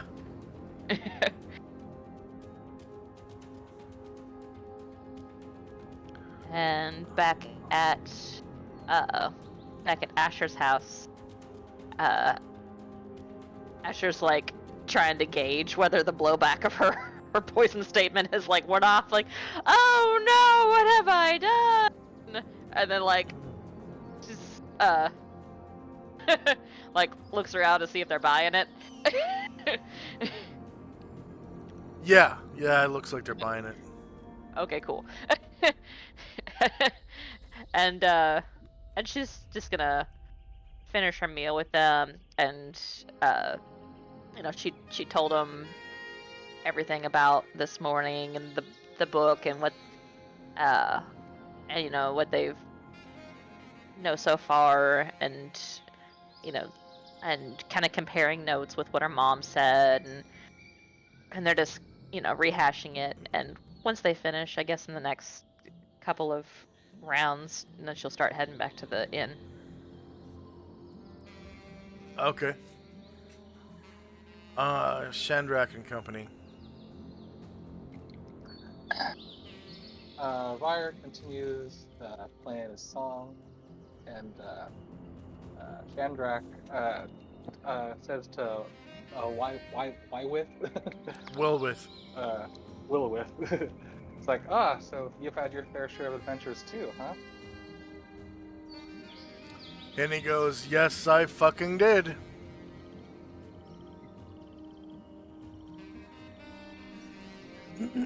Yeah.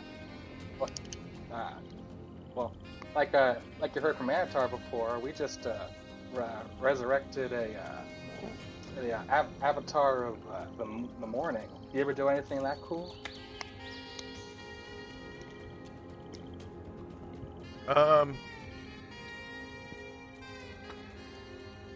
You mean like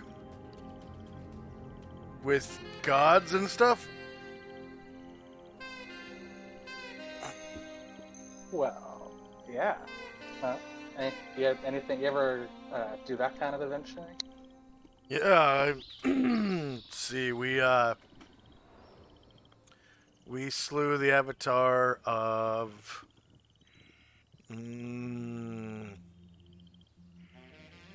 what was his name?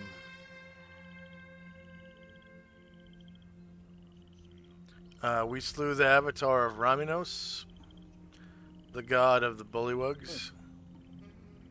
And we slew... Ooh. What's the god of the ogres?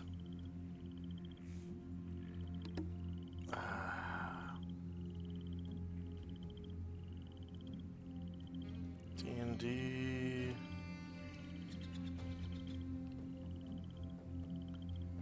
D&D 2nd edition books. core books. Monster mythology. And...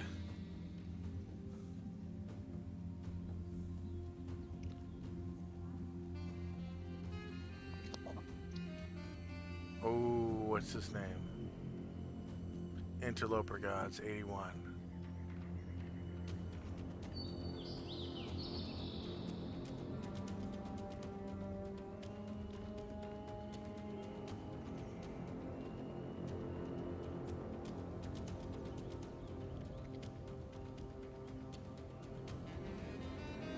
I think his name was Vaprek. That's pretty cool. But you said you still have that adventuring spirit in you?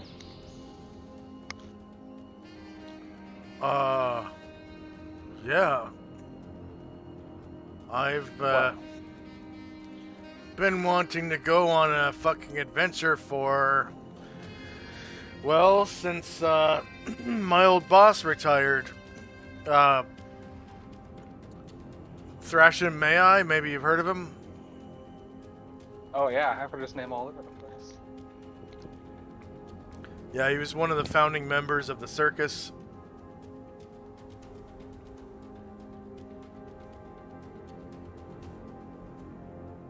So, I was with him for 2 or 3 years, and we went all over the place. Did all kinds of things. So, what kind of things can you do? What's your profession? Oh, I'm a wizard. Oh, good to see another practitioner of the trade. These braces of defense keep me protected.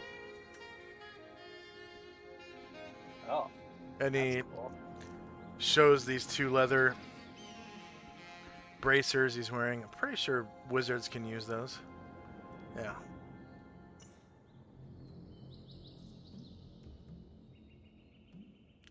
And I think he's carrying a staff. Let me check.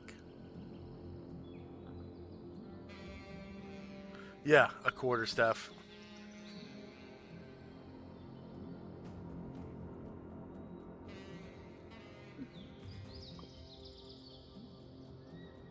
If you don't mind, could I take a look at your spells? You can look at mine, of course. Oh, you mean my spell books? Yes.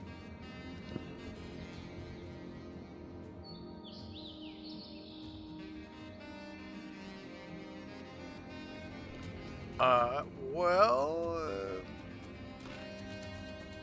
I don't see why not.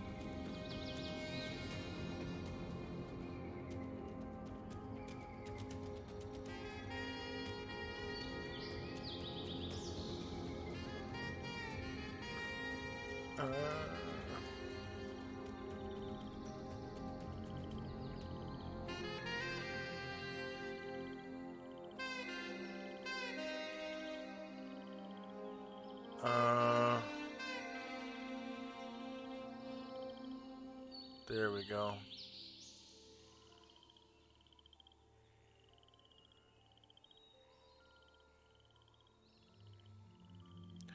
I have 3 of them.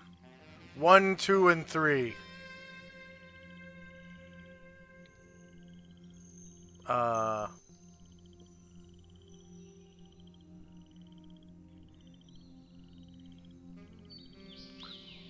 Traveling Spellbook 1, Book of the Touched.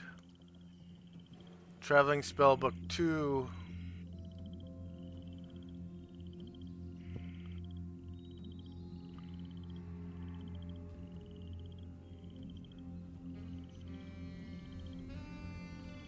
Eyelash of the Arcane Gods.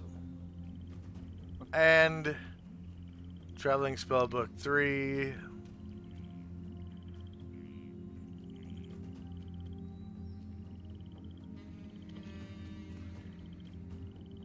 Elementary Book of the Elements.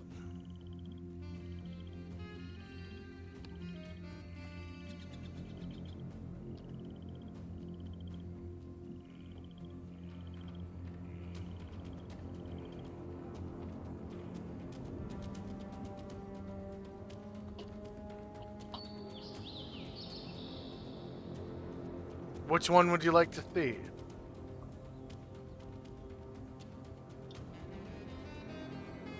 How about the first one? The first one? Yeah. What was that called again? Book 1. Book of the Touched.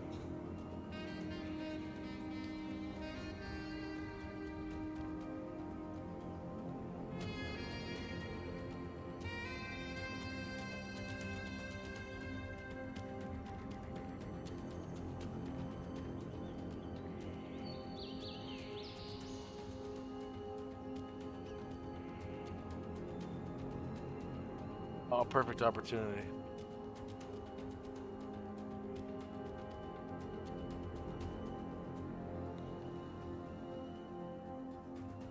And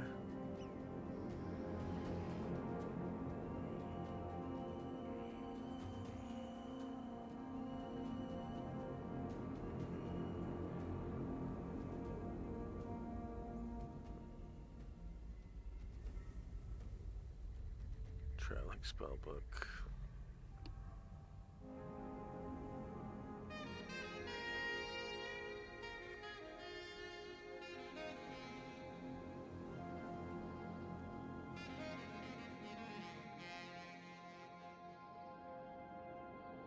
Did you want to buy a spell?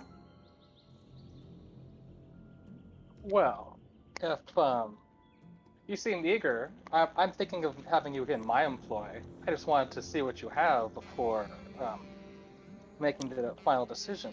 Oh, I thought you wanted to read my book. Job interview.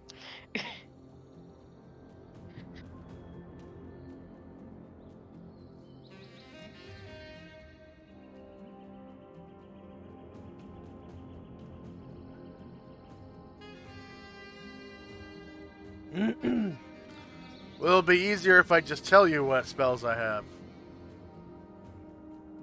That sounds good.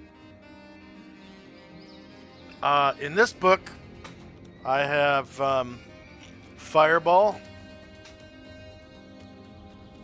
and Slow, Summon Swarm, Melf's Acid Arrow, Flaming Sphere, Copy, Protection from Evil, Enlarge, Magic Missile, Chromatic Orb, Identify, Armor, Color Spray, Sleep, Detect Magic, and Read Magic.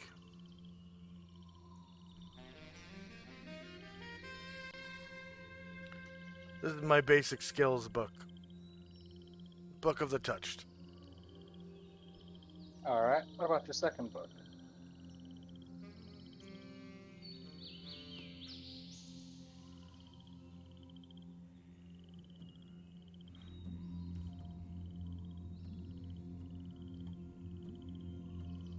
That is...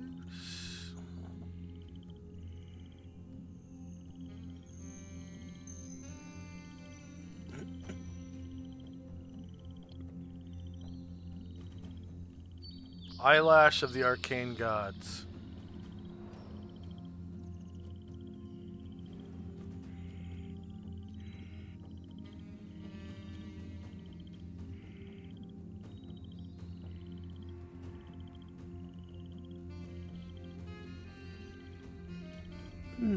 I have lower resistance, teleport, major creation, Mordenkainen's force missiles, stone skin, lance of disruption, fireball, stinking cloud, protection from evil, magic missile, identify, and read magic.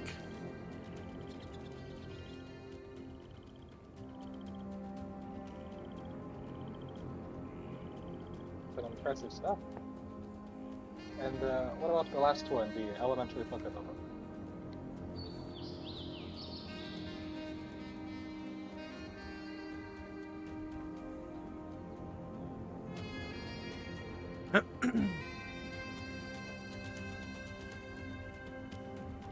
Why, in this book,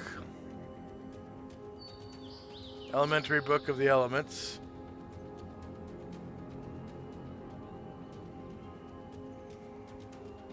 I have proofing versus combustion, stone skin, Leoman's secure shelter, fireball, camouflage, which is an elvish spell, flaming sphere, Melf's acid arrow, armor, sleep, copy, identify, enlarge, magic missile, and read magic.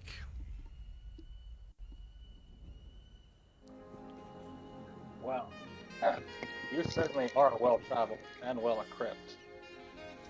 So Raya's These been are just the performing books I past- keep on me. My most cherished. So Ryer's been performing the past couple of rounds. Can Wywoth get a saving throw to see if he's affected? Uh, To improve his mood? yeah, it's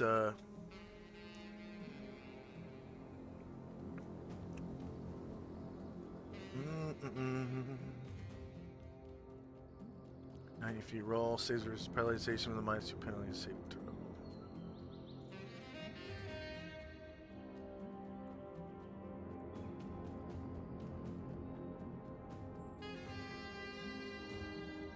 Paralyzation. It's 2.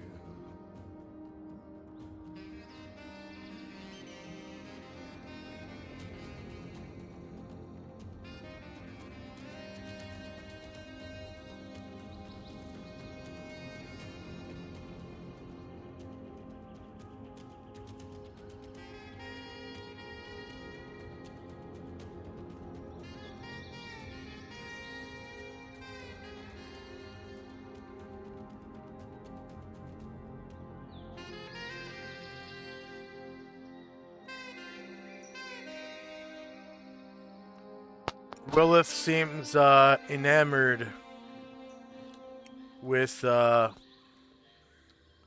Ryer's music. Ooh.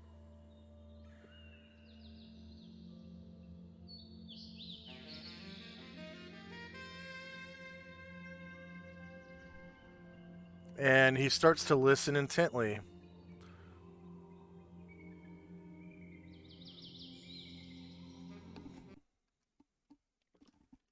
So kind of looking at Ryer from the side of my eyes, I notice Wywoth seems a little bit happier. So I'll say, so yeah, I think you might be exactly what I'm looking for. So does the usual deal sound good to you? You'll get a share of whatever gold and magic items I receive.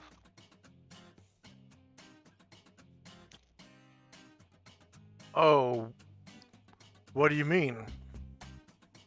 Well, are you interested in venturing or not? I could use a wizard in my employ. Ah.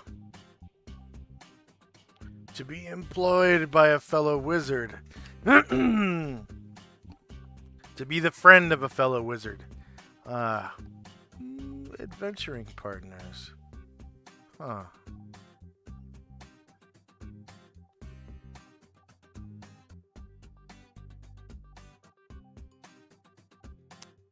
I'm sorry, but I have nothing to learn from you, my friend. Oh. Yeah, I was worried if you said you would slew gods yourselves that you might have done a little too much adventuring. I've been around adventuring just as much as you have.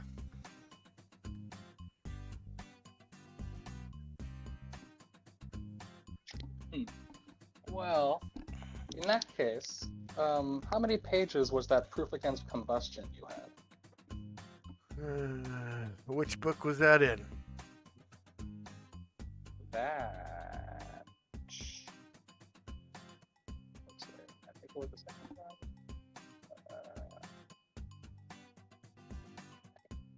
Ah, in the third book. Yep, 6 the third one. pages.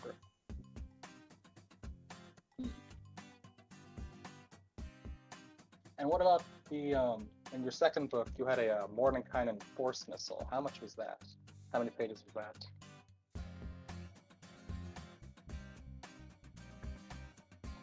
that? 4 pages. I think that's the minimum. Well, that's-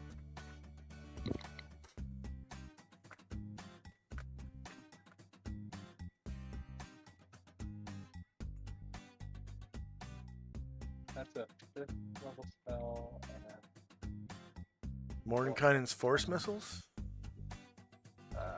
that one's a 4th level spell. Yeah.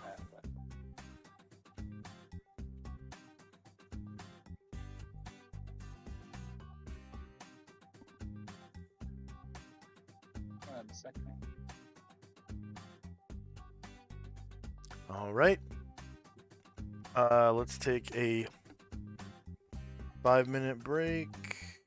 And we'll come back with Tenzi's turn. Be back in 5.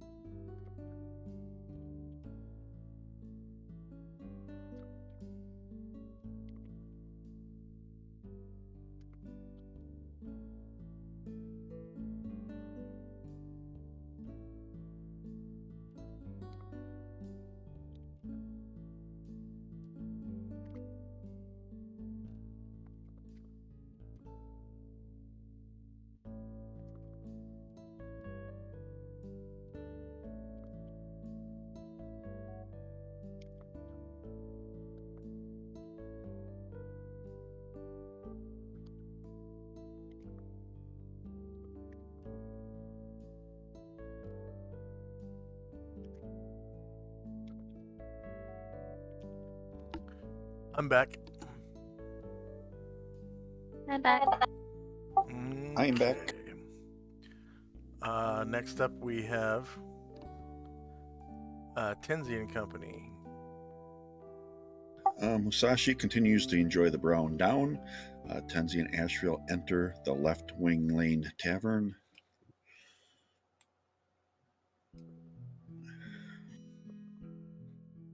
You can hear Ryer playing beautifully on his guitar as you enter.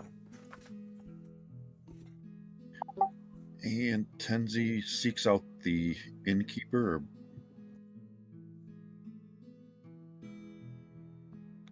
Nurgon seems to be in charge, the one behind the Nurgon. bar.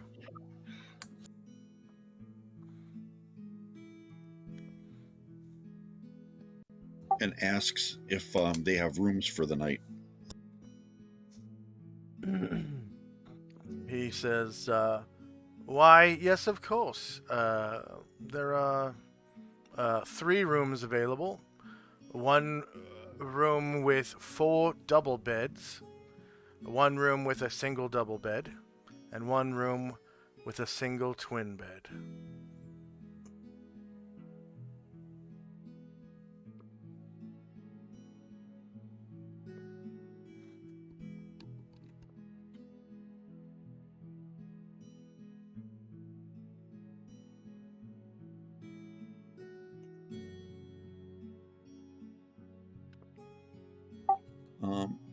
I'll need 3 beds for a bed for myself and my 2 companions.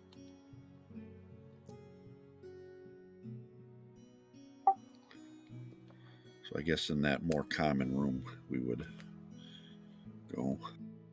Ah, the large room with the 4 double beds? Yeah. That will be...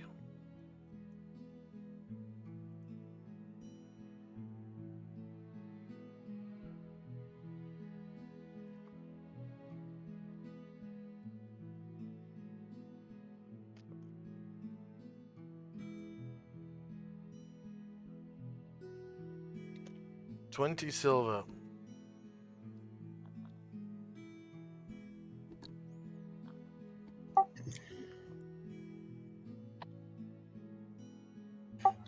Tenzi says, very well.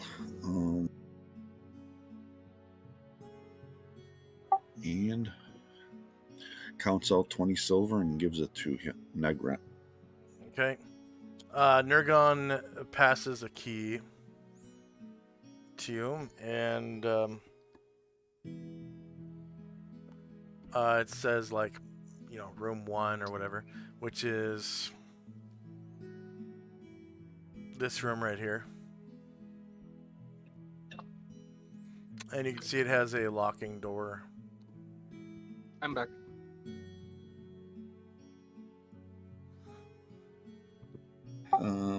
Thanks him and goes to join Musashi Shandrek at the table. The Ashrail.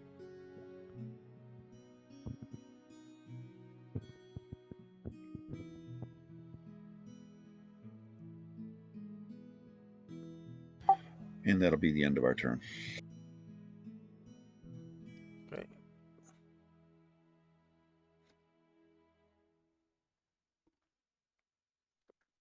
Asher and Company. So in the corner, Anatar's been droning on this whole time. And then the third mummy we killed by using this. But he's finally caught on that no one's listening to him. But he did catch what Willis spells were, so he picks up his drink and he walks around the table and over to him and says, do you know what? That secure shelter spell sounded pretty interesting, and I would happily pay you.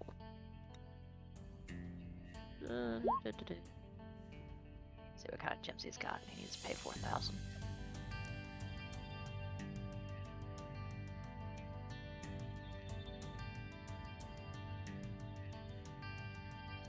4 blue sapphires to learn it and copy it down.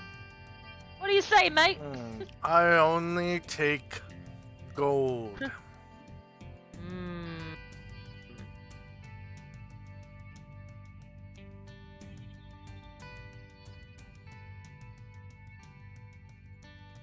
Oil? I'll have to make change. He looks over at the barkeep, and the barkeep shrugs like, what the fuck do you want from me? I'll have 4,000 gold. Actually, on second thought, what did you say? 4 blue sapphires worth 1,000 GP each. 4 blue sapphires.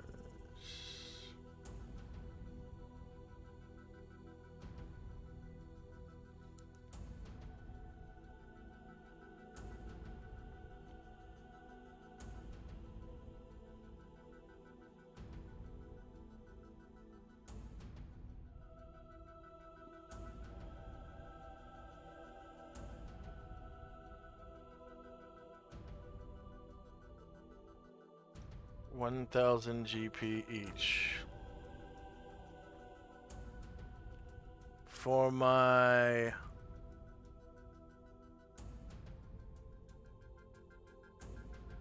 Lay 'em in secure shelter spell, of course. secure shelter. What book was that in? I feel like it was the second one. It's in the third book. There, okay. 4 sapphires, you said? Yeah. Deal. It's from this page to this page. Why, thank you, friend. And he will attempt to Cast copy. cast. Well, first he has to read it, so he'll cast read magic. Yeah.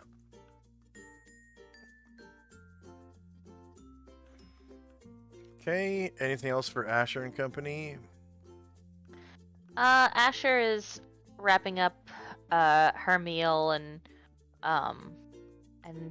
telling her family that she has to check back in with her friends, and so she's hugging everyone and saying her goodbyes.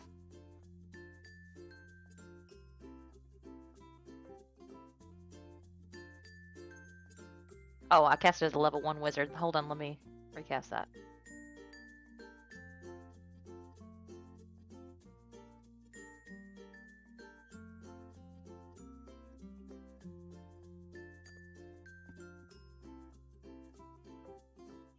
Alright, that's better. Oh, yeah.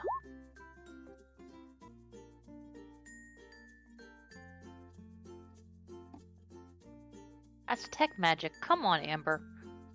God.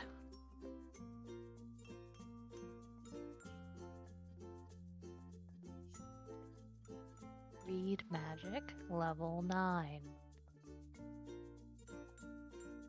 Okay, finally done.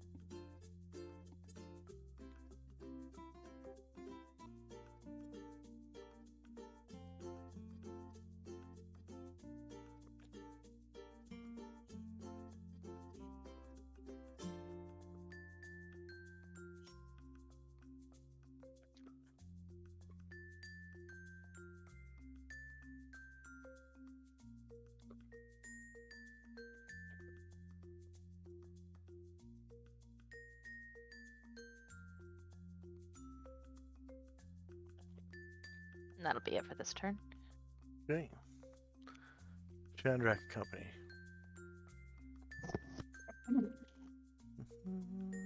So Shandrak was thinking about the different spells Wildwood was talking about, and he said, oh, also, that Lance of Disruption. How many pages is that one?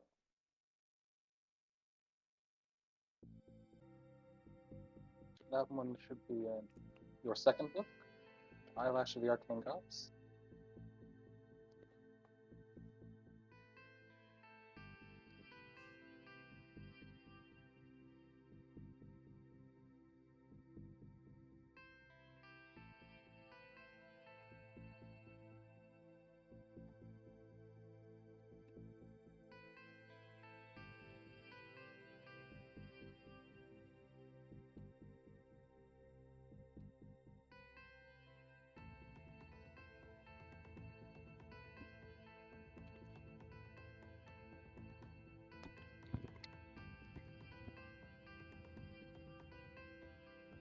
Okay. Shandrak's trying to buy a spell from Lilith. I'm potentially looking to buy a couple of them. What was the pages on Lance of Disruption?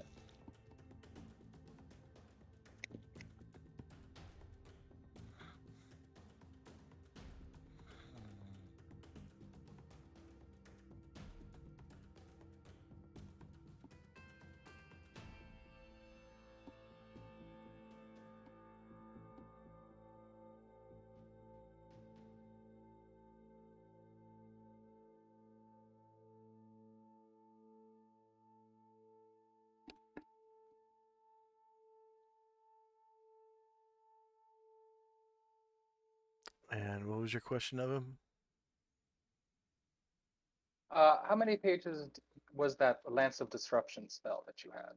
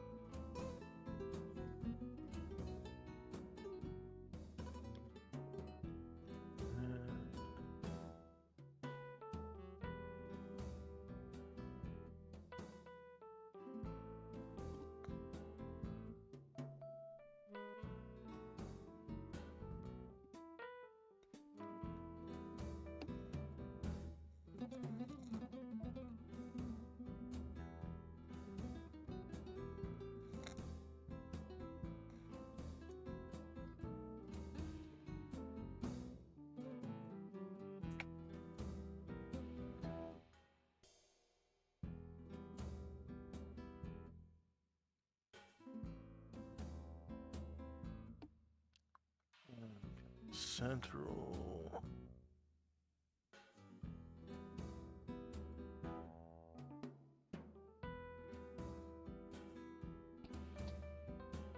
There we go. Okay.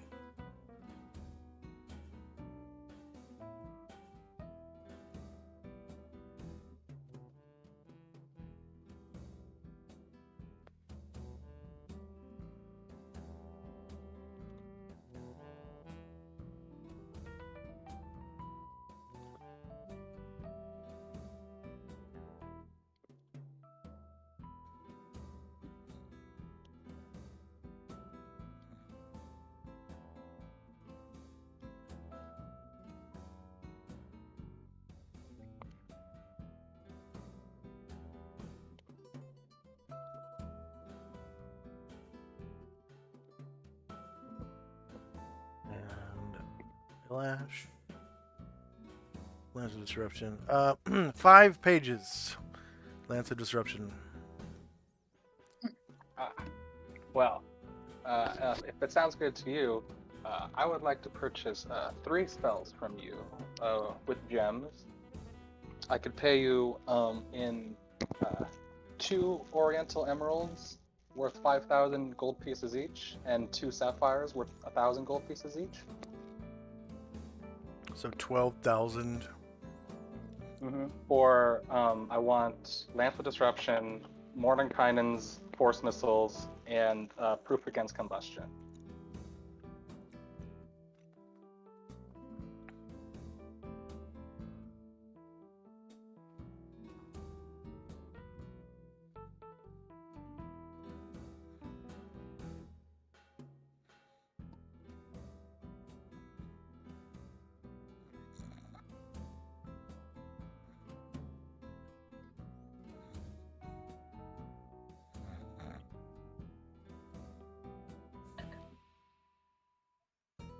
Enzi, are you asleep?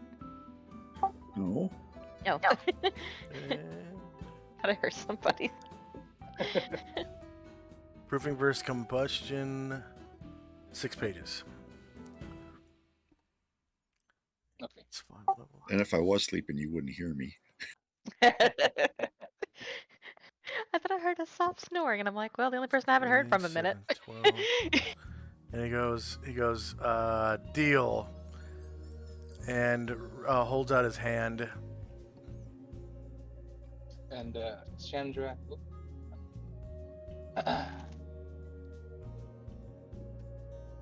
Sorry, I got my tabs in front of me. Chandra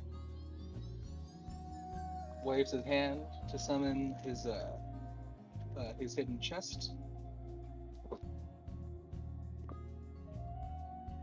And then he goes digging in it, and he pulls out the 2 Oriental Emeralds and 2 Sapphire. And he closes his chest, and he walks to Willowith and gives it to him.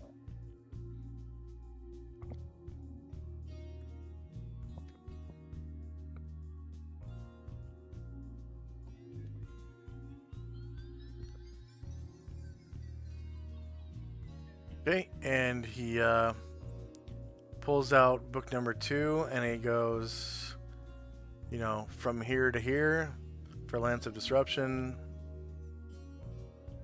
from here to here for Mordenkainen's Force Missiles. He pulls out book 3, and he goes from here to here to Proofing versus Combustion.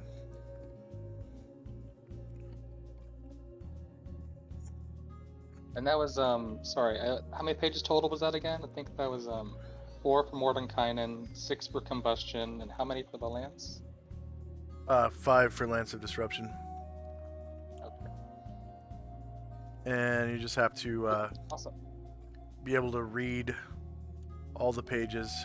And if I can, I'd like to cast Read Magic this spell and do that. So you're gonna need at least 2 read magics. You said 15 pages, right? I should Yeah. be able to do that in one go. I can read 20 pages now. Oh, okay. Yeah. And then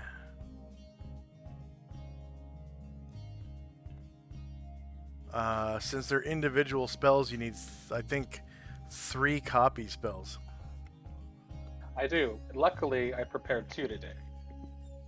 So I'll ask Will if you can stay until the morning so I can copy the 3rd spell. Proofing versus Combustion. He goes, just stop by my house. Oh, where's that at? In the Grey Elves Quarter, northeast quadrant.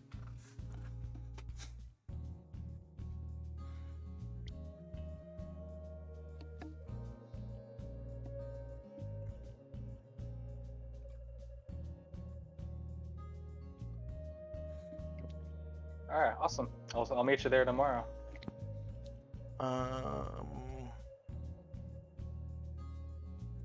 Okay, Excel redeemed a magic item. Oh, nice. You're able to do it. Sell? Yeah. Excel 809.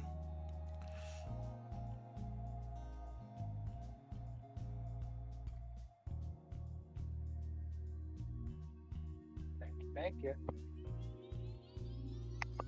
Let's see.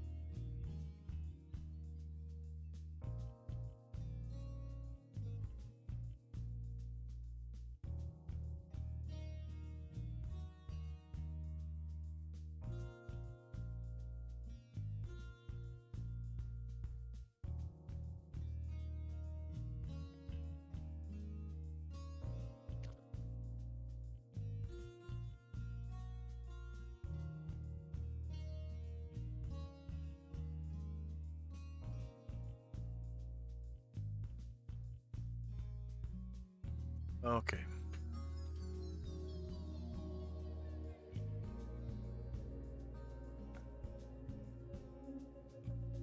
Yeah, Excel was the one who wanted to last week.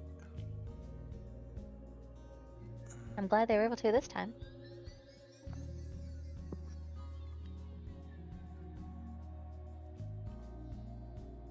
Can't wait to see what it might be. There's actually going to be two. Because after the cloak that you guys got, you haven't gotten any treasures, so...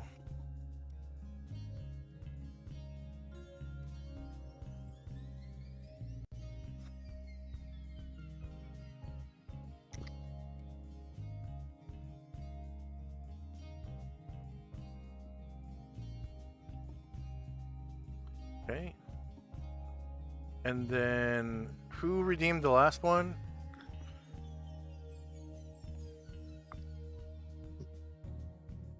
Was that Taco Tuesday? No, it was... Oh, I have it on my record here.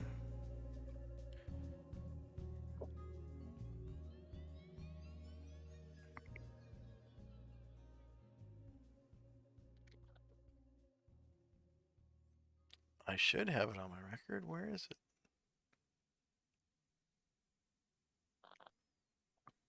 There...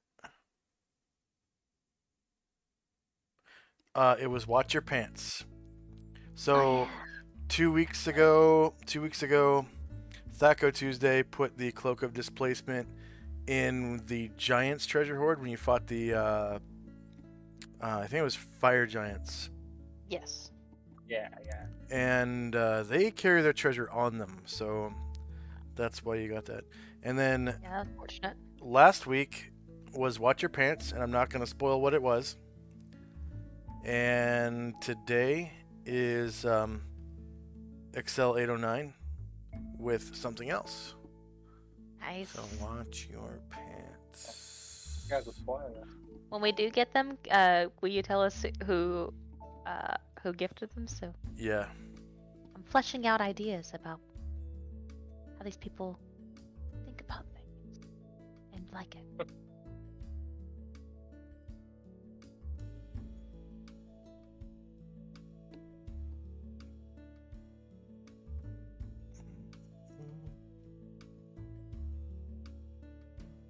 And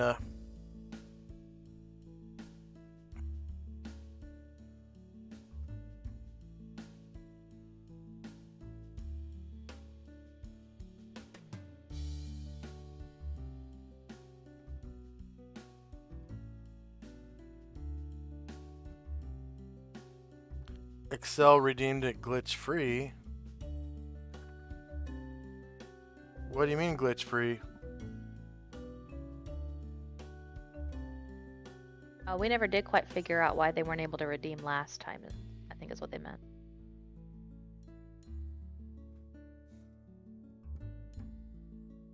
Was there...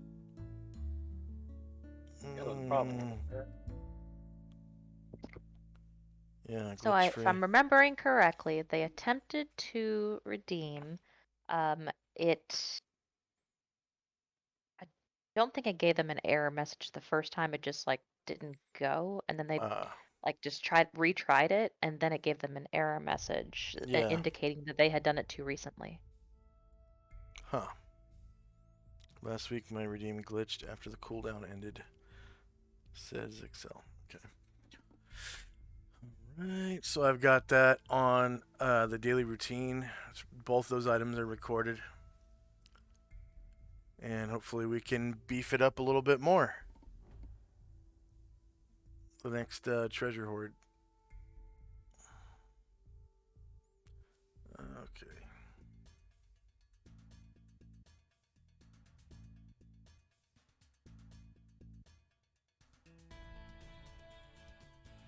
And okay, so that was Oriental Emerald. 2 Oriental Emeralds.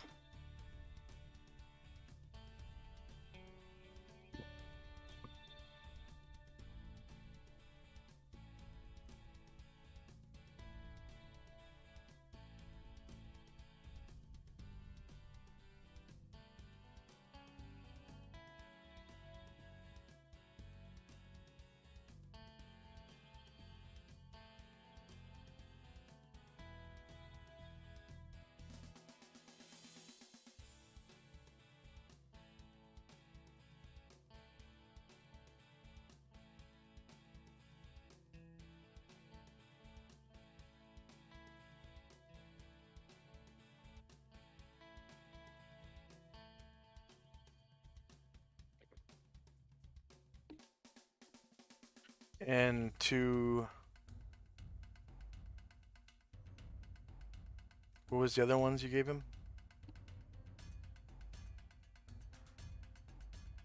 Chandrak, are you there? Oh, two sapphires. 2 sapphires. Okay.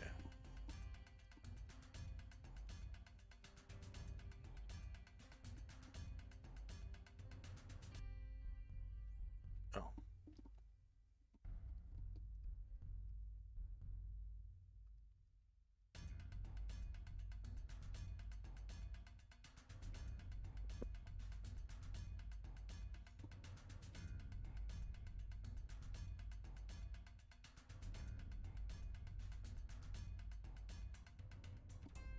Okay.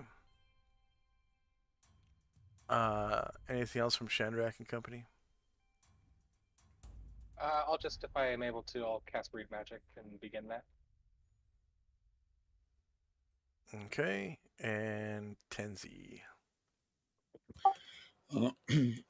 Tenzi is enjoying Ryer's music, but he's also kind of kicking himself mentally because he didn't do Sacred Guardian on Asher, and she's been away. She's been away a little while.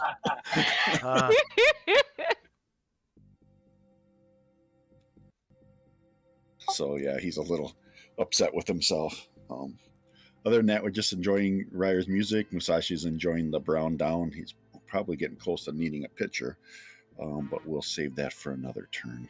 And that'll be it for us. Okay.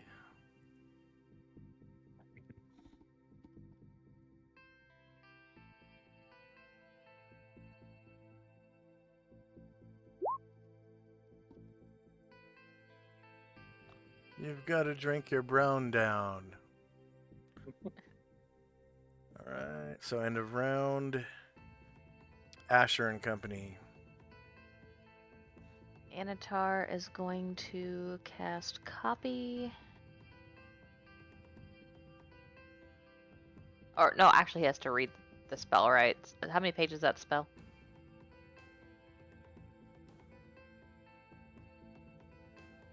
Can you be more specific? Sorry. Layman's Secure Shelter. He has to read 1 page per round, correct? Yeah. Wasn't that... Didn't we say it was 6? Is that right? Okay. Didn't Chandrak buy it too? No, I bought Proof Against Combustion, Mordenkainen's Force Missiles, and Lance of Disruption. Oh, that's right. Layman's Secure Shelter is 7 pages. Thank you. So he'll be doing that for 7 rounds. We'll say 6 left. And Asher is done saying her goodbyes, and so yeah, she's heading out. And she's going back toward the inn. It will take a while. Let's see, stairs. She's got to go down. Where are the stairs from here?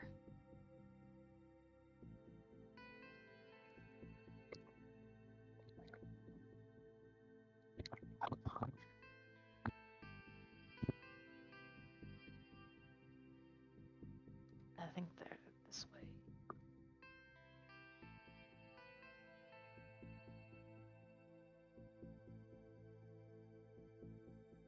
Right, at a jog, she'll get that far. And that'll be it. Okay. And anyone else in your company?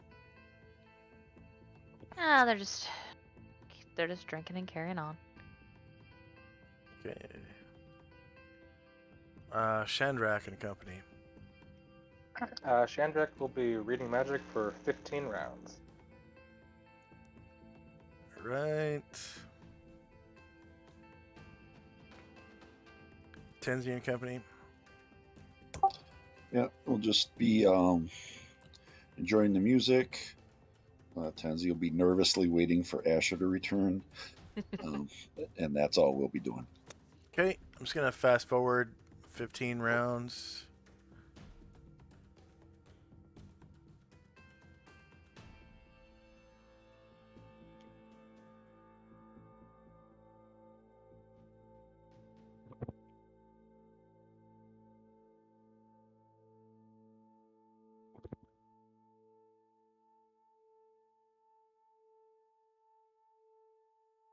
And Asher walks in the door. Where's that token? You may go ahead and delete it. Nope. It is. Let me get a measuring tool. I got it.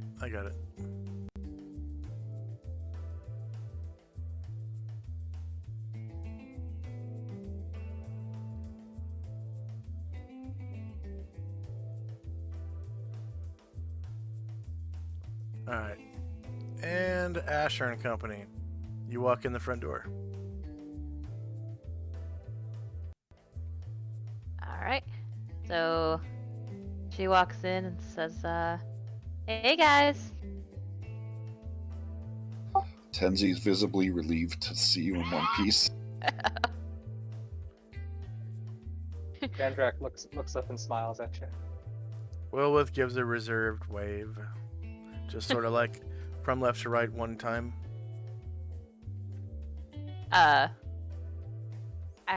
Jim says, oh, thank Hera you're here. These people are acting crazy. They're pretending that they're like drinking things, and why are they making fun of me this way? After all of the poison I sucked out of their asses.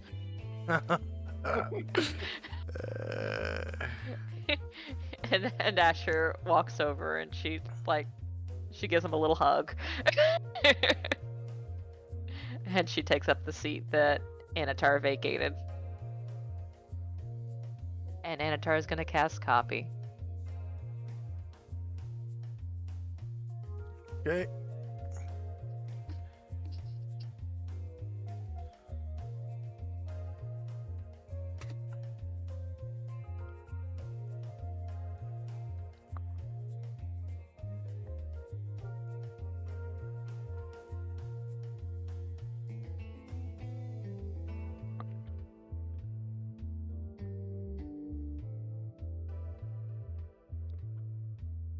And with Copy, you roll to learn first. Okay, so I'll go ahead and roll to learn. And it doesn't, if you fail, it doesn't waste the spell.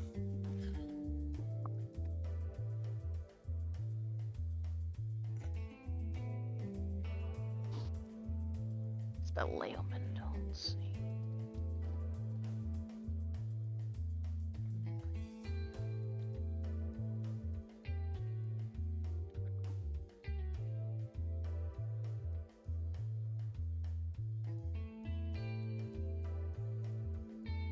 The hell? I don't know what that is. Okay.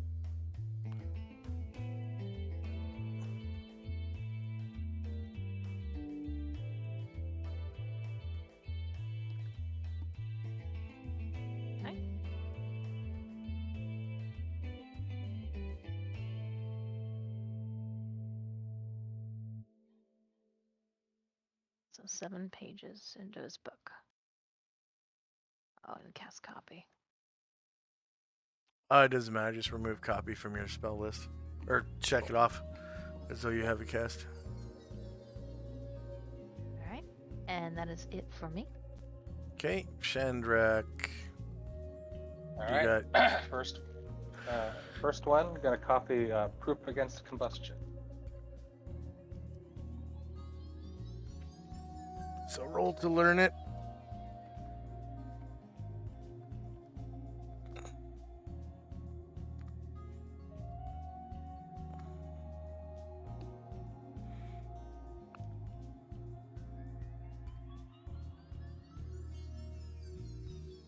That one's a 5th level spell, right?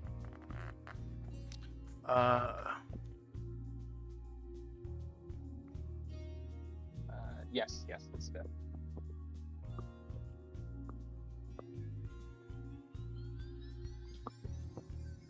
Yeah. Proofing versus combustion. Oh, I'm so happy to get that one.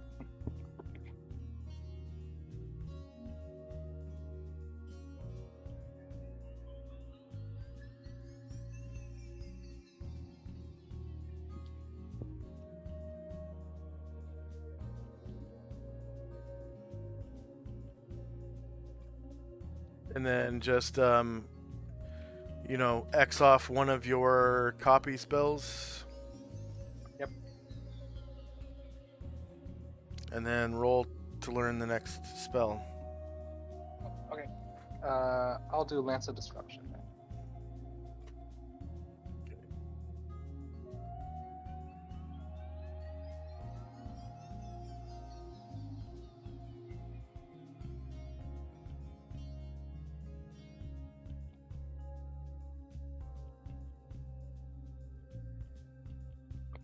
Lance of Disruption.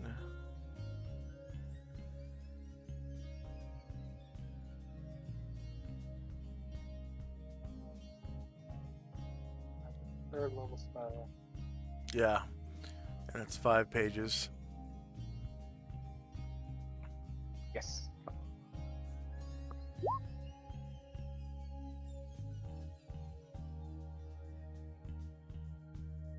All right. 5 pages.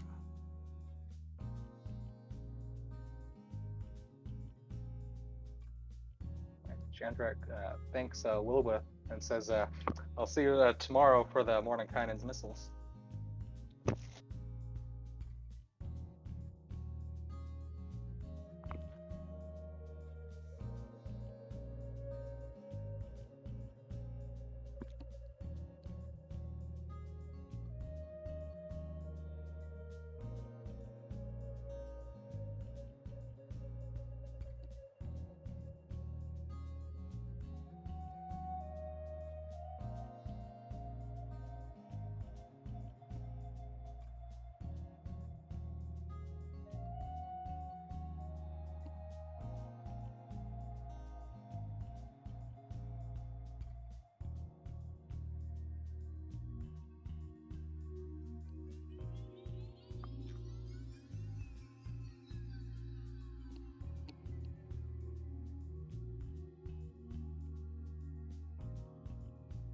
Okay, anything else for Shandrak and Company?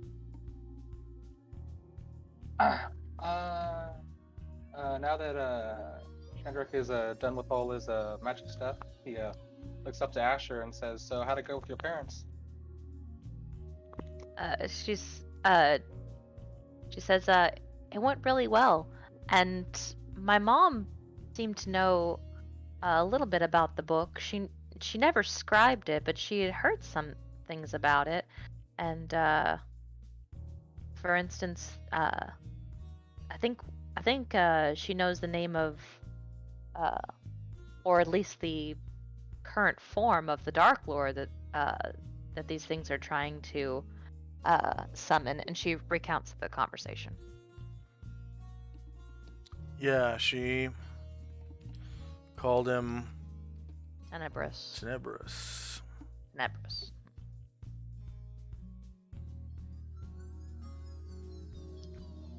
And she said that he was a pit fiend before, originally.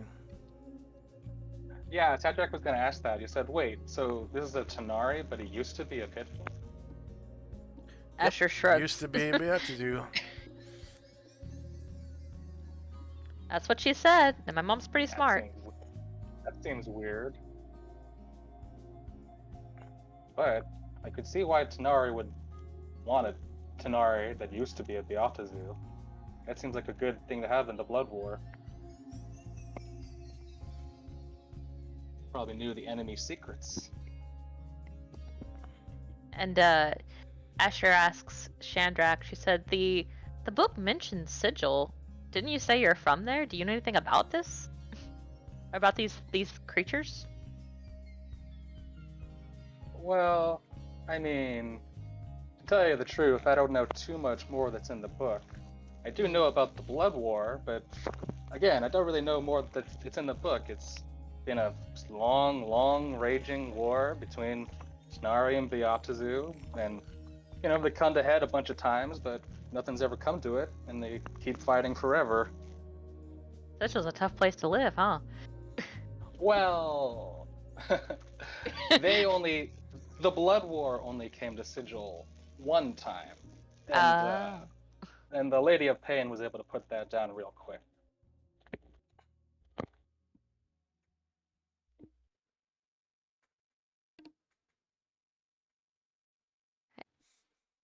And that's all for Asher right now.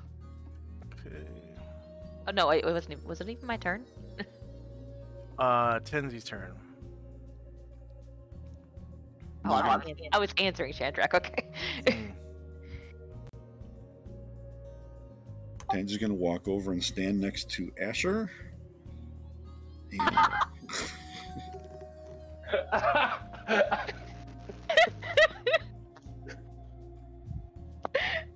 And and when he has a chance, he will be casting Sacred Guardian. Okay.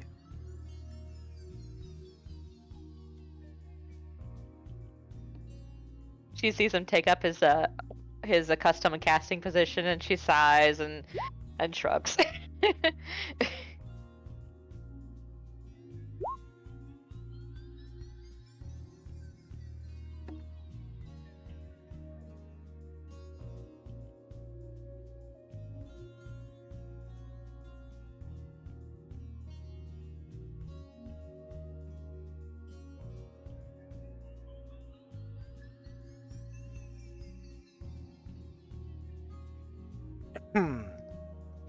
Oh.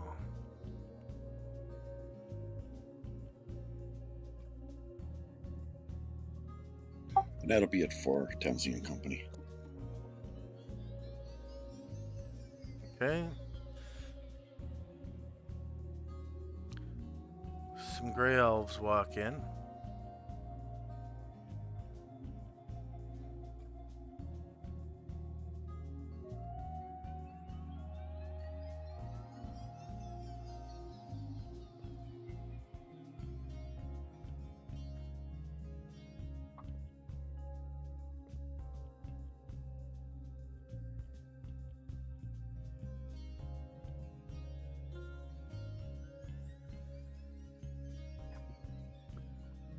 Oh no.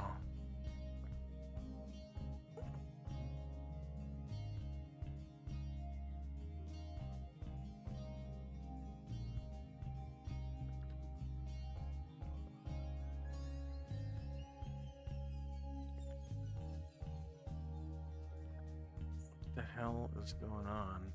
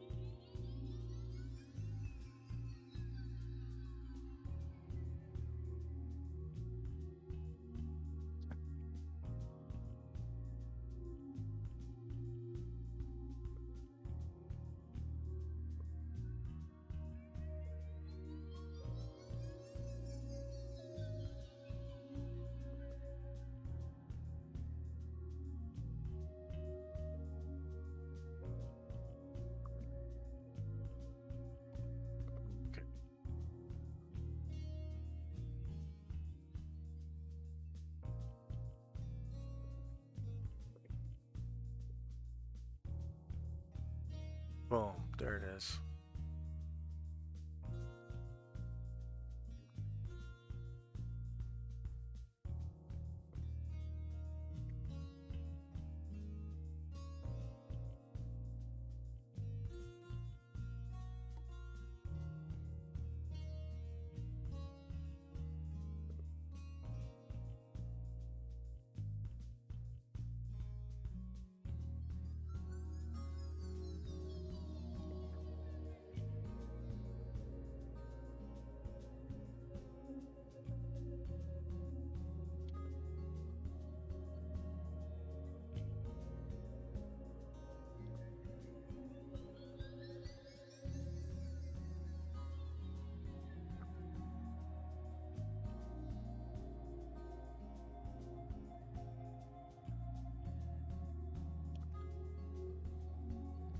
Oh my.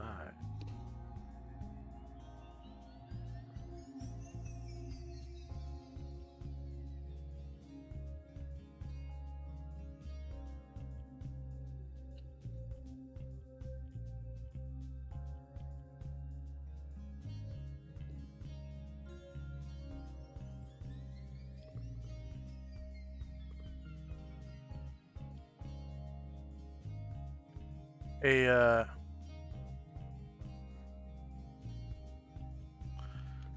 group of religious people come in. Religious gray elves.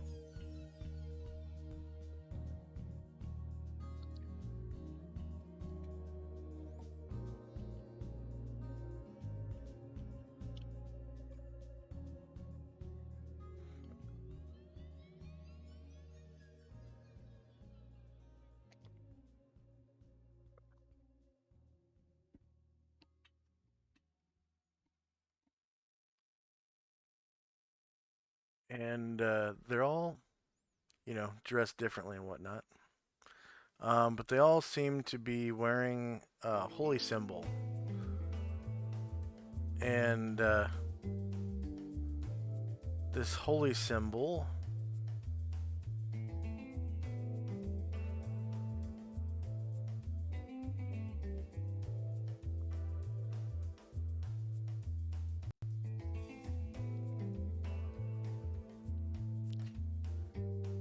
I was gonna ask if Jim could make a check, but he probably can't even see him.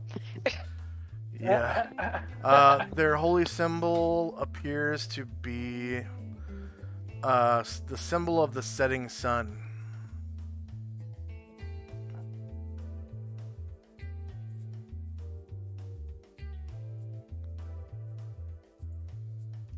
And just a gaggle of them come in, and they look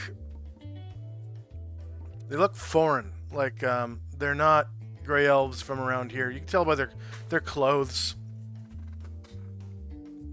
They're from another place.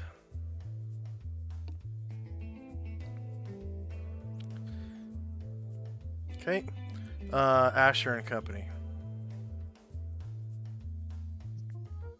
Karangor leans over and tells Asher, I am told that perhaps Nim would like to speak with you, and maybe the king. But we have not received word from the palace. And Asher says, sounds like a lot of stuffed shirts. But I guess if we end up having to go, we have to go. We'll wait and see if we get any word, but probably we should talk to Nim. Never know what he might know about these books. And she kind of looks over and sees what these holy people are gonna do. And that'll be it. One of them comes up to the counter and says, and he speaks with a funny accent for a gray elf, and he goes, barkeep. And Nurgon goes, yes, what can I help you with, sir? And this guy goes, I'm looking for some lodging. Got We need 164 beds.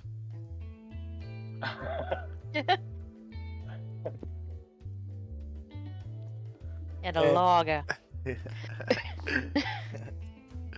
And some Fey wine. And you know, Nergon's like, I'm sorry, sir. All I've got left is one room with a twin bed and one room with one room with a double bed and one with a twin bed. And this guy's like, that's not gonna be good enough. We're gonna need more. And Nergon goes, might I ask you, sir, where are you from? You don't speak like the Grey Elves around here.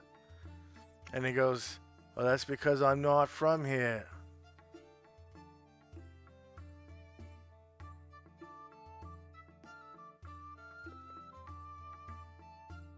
And he goes,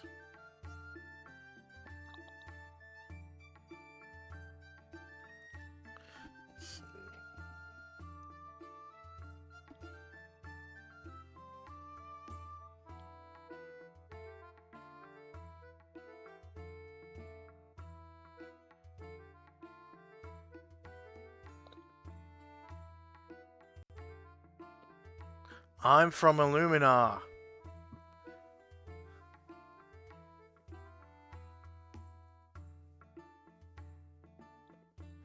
And Nergon gets this wide-eyed look, and he goes, oh, Illumina. I've heard of that place. To the north. In the lands with the Northmen, right? And he goes,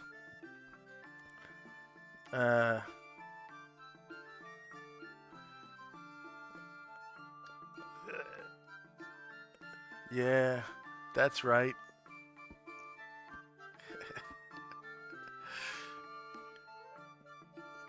We're all pilgrims here. We came down from the north, and we're going to the temple of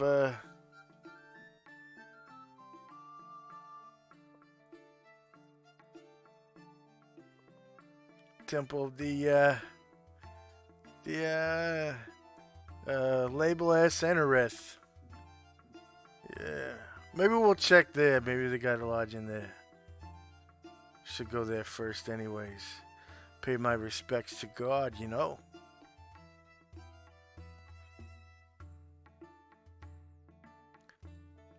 And they kind of squeak out the door a little bit. Whoops.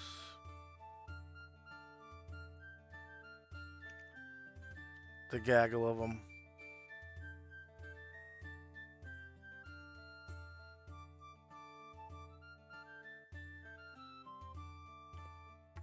And their spokesman goes with,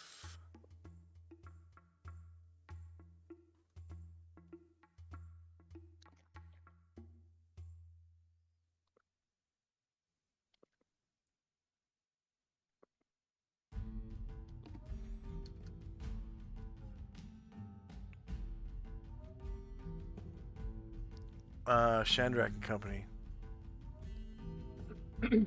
They're still right outside. You can see them.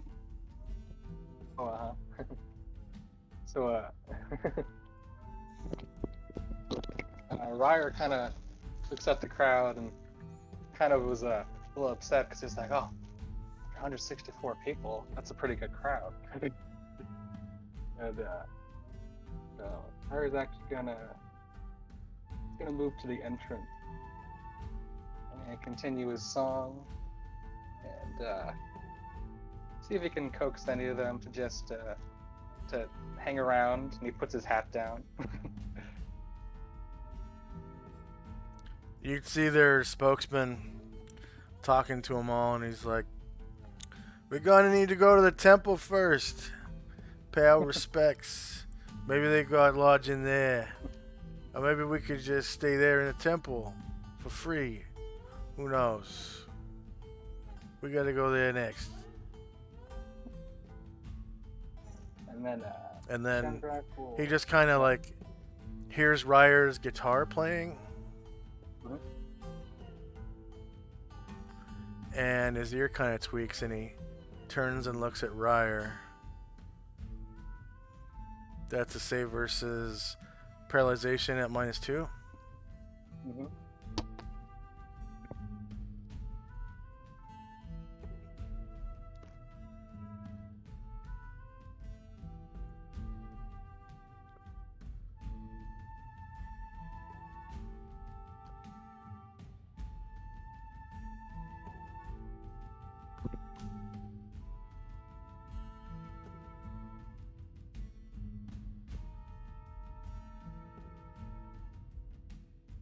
Wow. His target number was 16 or higher and he rolled 18. All right.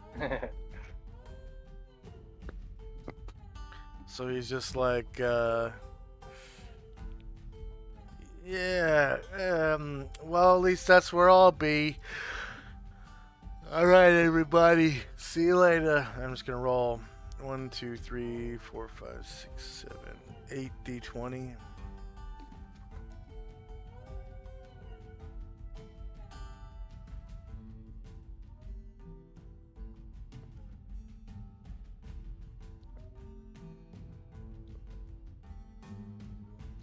So out of the crowd that came into the bar, it looks like 1, 2, 3, 4, 5, 6 stay behind.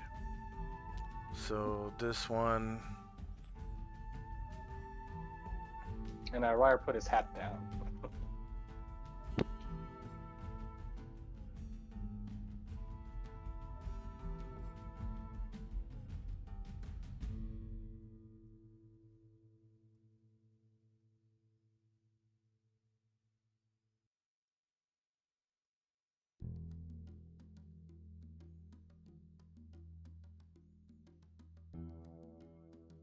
These other guys go away.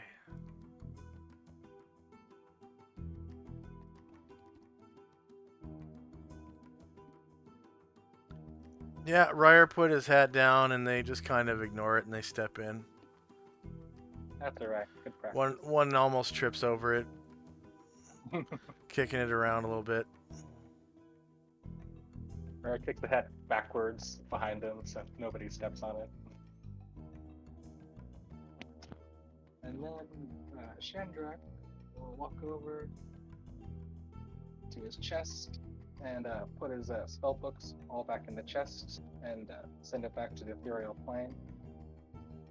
And then he'll turn to Asher and say, "Yeah, I thought it'd be a good idea to see that Nim too.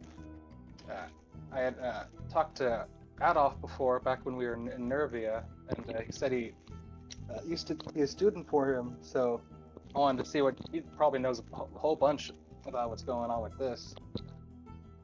Well, it's only noon, I suppose, and it'll be probably hours before Adamar wakes up. I suppose we could go today. Well, I was about that too. Another reason I wanted to see him is he is a great wizard, so I might purchase a few spells for him, but I'm not in the position to do that anymore. Ah. So you'd like to stay maybe a day or so? Yeah, I think if we could maybe go in the morning. I have one spell I bought from Wyleth that I still need to copy, so we can maybe visit him and then maybe visit Nin. Yeah, that sounds fine. Tenzi? Tenzi's casting Sacred Guardian. No. Tenzi says it's fine.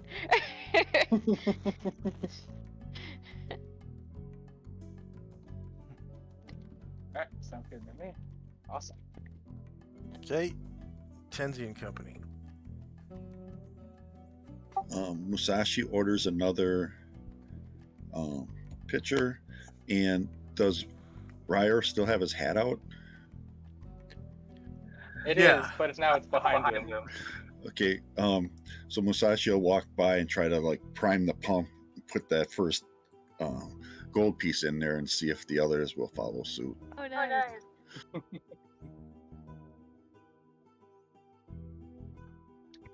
Ryder smiles and does a little trill when you do that.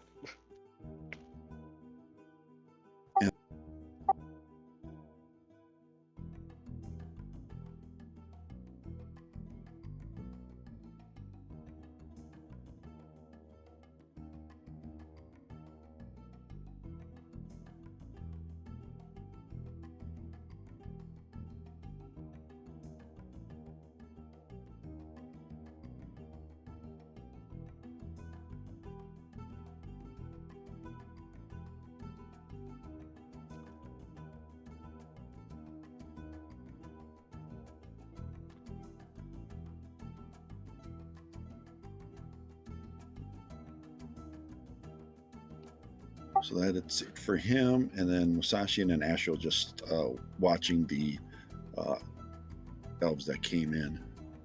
And Okay. I should not resist.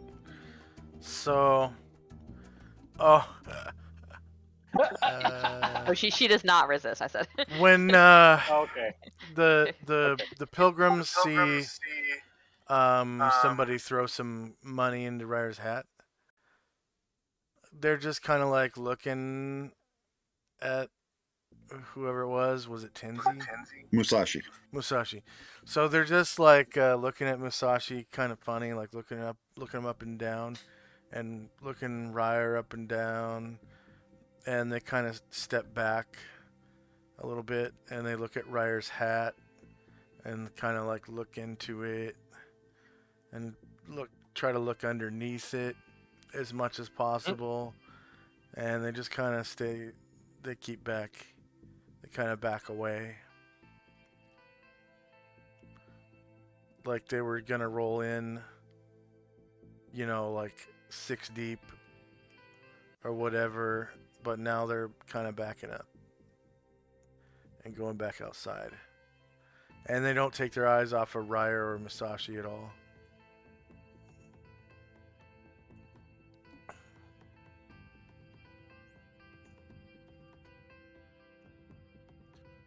Okay.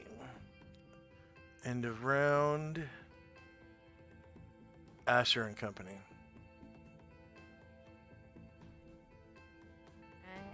Alright.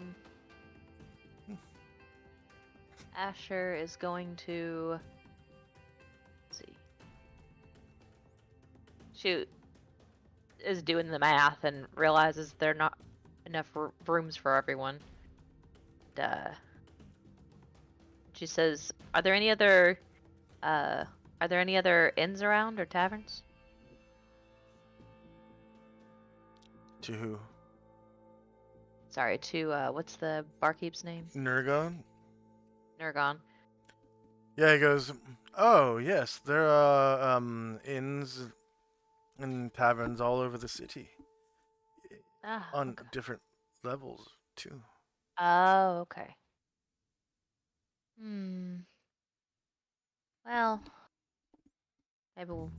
maybe after we do the nap, we can trade off beds.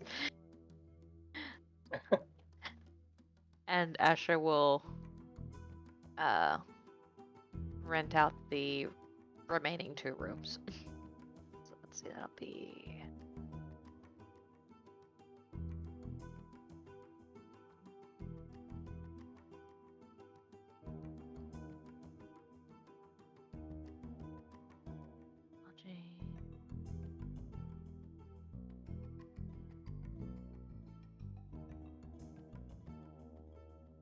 This is a common room. The big room with 4 beds? No. Tensi already rented that out. So the double bedroom and the single bedroom. Although she kind of motions at Twin. Chandrak in the single bedroom to indicate that as a full party member, like it's his. No, I mean literally there's a room with 1 double bed and a room with 1 twin bed. Yeah, she wants to rent them both. Okay. Uh,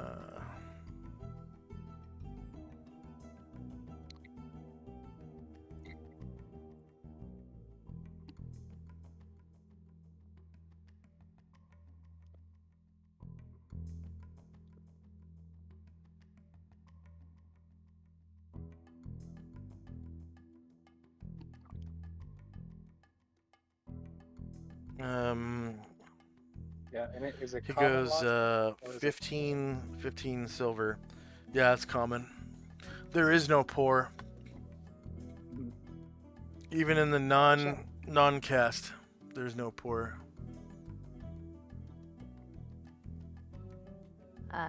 She she holds up a gold and says, or she holds up 2 gold and says, also dinner for me and my friends tonight, if you don't mind.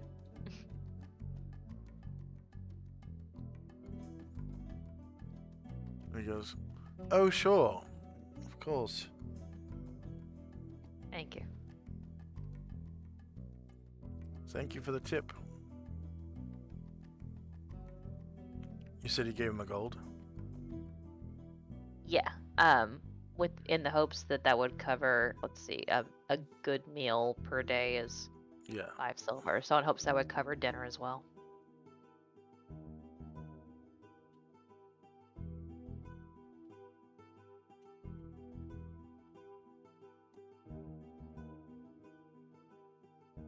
Or actually, it's gonna be more than that. She gives him a platinum.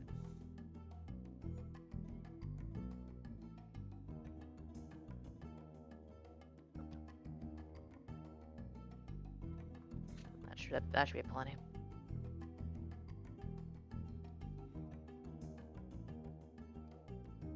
Okay.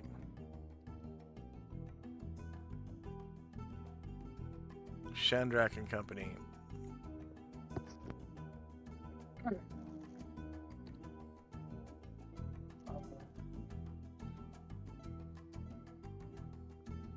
So I think, yeah, Shandrak is just gonna pour himself another glass of his brown down and just chill with everybody and wait till dinner and just relax.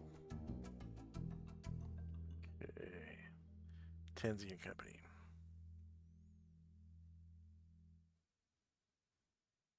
Tenzi returns to the table with Masashi and Ashriel, and that'll be the end of our turn. Okay. And with that, take you back to the landing page.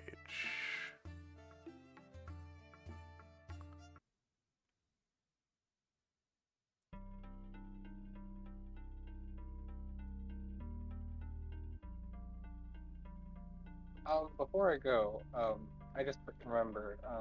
Do we get XP for defeating Adamar without killing him? Yeah. Adamar.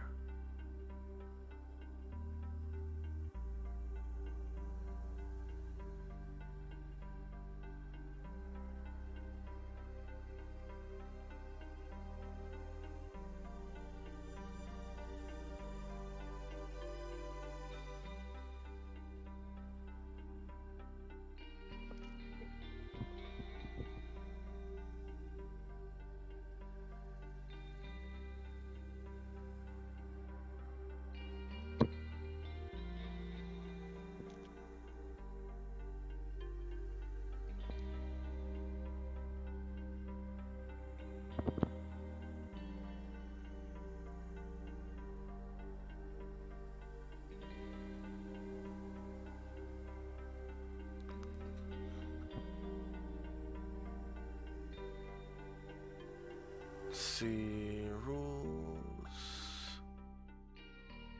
Monster XP value.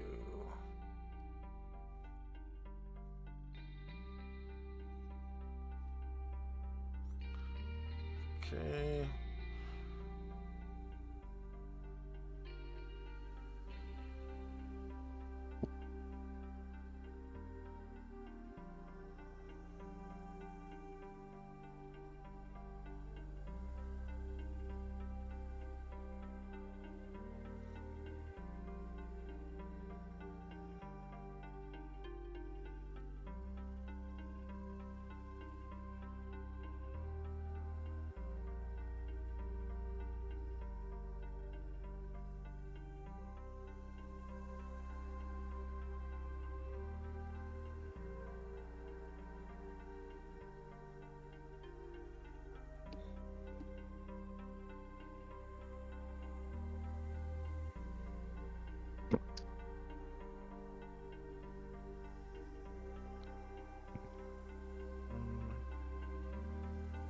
2, 3, 4, 5, 6.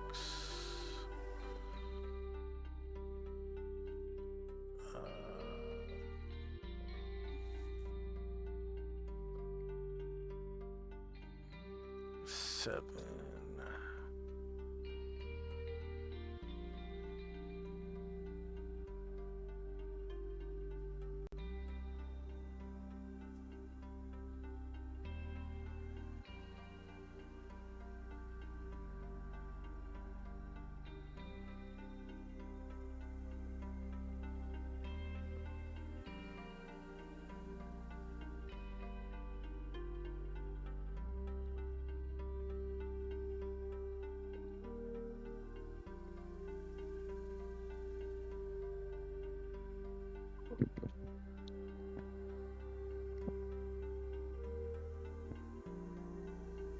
Okay.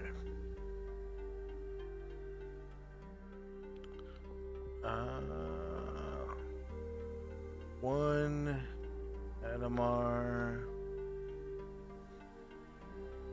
3,000.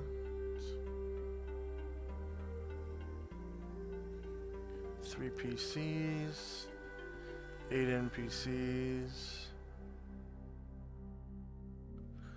0 creatures defeated.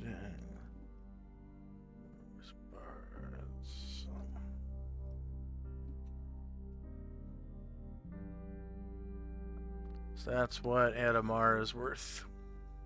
Oh, okay. Good. Did anyone gain a level? I don't believe so. Not even Ryer? Nope. He is about 9,000 away. 9,000? Wait.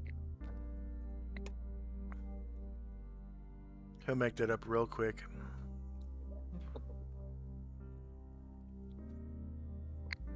Yep. Just shy, just about 8. Okay. Any advice for me? I do need to make that macro for the damage on Crown of Cold. And I swore Crown of Cold. I swore I did a damage macro for this. No, I have one praise. I thought you did a good job with picking the right times to fast forward us through walking through the city and stuff. I think it made it go faster. Yeah, that was pretty well paced. Yeah, I only wanted to show you the staircase like one time, unless there's actual encounters that are going to occur in there. Right. Okay, so I need to do a damage macro for Crown of Cold. And then there was Cloak of Bravery, right? That you wanted to start using? Yeah, starting tomorrow. One Cloak of... Okay, so we're going to need to put that onto the Honeydew list. honeydew list. Coming up. Cloak of Bravery. Are there any other spells that anyone else is going to start using? Yeah, Or- I'll check to see if that Lance of Disruption and Proof Against Combustion are on there. I didn't see if they were yet. Let me check my post-its. Lance.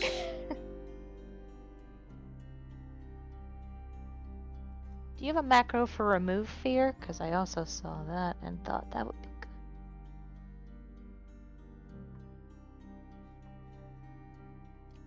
Ooh, and atonement. I'll put them all. Not even. Yeah, Priest 1 remove fear. Was there a wizard version? No, priest 1 is the one I meant. Okay. Okay, so Proofing versus Combustion is already has a macro, but it doesn't look like Lance of Disruption. Yeah. I'm in the honeydew list. I'll let you know in 1 second. I think Mordenkainen's Force Missiles has one already. Yeah. It has that damage macro as well. Nice. Alright, I'm out of the honeydew list. Check in on whether we have atonement. I don't think there is. Nope. Let me know, Shandrak, when you're out, and I'll put that on there. When I'm out of what? Oh, I didn't know if you were doing the honeydew list. Putting anything on there. Oh, yeah. Yeah.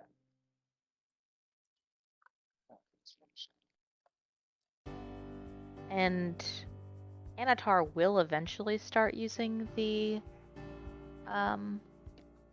secure shelter that he bought today, but for now all his 4th level slots are taken up by stone skin, and I want to stay with that. Yeah.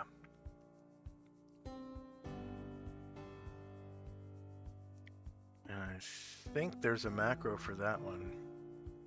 Okay. Let's see.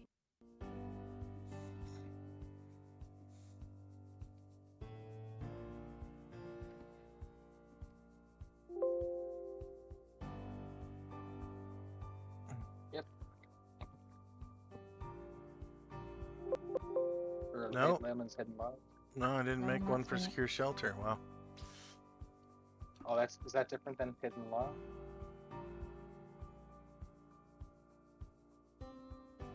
Yeah, hidden lodge and secure shelter are 2 different things. Okay.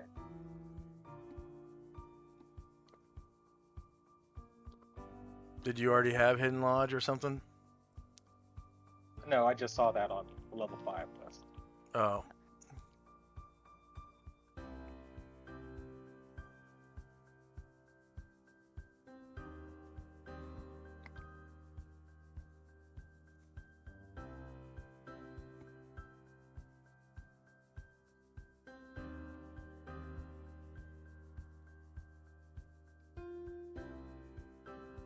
Yeah, secure shelter is 4th level, and hidden lodge is 5th level.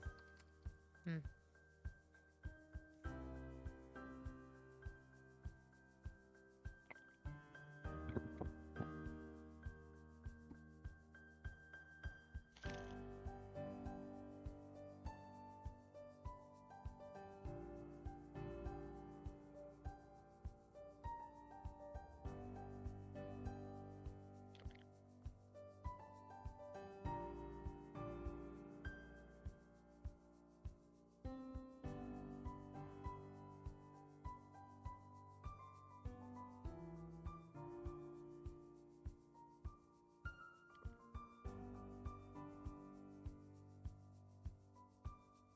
I am going to change the area of effect of these spells. Hidden lodge and that stuff, Okay. because the square footage is much too small. Okay. You only get 30 square feet per level, Mm-hmm. which is like 1 grid square. You know, each grid square is 25 square feet. So that is really Standing room only.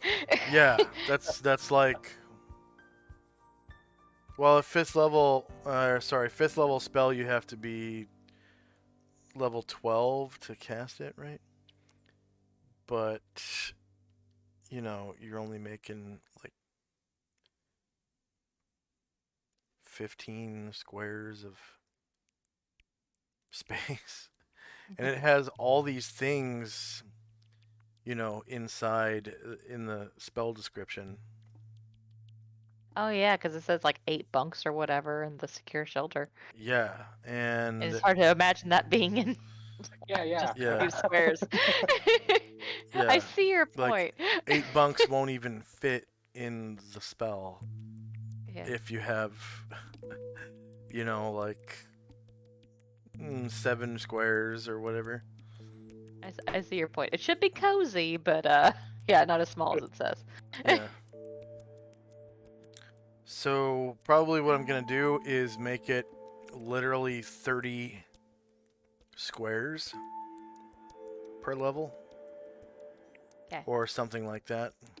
The Hidden Lodge. And I think in my then- head, even though it said 30 square feet, I would think in my head I envisioned 30 squares. So yeah.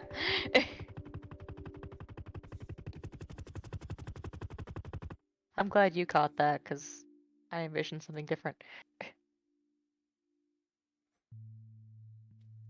It's funny because Leoman's Secure Shelter is also 30 square feet per level. Yeah.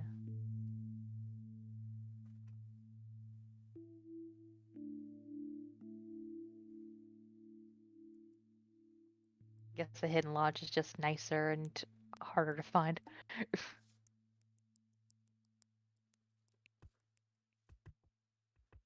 Yeah, I think the Hidden Lodge, like, it also protects you from, like, scrying or stuff like that.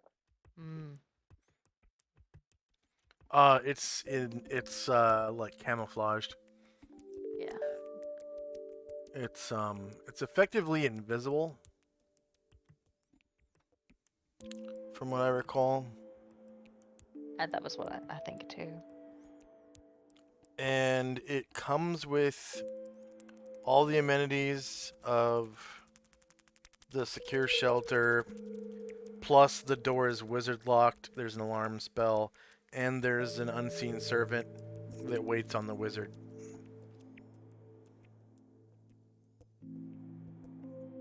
Are you finished with the honeydew list, Chandra? Oh, yes, sorry, yes. Oh yeah, good, thanks.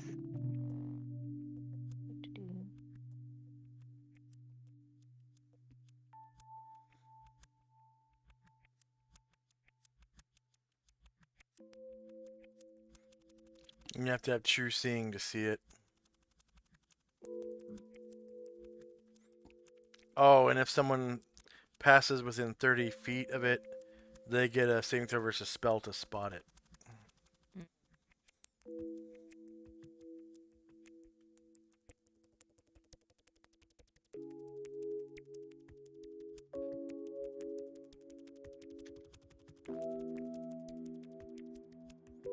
But they have to be creatures or characters that are exceptionally well tuned to their surroundings, such as elves, druids, rangers, or various sylvan monsters.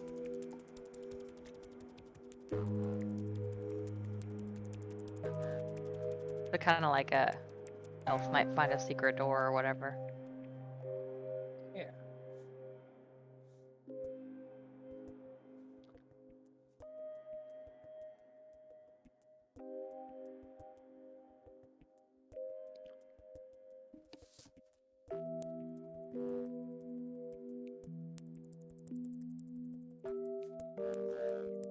Okay. Are we still recording things? I am done. All right. Let's see who. Hopefully, Lord Gozumba has started. He always starts like right. Yep. Okay, he started. We're gonna raid Lord Gozumba. He usually starts like right after our stream ends. It's like within 30 seconds or so. It's weird. Okay. Maybe he's Slash watching. raid Lord Gozumba.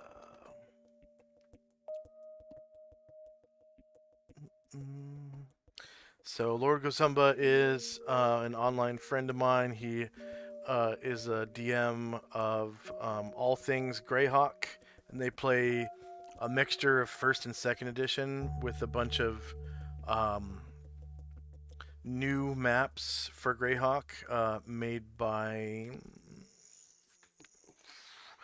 Her name always escapes me.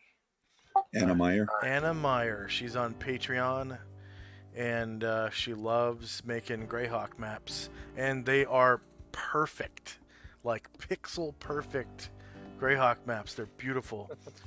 Cool. Huge Greyhawk maps. And here we go into the raid.